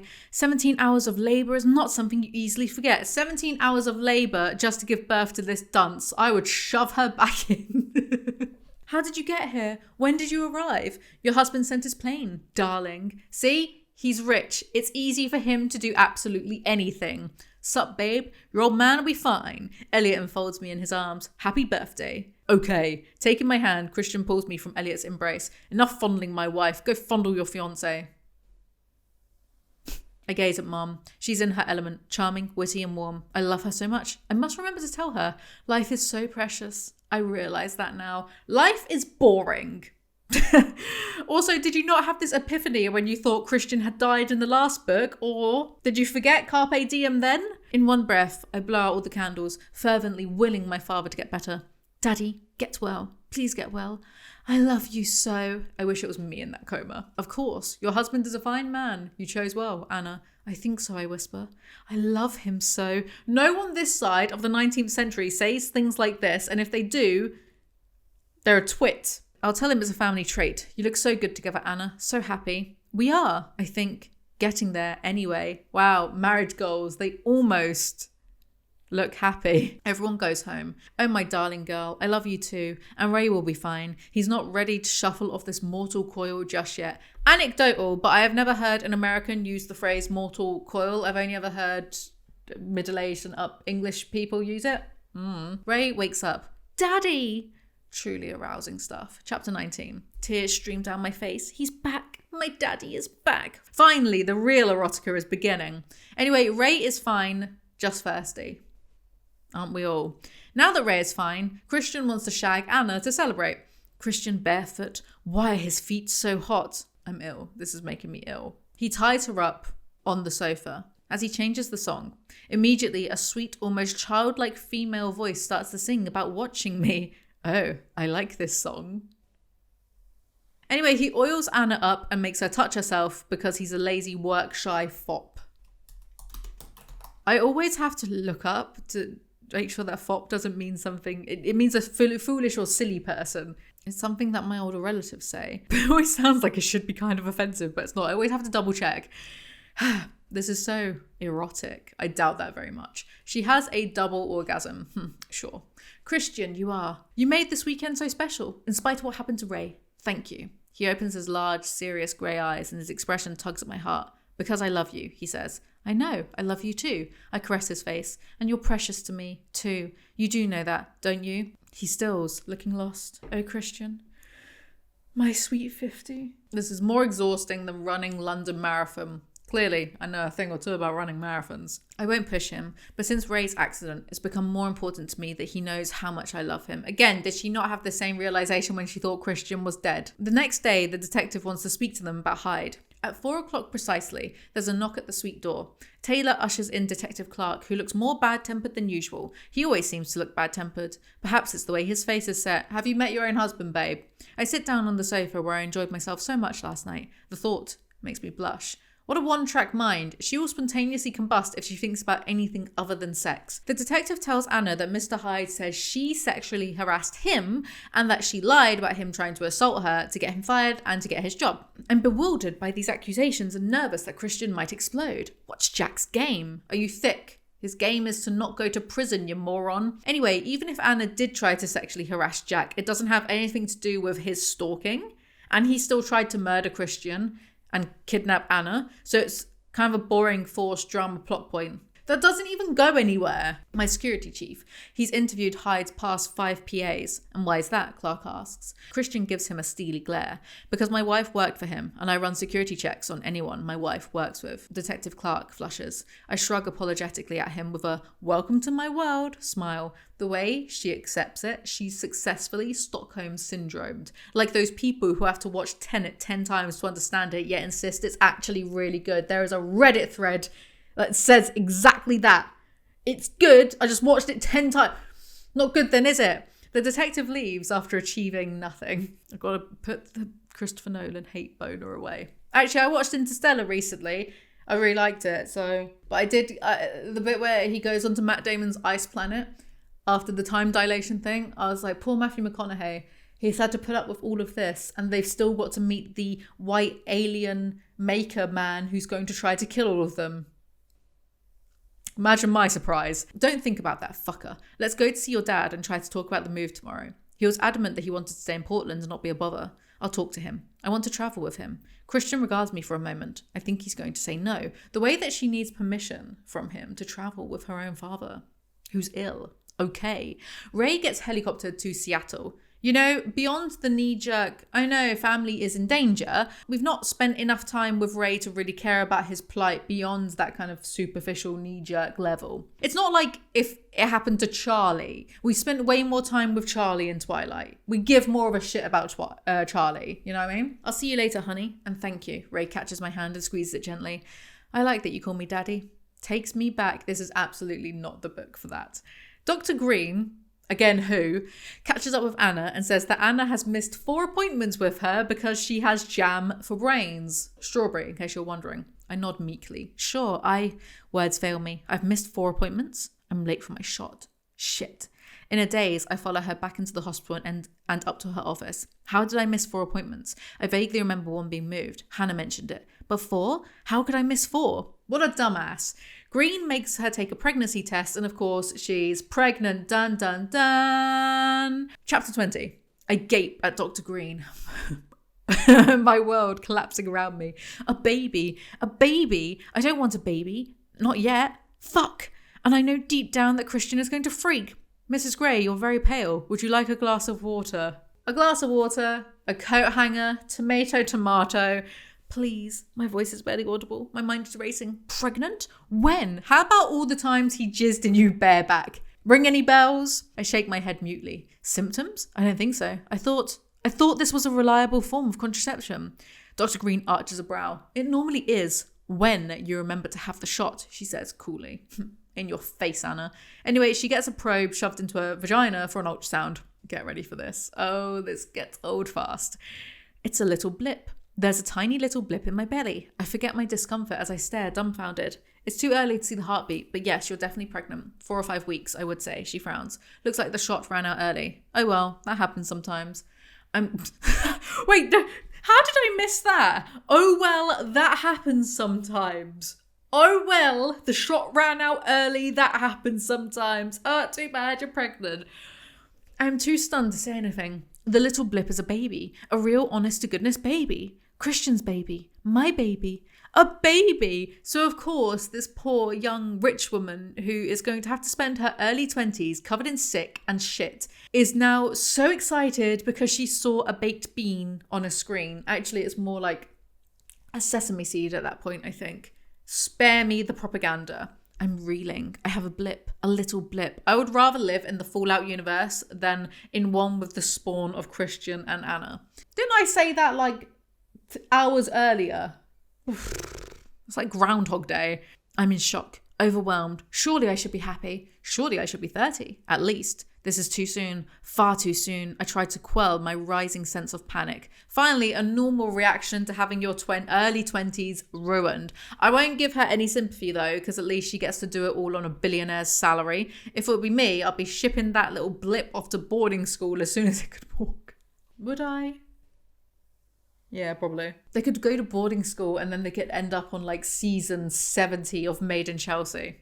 There we go. Then I could be on Made in Chelsea finally. Living the dream. I'm suddenly gripped by a creeping cold and a deep sense of foreboding. Christian is going to freak, I know, but how much and how far, I have no idea. His words haunt me. I'm not ready to share you yet. You could so easily turn this into a horror and have Christian be so jealous of his own baby that he tries to kill it, and I would accept it all as being totally in character for him. You could make this book like Verity by Coho so easily and the tone would barely have to shift. That's not a good romance lead, is it? With a tweak, you could turn him into a killer. I should be happy. I know I should be happy, but I'm not. Who says she should be? She's 22. I'd be jumping off a cliff if it was me at that age. Perhaps I should warn Flim. Perhaps I shouldn't tell Christian. Perhaps I should end this. I halt my thoughts from that dark path, alarmed at the direction they're taking. My hand instinctively sweeps down to rest protectively over my belly. No, my little blip. Tears spring to my eyes. What am I going to do? I shouldn't be laughing when I read this. You can so tell a boomer wrote this though. You know, if this was Gen Z, it would just be all time to yeetus that fetus. A vision of a little boy with copper-coloured hair and bright grey eyes running through the meadow at the new house permeates my thoughts, teasing and tantalising me of possibilities. Tantalising isn't exactly the word I would use here. Funny connotations. My vision morphs into Christian turning away from me in disgust. I'm fat and awkward, heavy with child, hilarious and so boomer coded.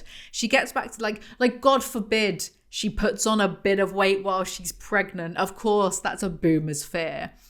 She gets back to the office and is angry at her assistant. I need to know if you've moved or cancelled any appointments with Dr. Green. Dr. Green? Yes, I have. About 2 or 3 of them. Mostly because you were in other meetings or running late. Why? Because now I'm pregnant, I scream at her in my head. I take a deep, steadying breath. If you move any appointments, will you make sure I know? I don't always check my calendar. Sure, Hannah says quietly. I'm sorry, have I done something wrong? Hannah, you blithering idiot. You're like the 10th dumbest person in this book.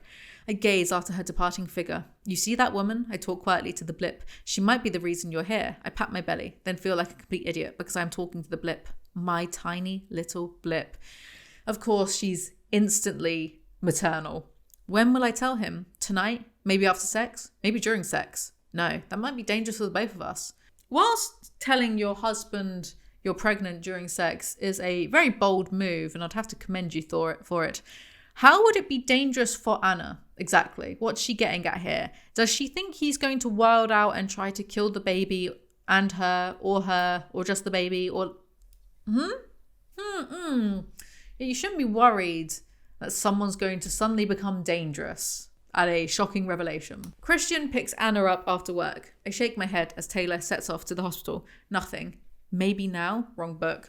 I could tell him now while we're in a contained space and Taylor is with us. What does she think he's going to do to her? Christian grasps my hand. Boy, your hand is cold.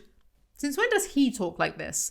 Have you eaten today? Well, I haven't eaten because I know you're going to go batshit crazy when I tell you I'm pregnant. Yeah, these two are way too dysfunctional to raise a child together, and I'm not apologizing for saying so. They visit Ray. I'll see you tomorrow, okay? I kiss him. My subconscious purses her lips. That's provided Christian hasn't locked you away. Or worse, my spirits take a nosedive. You know, in a healthy relationship, you should be able to confide in your partner without worrying about them locking you up, or worse, killing you? Is that what she's getting at? They go home and I have to read the entire page, 3 pages, because it's hilariously awful. You ready for this? I swallow and try to subdue the panic rising in my throat. I take a deep, steadying breath. It's now or never. I look up at him. I'm pregnant. He stills and very slowly all the colour drains from his face. What? He whispers, ashen. I'm pregnant. His brow furrows with incomprehension. How? How? How? What sort of ridiculous question is that? I blush and give him a quizzical how do you think look. His stance changes immediately, his eyes hardening to flint. You're shot, he snarls. Oh shit. Did you forget your shot? I just gaze at him, unable to speak. Fuck. He's mad. Really mad. Christ, Anna! He bangs his fist on the table, making me jump, and stands so abruptly he almost knocks the dining chair over. You have one thing to remember. Shit, I don't fucking believe it. How could you be so stupid? I gasp. Stupid? I want to tell him that the shot was ineffective, but words fail me. I stare down at my fingers. I'm sorry, I whisper. Sorry? Fuck, he says again. I know the timing's not very good. Not very good, he shouts. We've known each other 5 fucking minutes. Why are you married then, you idiot? I wanted to show you the fucking world, and now, fuck. Diapers and vomit and shit. He closes his eyes. I think he's trying to contain his temper and losing the battle. Did you forget? Tell me. Or did you do this on purpose? His eyes blaze and anger emanates off him like a force field. No, I whisper. I can't tell him about Hannah. He'd fire her. It's also your responsibility too to remember. You can't just pin it all on your assistant. Sorry? That'd be like if I had an assistant and they had to remind me every day to take the pill. Shut up, Anna, you mug. I thought we'd agreed on this, he shouts. I know, we had. I'm sorry, he ignores me. This is why I like control, so shit like this doesn't come along and fuck everything up. No, little blip. Christian, please don't shout at me. Tears start to slip down my face. Don't start with the waterworks now. He snaps. Fuck. He runs a hand through his hair, pulling at it as he does. You think I'm ready to be a father? His voice catches, and it's a mixture of rage and panic. And it all becomes clear. The fear and loathing in Las Vegas, writ large in his eyes. His rage is that of a powerless adolescent. Oh, 50, I'm so sorry. It's a shock for me too. He's like 28. He's older than her. He needs to grow up. He can't have a temper tantrum. I know neither one of us is ready for this, but I think you'll make a wonderful father, I choke. We'll figure it out. How the fuck do you know? He shouts louder this time. Tell me how. His eyes burn as so many emotions cross his face. It's fear that's most prominent. Oh, fuck this, Christian bellows dismissively. and holds his hands up in a gesture of defeat. He turns on his heel and stalks towards the foyer, grabbing his jacket as he leaves the guest room. His footsteps echo off the wooden floor, and he disappears through the double doors into the foyer, slamming the door behind him and making me jump once more. I'm alone with silence, the still, silent emptiness of the great room. I shudder involuntarily as I gaze numbly at the closed doors. He's walked out on me. His reaction is far worse than I could ever have imagined. I push my plate away and fold my arms onto the table, letting my head sink into them while I weep. Why was I laughing at that? Like, awful, awful, awful, awful. He's horrible. He's just horrible. She's an idiot. He's horrible. Mrs. Jones comes to comfort Anna. I'd like a glass of white wine. Mrs. Jones pauses for a fraction of a second, and I remember blip. I can't drink alcohol. Can I? I must study the do's and don'ts Dr. Green gave me. I'll give you a glass. Actually, I'll have a cup of tea, please. Firstly, everyone knows that you shouldn't drink whilst pregnant. And secondly, the way Mrs. Jones was actually going to get her the wine, none of these people should be trusted with a baby. Are you sure? You didn't eat much. I look up at her. I'm just not hungry. Anna, you should eat. It's not just you anymore. Logically, I agree, but emotionally, it's the way that instantly you are no longer viewed ever again as your own person anymore once you get pregnant, even though Anna was barely a person to begin with. It's just now you're with baby, so the baby's more important than you, and then you're a mother first, and then everything else second, then blah, blah, blah. I know it's a shock for him, but he really did overreact.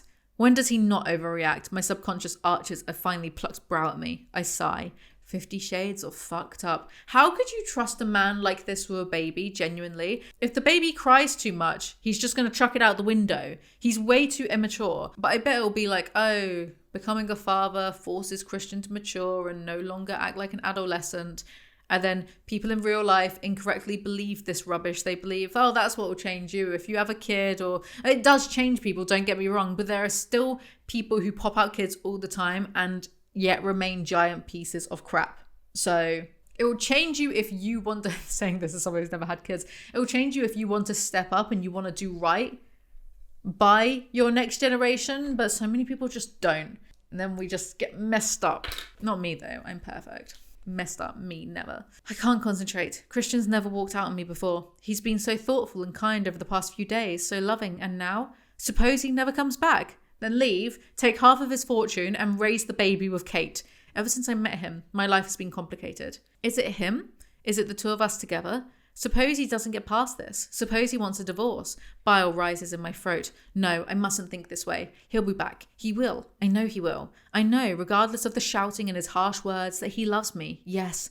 And he'll love you too, little blip. Yeah, sure he will. Just force him to. I wake cold and disoriented. Shivering, I check my watch. 11 in the evening. Oh yes, you. I pat my belly. I like how she's just immediately touching her stomach and all of that cliched rubbish. And I'm sure we're going to have to hear this every page for the rest of these 5 chapters. It's such a cliche.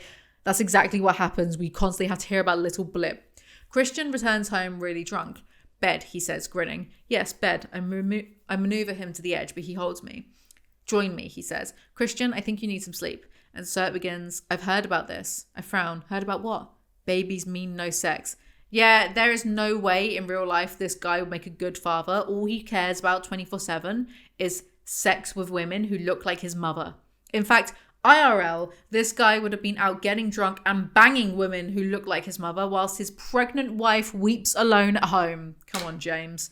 He rests his hands on my hips. I like the feel of this fabric on you. Anastasia, he says, slowing his words. You should always be in satin or silk. He runs his hands up and down my hips, then jerks me forward, pressing his mouth against my belly. And we have an invader in here. I stop breathing. He's talking to Little Blip. You're going to keep me awake, aren't you? He says to my belly. Christian looks up at me through his long dark lashes, grey eyes blurred and cloudy. My heart constricts. You'll choose him over me, he says sadly. I wish so badly that this was the beginning of the horror arc and then Anna has to escape and kill Christian to protect herself and her baby from his murderous rages. Christian, you don't know what you're talking about. Don't be ridiculous. I'm not choosing anyone over anyone. And he might be a she. He frowns. A she. Oh, God. Of course the baby will be a boy because James has massive boy mum energy. And also, what's wrong with girls, Christian? This book has now become about BDSM. Babies, diapers, and sleepless mornings. He passes out because he's wasted and Anna goes through his BlackBerry. It was good to see you. I understand now. Don't fret. You'll make a wonderful father. It's from her. Mrs. Eleanor bitch troll Robinson. Shit, that's where he went. He's been to see her. This just keeps getting better and better. Anna, lock up your baby. Pedo Eleanor is on the prowl. Chapter 21. Oh no, no, no. My legs turn to jelly and I sink slowly to the chair beside the bed in disbelief. Raw, bitter, humiliating betrayal lances through my heart. How could he? How could he go to her? Scalding, angry tears ooze down my cheeks. His wrath and fear, his need to lash out on me, I can understand and forgive. Just simp. But this treachery is too much. I pull my knees up against my chest and wrap my arms around them, protecting me and protecting my little blip. I rock to and fro, weeping softly. This is so funny and melodramatic. Kind of love it for Anna. What did I expect? I married this man too quickly. I knew it. I knew it would come to this. Why? How could he do this to me? Because he's a bellend, and I bet it will just be easily justified later on. Like, oh, we just bumped into each other, get over it, and Anna will accept it because she's pathetic. Through my tears, his prostrate figure blurs and shimmers. Oh, Christian, I married him because I love him, and deep down, I know he loves me. I know he does. His achingly sweet birthday present comes to mind. For all our firsts on your first birthday as my beloved wife, I love you. CX. Christ! Anna didn't even need the context to start justifying it. She's justifying it herself just fine. But it's not just me now. I place my hand on my belly. No, I will not let him do this to me and our blip. Dr. Flynn, shut up with your blip. Blip off. Dr. Flynn said I should give him the benefit of the doubt. Well, not this time. Then she swings back into defending herself, but only because she's pregnant. So she starts reading through Christian's emails, which, honestly, considering he invades her privacy and confused stalking her with courting her in the first 2 books, I don't even care. Read away, Anna. I'll allow it. She finds nothing interesting but an email about the investigation on Jack, and even then it's not interesting, so well done for nothing. She stays in the spare room, so sleeping with him for once, and then texts Christian about Mrs. Robinson. For all my bravado, I'm overwhelmed by the enormity of Christian's deceit. This should be a happy time. We're going to be parents. Briefly, I relive telling Christian that I'm pregnant and fantasize that he falls to his knees with joy in front of me, pulling me into his arms and telling me how much he loves me and our little blip. Yet here I am, alone and cold in a BDSM fantasy playroom. He's going to have to choose her or me and our little blip.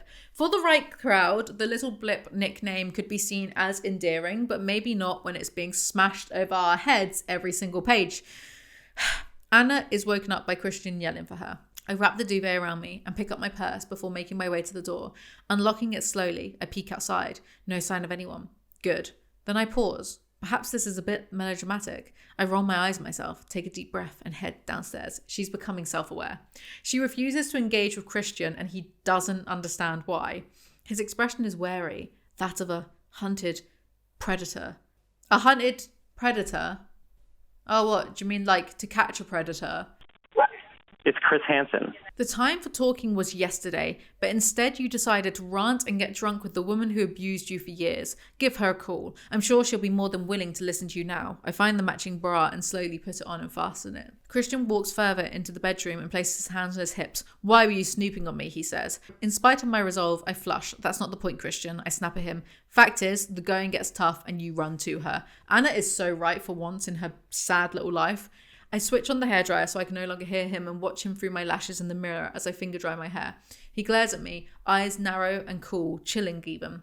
I look away, focusing on the task at hand and trying to suppress the shiver that runs through me. I swallow hard and concentrate on drying my hair. He's still mad. He goes out with that damned woman and he's mad at me? How dare he? Bro is like such a serial killer. Where were you? He whispers, his tone arctic. What do you care? Anna, stop this now. I shrug and Christian moves quickly across the room towards me. I whirl around, stepping back as he reaches out. Don't touch me, I snap and he freezes. Where were you? He demands, his hands fist at his side. I wasn't out getting drunk with my ex, I see. Did you sleep with her? Yikes. You think I'd cheat on you? His tone is one of moral outrage. You did, I snarl, by taking our very private life and spilling your spineless guts to that woman. His mouth drops open. Spineless, that's what you think? His eyes blaze. Christian, I saw the text. That's what I know. That text was not meant for you, he growls. Well, fact is, I saw it when your BlackBerry fell out your jacket while I was undressing you because you were too drunk to undress yourself. Do you have any idea how much you've hurt me by going to see that woman? He pales momentarily, but I'm on a roll, my inner bitch unleashed. I see nothing bitchy about anything Anna is saying. She's just saying the truth. Anna says she will choose the baby over Christian, and my God, if I don't completely agree with her. She says she will do it by herself if he's incapable of helping, and it's annoying that it takes having to create a whole human life for her to finally get a spine. That's not really the heroic message James thinks it is.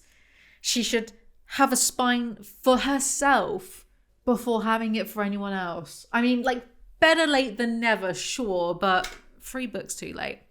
You don't want me, he whispers. Oh no you don't, Grey. I'm still here, aren't I? I snap. Taking my mascara, I apply some to my right eyelashes. You thought about leaving? His words are barely audible. When one's husband prefers the company of his ex-mistress, it's usually not a good sign. He is so pathetic. I don't know how this isn't completely off-putting for Anna anyway. Like, just a permanent turn-off. I don't know how she's not already divorcing him. I don't know how she's not already divorcing him. I skimmed ahead, and now I'm pissed again. I look hot just in underwear and boots, I know. Standing, I gaze dispassionately at him. He blinks and his eyes travel swiftly and greedily down my body. I know what you're doing here, he murmurs, and his voice has acquired a warm, seductive edge. Do you? And my voice cracks. No, Anna, hold on. He swallows and takes a step forward. I step back and hold up my hands. Don't even think about it, Grey, I whisper menacingly. You're my wife, he says softly, threatening. I'm the pregnant woman you abandoned yesterday, and if you touch me, I will scream the place down. His eyebrows rise in disbelief. You'd scream? Bloody murder, I narrow my eyes. No one would hear you, he murmurs, his gaze intense, and I'm briefly reminded of our morning in Aspen. No. It's the way she's genuinely at the end of her tether with him, and he's yet again attempting to fuck his way out of the problem. And it's also the way James clearly thinks Christian will still somehow make a good father. 'Cause he's rich. By that logic, Elon Musk is father of the year to his 100 love children. I can barely breathe. If he touches me, I will succumb. I know the power he wields over me, over my traitorous body. I know. Grow up. I had a drink with someone I used to be close with. We cleared the air. I'm not going to see her again. You sought her out? Not at first. I tried to see Flynn, but I found myself at the salon. And you expect me to believe that you're not going to see her again. I cannot contain my fury as I hiss at him. What about the next time I step across some imaginary line? This is the same argument we have over and over again. It's like we're on some Ixion's Neil. No, it's like we're on some Ixion's wheel. That's the horse from Final Fantasy. If I fuck up again, are you going to run back to her? I'm not going to see her again, he says with a chilling finality. She finally understands how I feel. I blink at him. What does that mean? He straightens and runs a hand through his hair, exasperated and angry and mute. I try a different tack. Why can you talk to her and not me? It's the way he's lying by saying it was a drink when he got steaming hammered. And also I know he's lying because later on, he says halfway through the second bottle of wine with her, shut up. And it's also the way Anna is his wife and now the mother of his child, and he still can't talk to her without fucking her into submission, but he can talk to his ex-nods. So it might as well just be considered emotionally cheating, really, right? A nuanced concept that I'm sure is lost on James. You don't say, I snap. Well, I am mad at you right now. Mad at you for being so cold and callous yesterday when I needed you. Mad at you for saying I got knocked up deliberately when I didn't. Mad at you for betraying me. I managed to suppress a sob. And it's also the way that when Anna was really vulnerable and needed Christian, he bounced to get drunk with a complicated ex. You can't really bounce back from that. It's a mighty fine floor show, he whispers. He steps forward and I step back again. Don't. I hate that you won't let me touch you. Again, he's trying to hump her into submission. His eyes flare and widen briefly. She doesn't mean anything to me. That is what they all say, which is funny, innit? Because if they mean nothing, then nothing is what you'd risk screwing your entire marriage or relationship over for. Her. I don't need her. I need you. You didn't yesterday. That woman is a hard limit for me, Christian. She's out of my life. I wish I could believe you. For fuck's sake, Anna. The audacity of this man. Divorce. Take the money. Raise little blip yourself, babe. I stand frozen until I hear the door close. I stagger to the bed and flop down on it. I do not resort to tears, shouting, or murder, nor did I succumb to his expertise. I deserve a Congressional Medal of Honor, but I feel so low. We resolved nothing. This is bleak, innit? Is our marriage at stake here? Yes! I mean, I think we all do know here that he wouldn't actually sleep with Mrs. Robinson or another woman, but if he had, I think Anna would still forgive him because this book sets back feminism by about 2,000 years.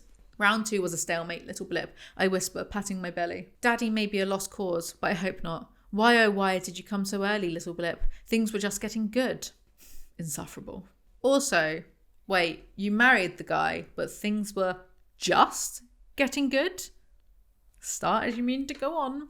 Hannah has my latte waiting for me. I take one sniff of it and my stomach roils. Can I have some tea, please? I mutter, embarrassed. I knew there was a reason I never really liked coffee. It smells foul. What does this even mean? If you know, what? She never really liked coffee, but now she's pregnant. It's even worse. I knew there was a reason I never really liked it. I don't know, whatever. During the course of the morning, I sporadically check my emails, hoping for word from Christian, but there's nothing. As the day wears on, I realise he's not going to contact me at all, and he's still mad. He is pathetic and not fit to be a father. I throw myself into my work, pausing only at lunchtime for a cream cheese and salmon bagel. It's extraordinary how much better I feel once I've eaten something. Neither is she, as she hasn't realised yet. Basic biological functions equal happier human. She goes to visit Ray. Oh, Daddy. I rush to his side, and in a very uncharacteristic move, he opens his arms wide and hugs me. Annie, he whispers, what is it? He holds me tight and kisses my hair. As I'm in his arms, I realise how rare these moments between us have been. Why is that? Is that why I like to crawl into Christian's lap? Holy random daddy issues, Batman. Paging Dr. Flynn again. Dr. Flynn must make a lot of money from these guys, right? They must be like his star patients. Ray's brow is furrowed with concern. Tell your old man. I shake my head. He doesn't need my problems right now. She knows Ray will rightfully try to kill Christian. We had a fight, I whisper, trying to speak past the knot in my throat. We'll work it out. He nods. He's a fine man, your husband. No, he isn't. He is literally just rich. That's it. Anna goes home. Coming up. And Anna, you should know Mr. Gray was frantic this morning when he thought you'd left. He was beside himself. She smiles fondly. Oh, so what? Who cares? He's still not home by 9 o'clock. I'm sitting at my desk in the library wondering where he is. I call him. Anna, he says, his voice cool. Hi, he inhales softly. Hi, he says, his voice lower. Are you coming home? Later. Are you in the office? Yes. Where do you expect me to be? With her. I'll let you go. There is no way they are going to work through this without divine author intervention. I place my hand on my belly. Maybe it's just too early. Maybe this is not meant to be. And even as I think that, my subconscious is screaming, no, if I terminate this pregnancy, I will never forgive myself or Christian. Wah. Curling up beneath the duvet, I finally let myself go. To be honest, little blip or Christian. To be honest, right? Not really a competition there, is there? Curling up beneath the duvet, I finally let myself go. Sobbing into my pillow, great heaving, unladylike sobs of grief. I sit up and swing my legs out of bed. On the floor beside the bed is Christian's silver grey tie, my favourite. It wasn't there when I went to bed last night. I pick it up and stare at it, caressing the silky material between my thumbs and forefingers, then hug it against my cheek. He was here, watching me sleep, and a glimmer of hope sparks deep inside of me. What a pushover. He did, she pauses.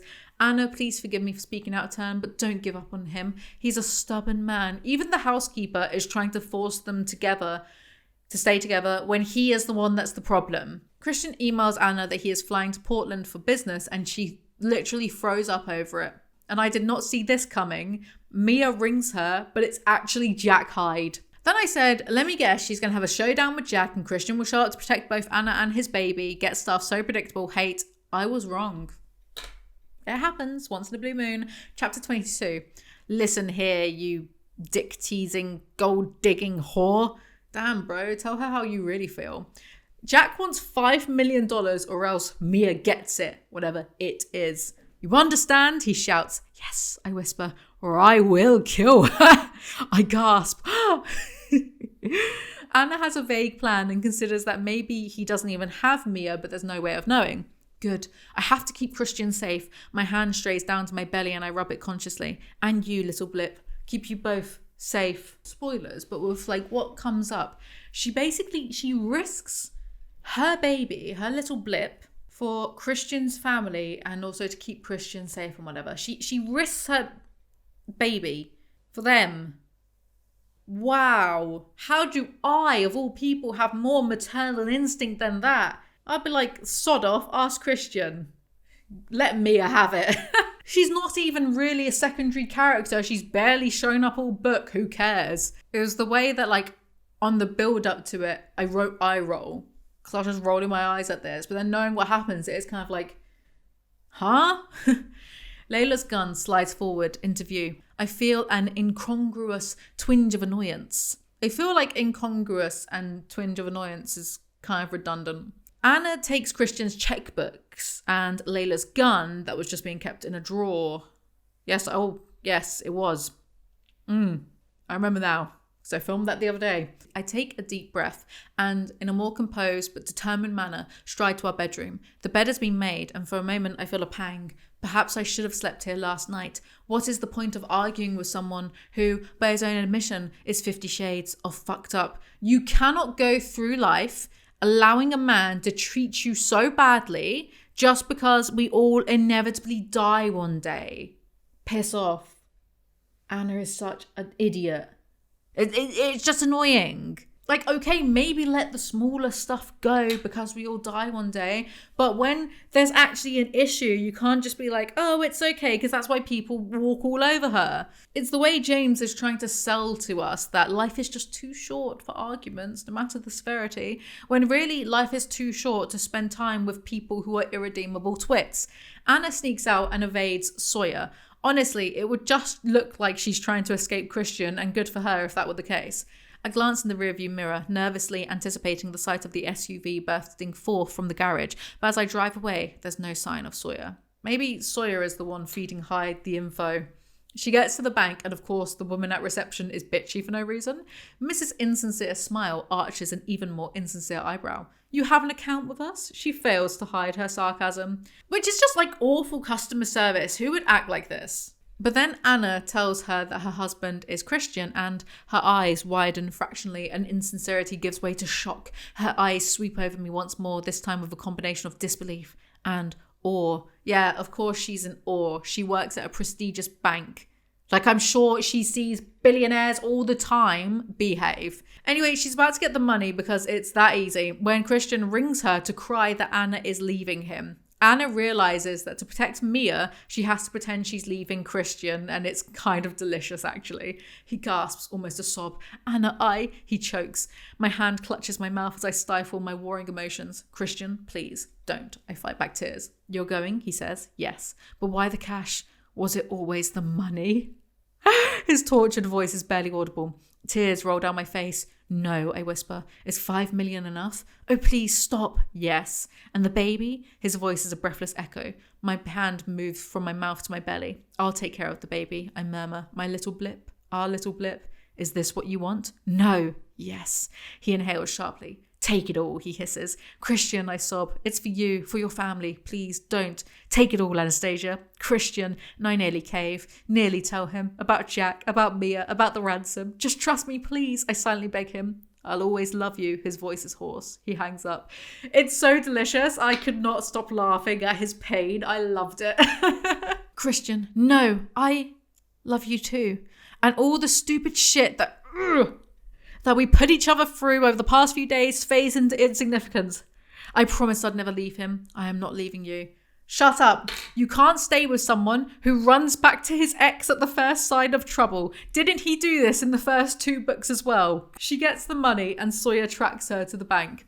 Whelan regards me in growing desperation and bewilderment. He must think I'm crazy, this is the bank manager. You are crazy, my subconscious snaps. Mia's life is on the line, so it's hardly the time for random neurosis. She calls Jack, who knows Sawyer followed her, and he sent a car to get her at the back of the bank. So he's like an expert stalker. He's basically Christian light, but he's demonized for it because he's not hot. The car awaits her, and it's Elizabeth Morgan from The Office who is driving. So it is literally the way that this script took me so long to write. Every time Elizabeth was mentioned, I was like, who the hell is Elizabeth? Quiet, she says, but I sense her unease. Does she have some kind of hold on you? I ask. Her eyes shoot to mine and she slams on the brakes, throwing me forward so hard that I hit my face against the headrest of the front seat. Elizabeth is so real for that. And in that moment, I know he does. Something so awful that she's prepared to do this for him. I wonder briefly what that could be. Theft from the company? Something from her private life? Something sexual? I shudder at the thought. Christian said none of Jack's PAs would talk. Maybe it's the same, perhaps it's the same story of all of them. That's why he wanted to shag me too. Is sex with Jack so embarrassing that you'd be willing to kidnap and blackmail people so it doesn't come out? Just how butters is this dude? They go to an abandoned area of town. Well, looky here. Jack emerges. Terrifying. Good, Jack snarls, and from nowhere he lashes out, backhanding me hard across the face. Yikes. The ferocious, unprovoked blow knocks me to the ground, and my head bounces with a sickening thud off the concrete. Pain explodes in my head, my eyes fill with tears, and my vision blurs as the shock of the impact resonates, unleashing agony that pulses through my skull. I scream a silent scream of suffering and shocked terror. Oh no, little blip, worry more about your own skull smashing off of the concrete, dude. He then kicks her in the ribs. So now is the time to worry about little blip. Jack, Elizabeth screeches, not here, not in broad daylight, for fuck's sake. The bitch deserves it, he gloats to Elizabeth. That sure is some cartoon villainy. Anna shoots Jack through the knee and passes out just as Christian appears. Chapter 23. There is only pain. My head, my chest, burning pain. My side, my arm, pain, and hushed words in the gloom. This is absolutely nothing on Bella burning up for an entire chapter in Breaking Dawn. Where am I? Though I try, I can't open my eyes. The whispered words become clearer, a beacon in the darkness. Her ribs are bruised, Mr. Grey, and she has a hairline fracture to her skull, but her vital signs are stable and strong. Why is she still unconscious? It's giving Poundland. Why is she so still? It's the morphine. The way Twilight has become high literature in comparison to this drivel. I miss Twilight. I love it. I'm doing Midnight Sun. I'm finishing Midnight Sun as soon as I'm done with this. I miss it so. And the baby. The words are anguished, breathless. The baby's fine, Mr. Grey. Oh, thank God. The words are a litany, a prayer. He's worried about the baby. The baby? And the baby? Oh, thank God. Little Blip is safe. And the baby? Oh, thank God. He cares about the baby. And the baby? Oh, thank God. I'm not going to be fine if I have to keep reading this crap. Also, all this does is teach your future child that it's okay if their future partner betrays your trust in some way. As long as they care about you in some capacity, it's fine. Anna overhears people talking and Mia was rehypnoled. Crazy. So Anna did actually end up saving her. The fog lifts, but I have no sense of time. If you don't take her across your knee, I sure as hell will. What the hell was she thinking? Trust me, Ray, I might just do that. No way is Ray talking about spanking his 22-year-old pregnant daughter to her own husband. Be normal for 5 minutes, book. You told me you would cut all ties. Grace is talking. Her voice is quiet, admonishing. I know, Christian sounds resigned, but seeing her finally put it all in perspective for me, you know, with the child, for the first time I felt uncomfortable. What we did. It was wrong. What she did, darling. You were a child. Christian, children will do that to you. They make you look at the world in a different light. Absolutely not. So he finds out Anna is pregnant, leaves in a rage with Anna to find Mrs. Robinson, then conveniently realizes that, hey, maybe Mrs. Robinson shouldn't have shagged him when he was a teenager and groomed him and stuff. And then he gets drunk with her. And then she texts him nice things despite basically realizing that she's a nonce. It just doesn't make sense. We always hurt the ones we love, darling. Now there's an excuse. She was mad at me. I'm sure she was. I'm pretty mad at you right now. I think you can only be truly mad at someone you really love. Do you think everyone who is mad at Osama bin Laden actually just loved him? Sweet oblivion beckons. God, I wish that were me. His stubble softly scrapes the back of my hand as he squeezes my fingers. How? Does he have stubbly palms? Anna finally wakes up and needs to pee, so Christian starts being rude to the nurses. Fine, he snaps and runs his hand through his hair. You have 2 minutes, he hisses at the nurses. Let me take her, he says and strides towards us. Mr. Grey, I can manage, Nurse Nora scolds him. He gives her a hostile glare. Damn it, she's my wife, I'll take her. They aren't paid enough for this. Tentatively, I sit down on the toilet. Go, I try to wave him out. No, just pee, Anna. Could this be any more embarrassing? I can't, not with you here. She can't even pee in front of her own husband. They are literally still in the relationship phase where you pretend the other doesn't go to the toilet. They should not be married. In police custody. Although Hyde is here under guard, they had to remove the bullet you left in him, Christian says bitterly. I don't know where in the hospital he is, fortunately, or I'd probably kill him myself. His face darkens. Oh shit. Jack is here. Jack being in the same hospital is kind of crazy. Anyway, Sawyer wasn't a secret mole for Jack after all. Boo. Don't be mad at me. Please, I whisper. I am so mad at you. What you did was monumentally stupid, bordering on insane. I told you, I didn't know what else to do. You don't seem to have any regard for your personal safety. And it's not just you now, he adds angrily. My lip trembles. He's thinking about our little blip. It had to take a near fatal event for him to give a shit about the pregnancy. Father of the year. So basically, after the bank phone call, Taylor told Christian that Hyde had been granted bail. It was never about the money, I snapped suddenly, an unexpected surge of anger flaring in my belly. My voice rises. How could you even think that? It's never been about your money. My head starts to pound and I wince. No, it's about Christian's winning personality instead. The Saab is fitted with a tracking device. All our cars are. By the time we got near the bank, you were already on the move and we followed. Why are you smiling? On some level, I knew you'd be stalking me. And that is amusing because, he asks. Jack had instructed me to get rid of my cell, so I borrowed Whelan's cell, and that's the one I threw away. I put mine into one of the duffel bags so you could track your money. Actually smart of Anna, I'll give her that. Crazy that this somehow makes Christian's stalking tendencies okay, though. They fall asleep in Anna's bed. Nurse Nora's mouth is pursed and her arms folded in hostility. I hold my fingers to my lips. Please let him sleep, I whisper, squinting in the early morning light. This is your bed, not his, she hisses sternly. She has so much contempt for Christian. Best character. He's a little mad at you, as he should be. Carrick smirks. Ah, this is where Christian gets it from. Christian is always mad at me. Is he? Carrick smiles, please, as if this is a good thing. Good God, Carrick. Read this series and then tell me if it's still good. What? I ask with my mouth full. I like to watch you eat, he says, but I don't think that's what he's smirking about. How are you feeling? Better, I mutter between mouthfuls. I've never seen you eat like this. I glance up at him, my heart sinks. We have to address the very tiny elephant in the room. It's because I'm pregnant, Christian. He snorts and his mouth twists into an ironic smile. If I knew getting you knocked up was going to make you eat, I might have done it earlier. Ah yes, pregnancy. The cure to unspoken eating disorders. Great advice, James. What kind of father could I possibly be? His voice is hoarse, barely audible. A shit one, but at least you'll be rich enough to pay for your kids' future therapy bills. You'll try and you'll succeed. Let's face it, you don't have much choice in the matter because Blip and I are not going anywhere. Blip? Blip.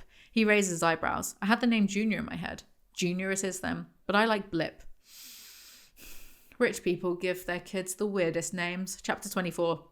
Mr. Grey, Mrs. Grey. Am I interrupting? Yes, snaps Christian. Clark ignores him. Clark is so real for that.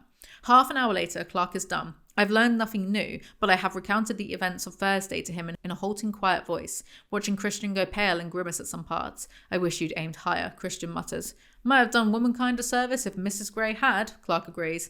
Anna could stop every dude bro with a podcast and it would still only just start to be reparations for the damage 50 Shades has done to womankind. Anna is ready to go home.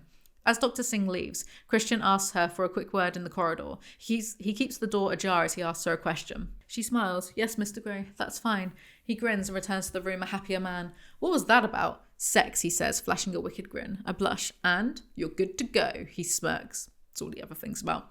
Nurse Nora joins us to remove my IV. She glares at Christian. I think she's one of the few women I've met who is oblivious to his charms. I thank her when she leaves my IV stand. Nurse Nora is me. Ray is fuming with Anna for playing hero. And poor Christian, I've never seen him like that. He's aged. I don't give a rat's ass. They get home and Anna breaks down. When the doors of the elevator slide open, Christian picks me up like a child. Aww.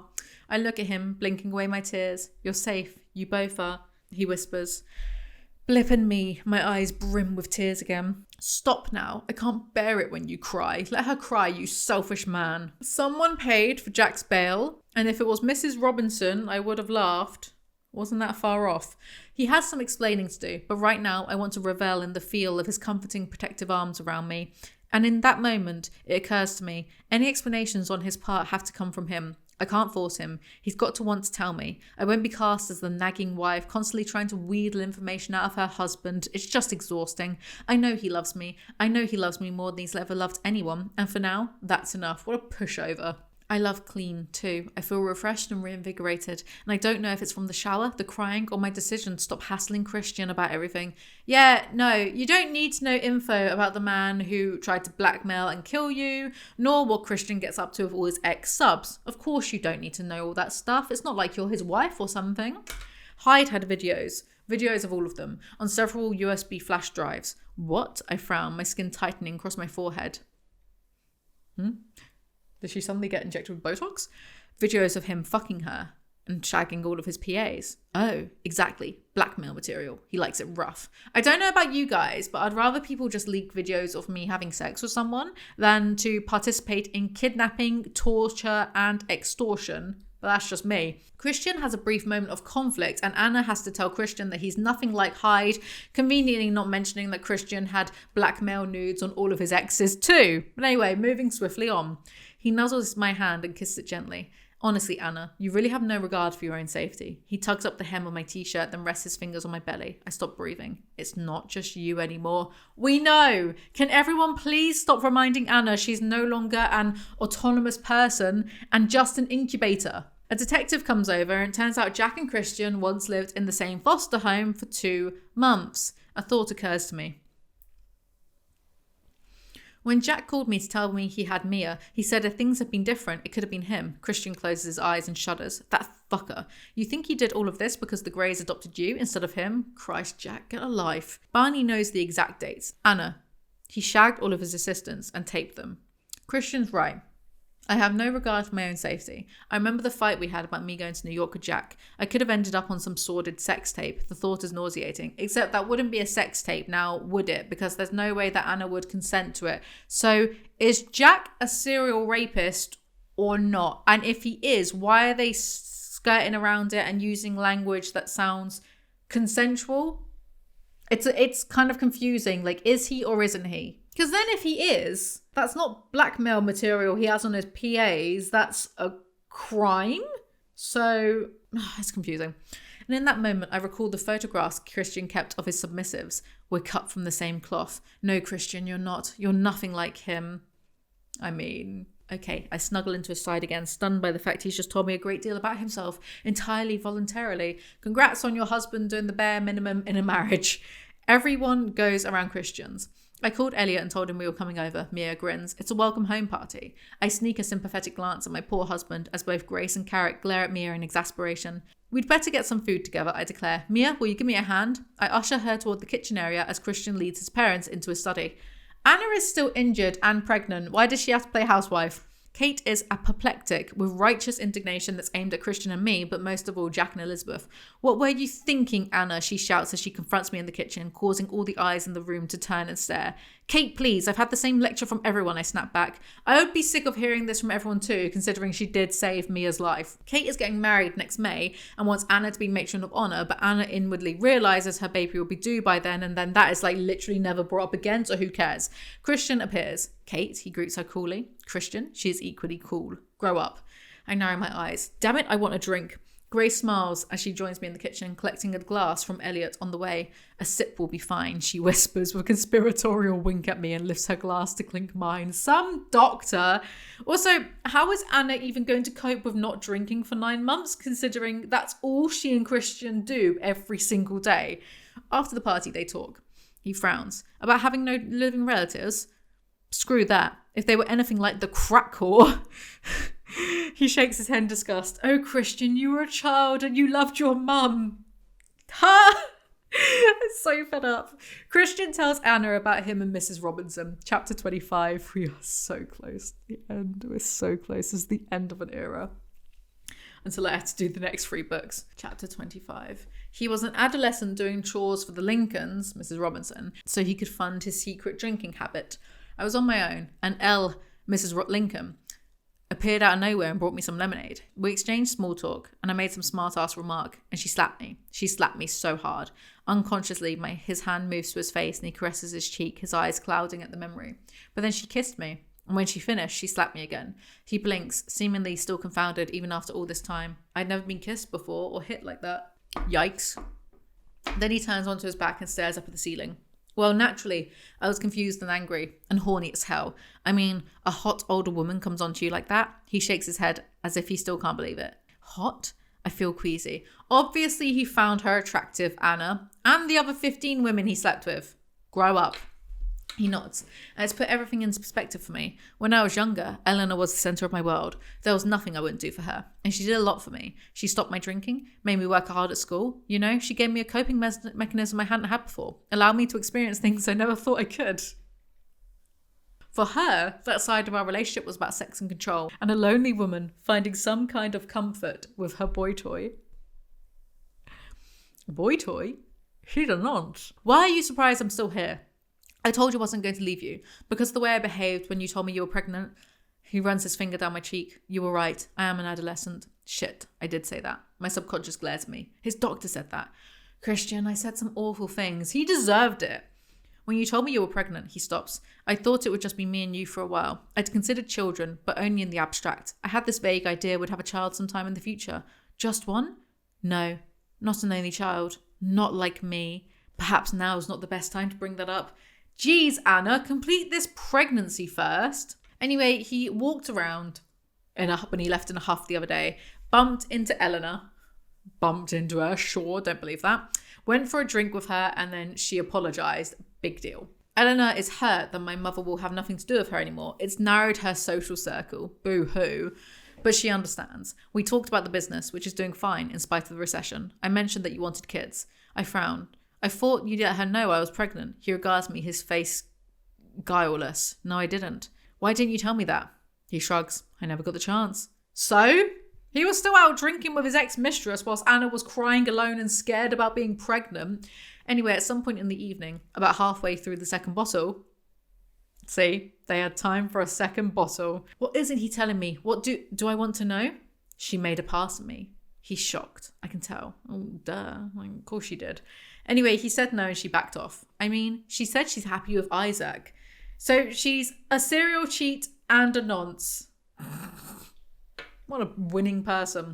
She left and he started drinking alone and then thought if he had a son and Eleanor happened to said son, how would he feel? It would make him uncomfortable. It's funny how he doesn't think if he had a daughter and then a billionaire started stalking her, if that would be uncomfortable or not. Anyway, that's all when Anna apologises to him for being mad. Pushover.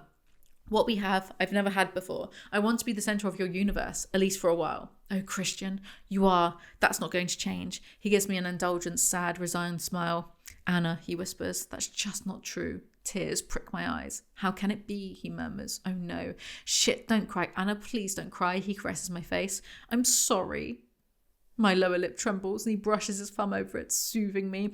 What the hell is she crying for now? She's saying sorry that a baby will be her first priority instead of Christian. Imagine apologising for that. Good Lord, is Christian that insecure or is she that dumb? Children love their parents unconditionally. Debatable. All babies, even you. Think about that children's book you liked when you were small. You still wanted your mum. You loved her. He furrows his brow and withdraws his hand, fisting it against his chin. No, he whispers. Yes, you did. My tears flow freely now. Of course you did. It wasn't an option. That's why you're so hurt. He stares at me, his expression raw. That's why you're able to love me. I murmur. Forgive her. She had her own world of pain to deal with. She was a shitty mother, and you loved her. James, you know that you don't have to love shitty people, yeah? The blood of the covenant is thicker than the water of the womb. I don't like how she's trying to force him into this and James is painting this as this is how we are going to fix his trauma. Like, it's okay to just let shitty people go. Anyway, Anna lets the Mrs. Robinson stuff go. After a few days, Anna is frustrated that Christian isn't sexing her because she's recovering, so she dresses sexy to try to seduce him. Mrs. Gray? Mrs. Jones tries to hide a smile. Would you like some breakfast? Please. Granola? I'd prefer scrambled eggs with whole wheat toast. Mrs. Jones grins, and Christian registers his surprise. Is this Anna's entire character development? She finally eats a bit more. He smacks his lips together as he takes a sip of coffee. He's a lip smacker, I knew it, worst type of people. Christian has been laid back ever since the talk, and continues to do so. And he's more accepting of the baby too. He hasn't gone out and bought a crib yet, but I have high hopes. High hopes that he'll buy a crib. Dream bigger than that, babe. He's a billionaire. You can buy 100 cribs. They visit the new house. It's really boring. They have a picnic in the meadow near the new house. This is just pure plagiarism. I am sickened and aroused. We are in our own bucolic heaven. He feeds me another strawberry and I chew and suck it gratefully. Eat normally, you freak. Welch, he snaps. He tenses and listens for a second or two, then suddenly bolts upright, 24/7. Thanks, he says through gritted teeth and hangs up. The change in his mood is instant. Gone is my teasing, flirtatious husband, replaced by a cold, calculating master of the universe. Ew. Eleanor's ex, Lincoln, is the one who posted Hyde's bail, so Christian consolidates all of the shares of Lincoln's company and fires the board, which, you know, what did they do to ruin things for Lincoln? Like, who cares about the collateral damage, I suppose? He pauses, seeming to weigh something in his mind, then takes a deep breath. Several years back, when I was 21, Link beat his wife to a pulp. He broke her jaw, her left arm, and 4 of her ribs because she was shagging me. His eyes harden. And now I learn he posted bail for a man who tried to kill me, kidnap my sister, and fracture my wife's skull. I've had enough. I think it's payback time. That is a mile a minute, dude. That's a lot to drop on me. I stop breathing. Christian gazes down at me, his eyes darkening. Did this turn him on? His fingers part, his lips part as he inhales, and in a deliberate move, the tips of his fingers brush against my sex. Holy shit. Desire detonates like an incendiary device, igniting my bloodstream. That's all it takes, apparently. Just the tips of his fingers. Christian's ego must be enormous. He still doesn't want to bang her in case he hurts her, though. Please, I need you. Every pore of my being is begging. This is what we do. It is the only thing you do. There's a really long and painfully boring foreplay scene, and then they have sex. You know, you're very bossy when we have sex. Are you complaining? No, I'm just wondering. You said you missed it. He stills, drinking me in. Sometimes, he whispers. Oh, well, we'll have to see about what we can do about that. I kiss him lightly on the lips, curling around him like a vine. Images of us together in the playroom, the talus, the table, on the cross, shackled to the bed. I love his kinky fuckery. Our kinky fuckery. Yes, I can do that stuff. I can do that for him, with him. I can do that for me. My skin tingles as I remember the riding crop. What amazing character development. At home, Christian is playing the piano. He's been so forthcoming over the past few days, so attentive, offering small insights into his day, his thoughts, his plans. It's as if he's breached a dam and has started talking. It only took marriage, a baby, and several near-death experiences to get there.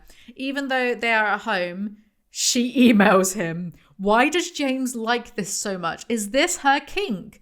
From Anastasia Gray, subject, my husband's pleasure. Sir, I await your instructions. Yours always, Mrs. G. Subject, from Christian Grey. Subject, my husband's pleasure. Love this title, baby. Ugh. Be ready. My heart starts to pound and I begin to count. 37 seconds later, the door opens. I'm looking down at his bare feet as they pause on the threshold. He says nothing. For ages, he says nothing. Oh shit. I resist the urge to look up at him and keep my eyes downcast. Finally, he reaches down and picks up his jeans. He stays silent, but heads into the walk-in closet while I remain stock still. Oh my. This is it. Good God, you're a loser. My insides liquefy. Oh no, what about little blip? Geez, life is never going to be boring with Christian, and I'm in this for the long haul. I love this man, my husband, my lover, father of my child, my sometimes dominant, my 50 shades. The end. But wait, there's an epilogue. She's sitting in the sun at the big house, finally at peace with spending Christian's money. Ah, then she thinks about them having sex the night before. I swirl my tongue around and between his fingers. Even I taste good on his fingers. Afterwards, they have pillow talk, and Anna is pregnant for a second time. How's my daughter? She's dancing. I laugh. Dancing? Oh yes, wow, I can feel her. He grins as Blip 2 somersaults inside me. You ready? I think she likes sex already. Weird thing to say after you've just had sex with your husband. Christian frowns. Really? He says dryly. He moves so his lips are against my bump. There'll be none of that until you're 30, young lady. Of course he's that type of man. Father. I giggle. Oh, Christian, you are such a hypocrite. No, I'm an anxious father. His eyes find mine, his brow furrowed, betraying his anxiety. You're a wonderful father, as I knew you would be. I caress his lovely face and he gives me his shy smile. Wonderful fathers don't try to police their daughter's sexuality before she's even born. And don't say he's joking because you know, we all know full well that he isn't. Christian, and I'm looking forward to the taste of breast milk again. Typical billionaire exploiting and taking what isn't rightfully theirs from hungry mouths that need it more. Ted has woken from his nap and he and Christian are romping nearby. I lie quietly, still marveling at Christian's capacity for play. His patience with Teddy is extraordinary, much more so than with me. I snort, but then that's how it should be. Yeah, keep telling yourself that, Anna. Give Christian all the excuses in the world. Mummy! Teddy bellows. I giggle snort at Ted's imperious tone, so like his dad. And he's only 2. Already, I fear for Teddy's future partners. Of course, Ted is the most beautiful and talented child on the planet, but then I am his mother, so I would think that, yeah, Teddy's future girlfriends don't have a chance in hell. Taylor appears with his kid, like I'm supposed to care about that too. And you're making money in these difficult times, Christian adds, his voice reflecting his pride. But I like you, barefoot and pregnant in my kitchen. I lean back so I can see his face. He gazes down at me, eyes bright. I like that too, I murmur, and he kisses me, his hands still spread against my bump. James isn't even trying to hide the agenda anymore. Have you thought any more about my suggestion? He stills. Anna, the answer is no. But Ella is such a lovely name. I'm not naming my daughter after my mother. No, end of discussion. Are you sure? Yes, grasping my chin. He gazes earnestly down at me, radiating exasperation. Anna, give it up. I don't want my daughter tainted by my past. Okay, I'm sorry. Shit, I don't want to anger him. That's better. Stop trying to fix it, he mutters. You've got me to admit I loved her. You dragged me to her grave. Enough. Nice to know, years on, she's still worried about angering him. But on the flip side, it does sound like Anna is being incredibly annoying and OTT. You're so good with him, he murmurs. This little one, I ruffle Ted's hair. It's only because I have the measure of you grey men. I smirk at my husband. Christian was her practice run.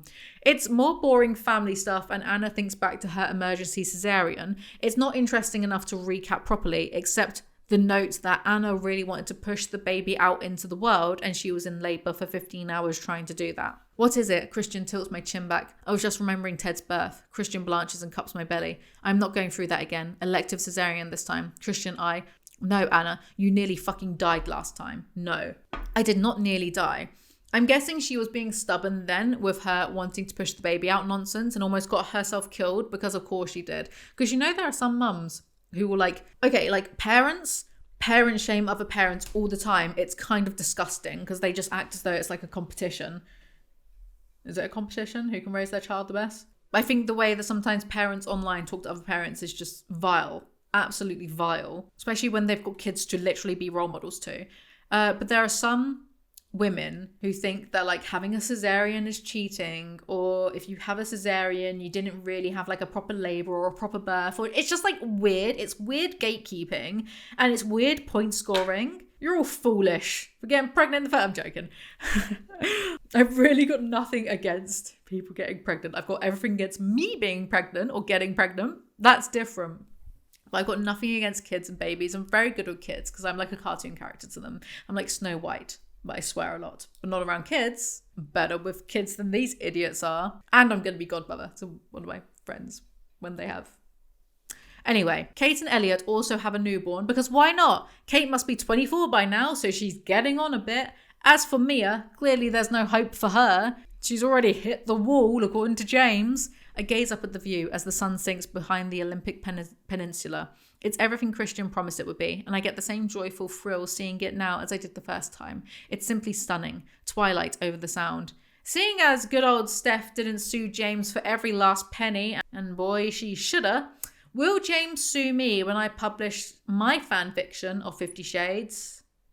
AKA 50 Shades of Greys. The alien. Only time will tell. He grins. She'll be a massive hypocrite if she tries to sue me. He grins and kisses me again. I love you, Mrs. Grey. That's not going to happen though, is it? 'Cause I'm not going to write it. No, I will. Don't steal my ideas. He grins and kisses me again. I love you, Mrs. Grey. I love you too, Christian. Always. Holy shit. That is the end of the epilogue, and there's a bonus chapter. I'm going to be sick. Just stop it. It's dead already. Already dead. It's year previous, and all Anna wants for her birthday is another baby.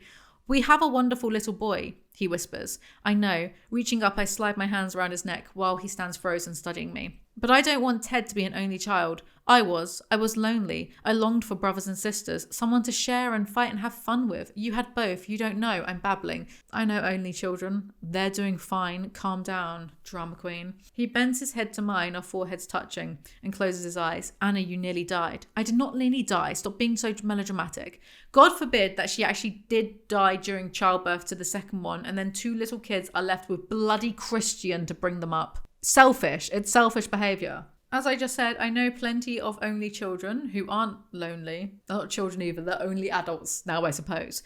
They aren't lonely because they have these things called friends, Anna. Try it sometime. Get ready for this. Strap in, strap on. He sighs. Now you're using sex as a weapon. I don't care. I want another child. My words hang between us as he tightens his hold on me, so I'm pressed against the length of him. Please, anything you want to do to me, I whisper as desire unfurls deep in my belly. You know, I want to. Finally, he kisses my forehead, then blows out a breath and gazes down at me. Really? Yes. And the mood between us shifts, heating and crackling with possibility as we drink each other in. Anything? He raises his eyebrows, his eyes darkening, and that oh-so-familiar frisson bubbles up inside me. Well, that has possibilities. He runs his thumb from my temple to my jaw. Okay, give me strength. I release him, ready for my confession. I've stopped taking my pills. What? His shock is palpable. I've taken matters into my own hands. I've made a unilateral decision. I thought, well, after last time and how you reacted, which also last time she thought that he was going to kill her or something. So I don't understand why this would be a good idea. Anyway, my voice trails off and I realize I'm babbling again. And I'm met with a wall of recriminating silence. Shit. He mutters something. I think it's always in charge. Closing his eyes, he shakes his head. Resigned? Angry? He's going to refuse my request? I have no idea. My heart is pounding. I don't want a repeat of last time. When he opens them again, they are blazing. This could go either way. You want another child? Yes. Okay, let's go make a baby. Isn't this abuse or assault? Reproductive coercion? What a way to end the series. How the turntables. Now it's Anna abusing Christian. That's her character development. The end. We did it. Acknowledgements, okay? She thanks everyone except for, her fans, the readers, and Stephanie Meyer, which, sorry, is such an audacity. That is so rude. You would literally not have a career if it wasn't for that beautiful, beautiful, foolish woman. I despise everything you stand for, James. I hate everything about this book. If this, I think maybe 6-hour-long video proves that. We're done. We're done. And now I need to edit this. Oh, God. Thank you to Blesser for sponsoring today's video. If you want to see more, make sure you like, comment, subscribe. I deserve it. Check out the channel memberships if you haven't already. If you're into that kind of stuff, no pressure, whatever, really. That was my exhaustive review of why 50 Shades Freed is, I think it's the worst thing I've ever read. I don't know. It's all just blurring into one awful blob. Anyway, don't worry, because E.L. James, intent on copying Stephanie Meyer with everything, rewrote the 50 Shades series from Christian's perspective, and all of those books are like 500 plus pages a piece. So we've still got 1,500 pages to go before we are done with this irredeemable garbage. So I'll see you on the next 50 Shades Grey video, probably in another 4 months' time. Thank you guys so much for watching. If you've been watching along with this series, thank you so much for your patience. Thank you for listening to these mega long videos. I don't know how you get fed up with it. My camera is about to die. That is a sign from God, divine intervention. See you guys next time. Bye.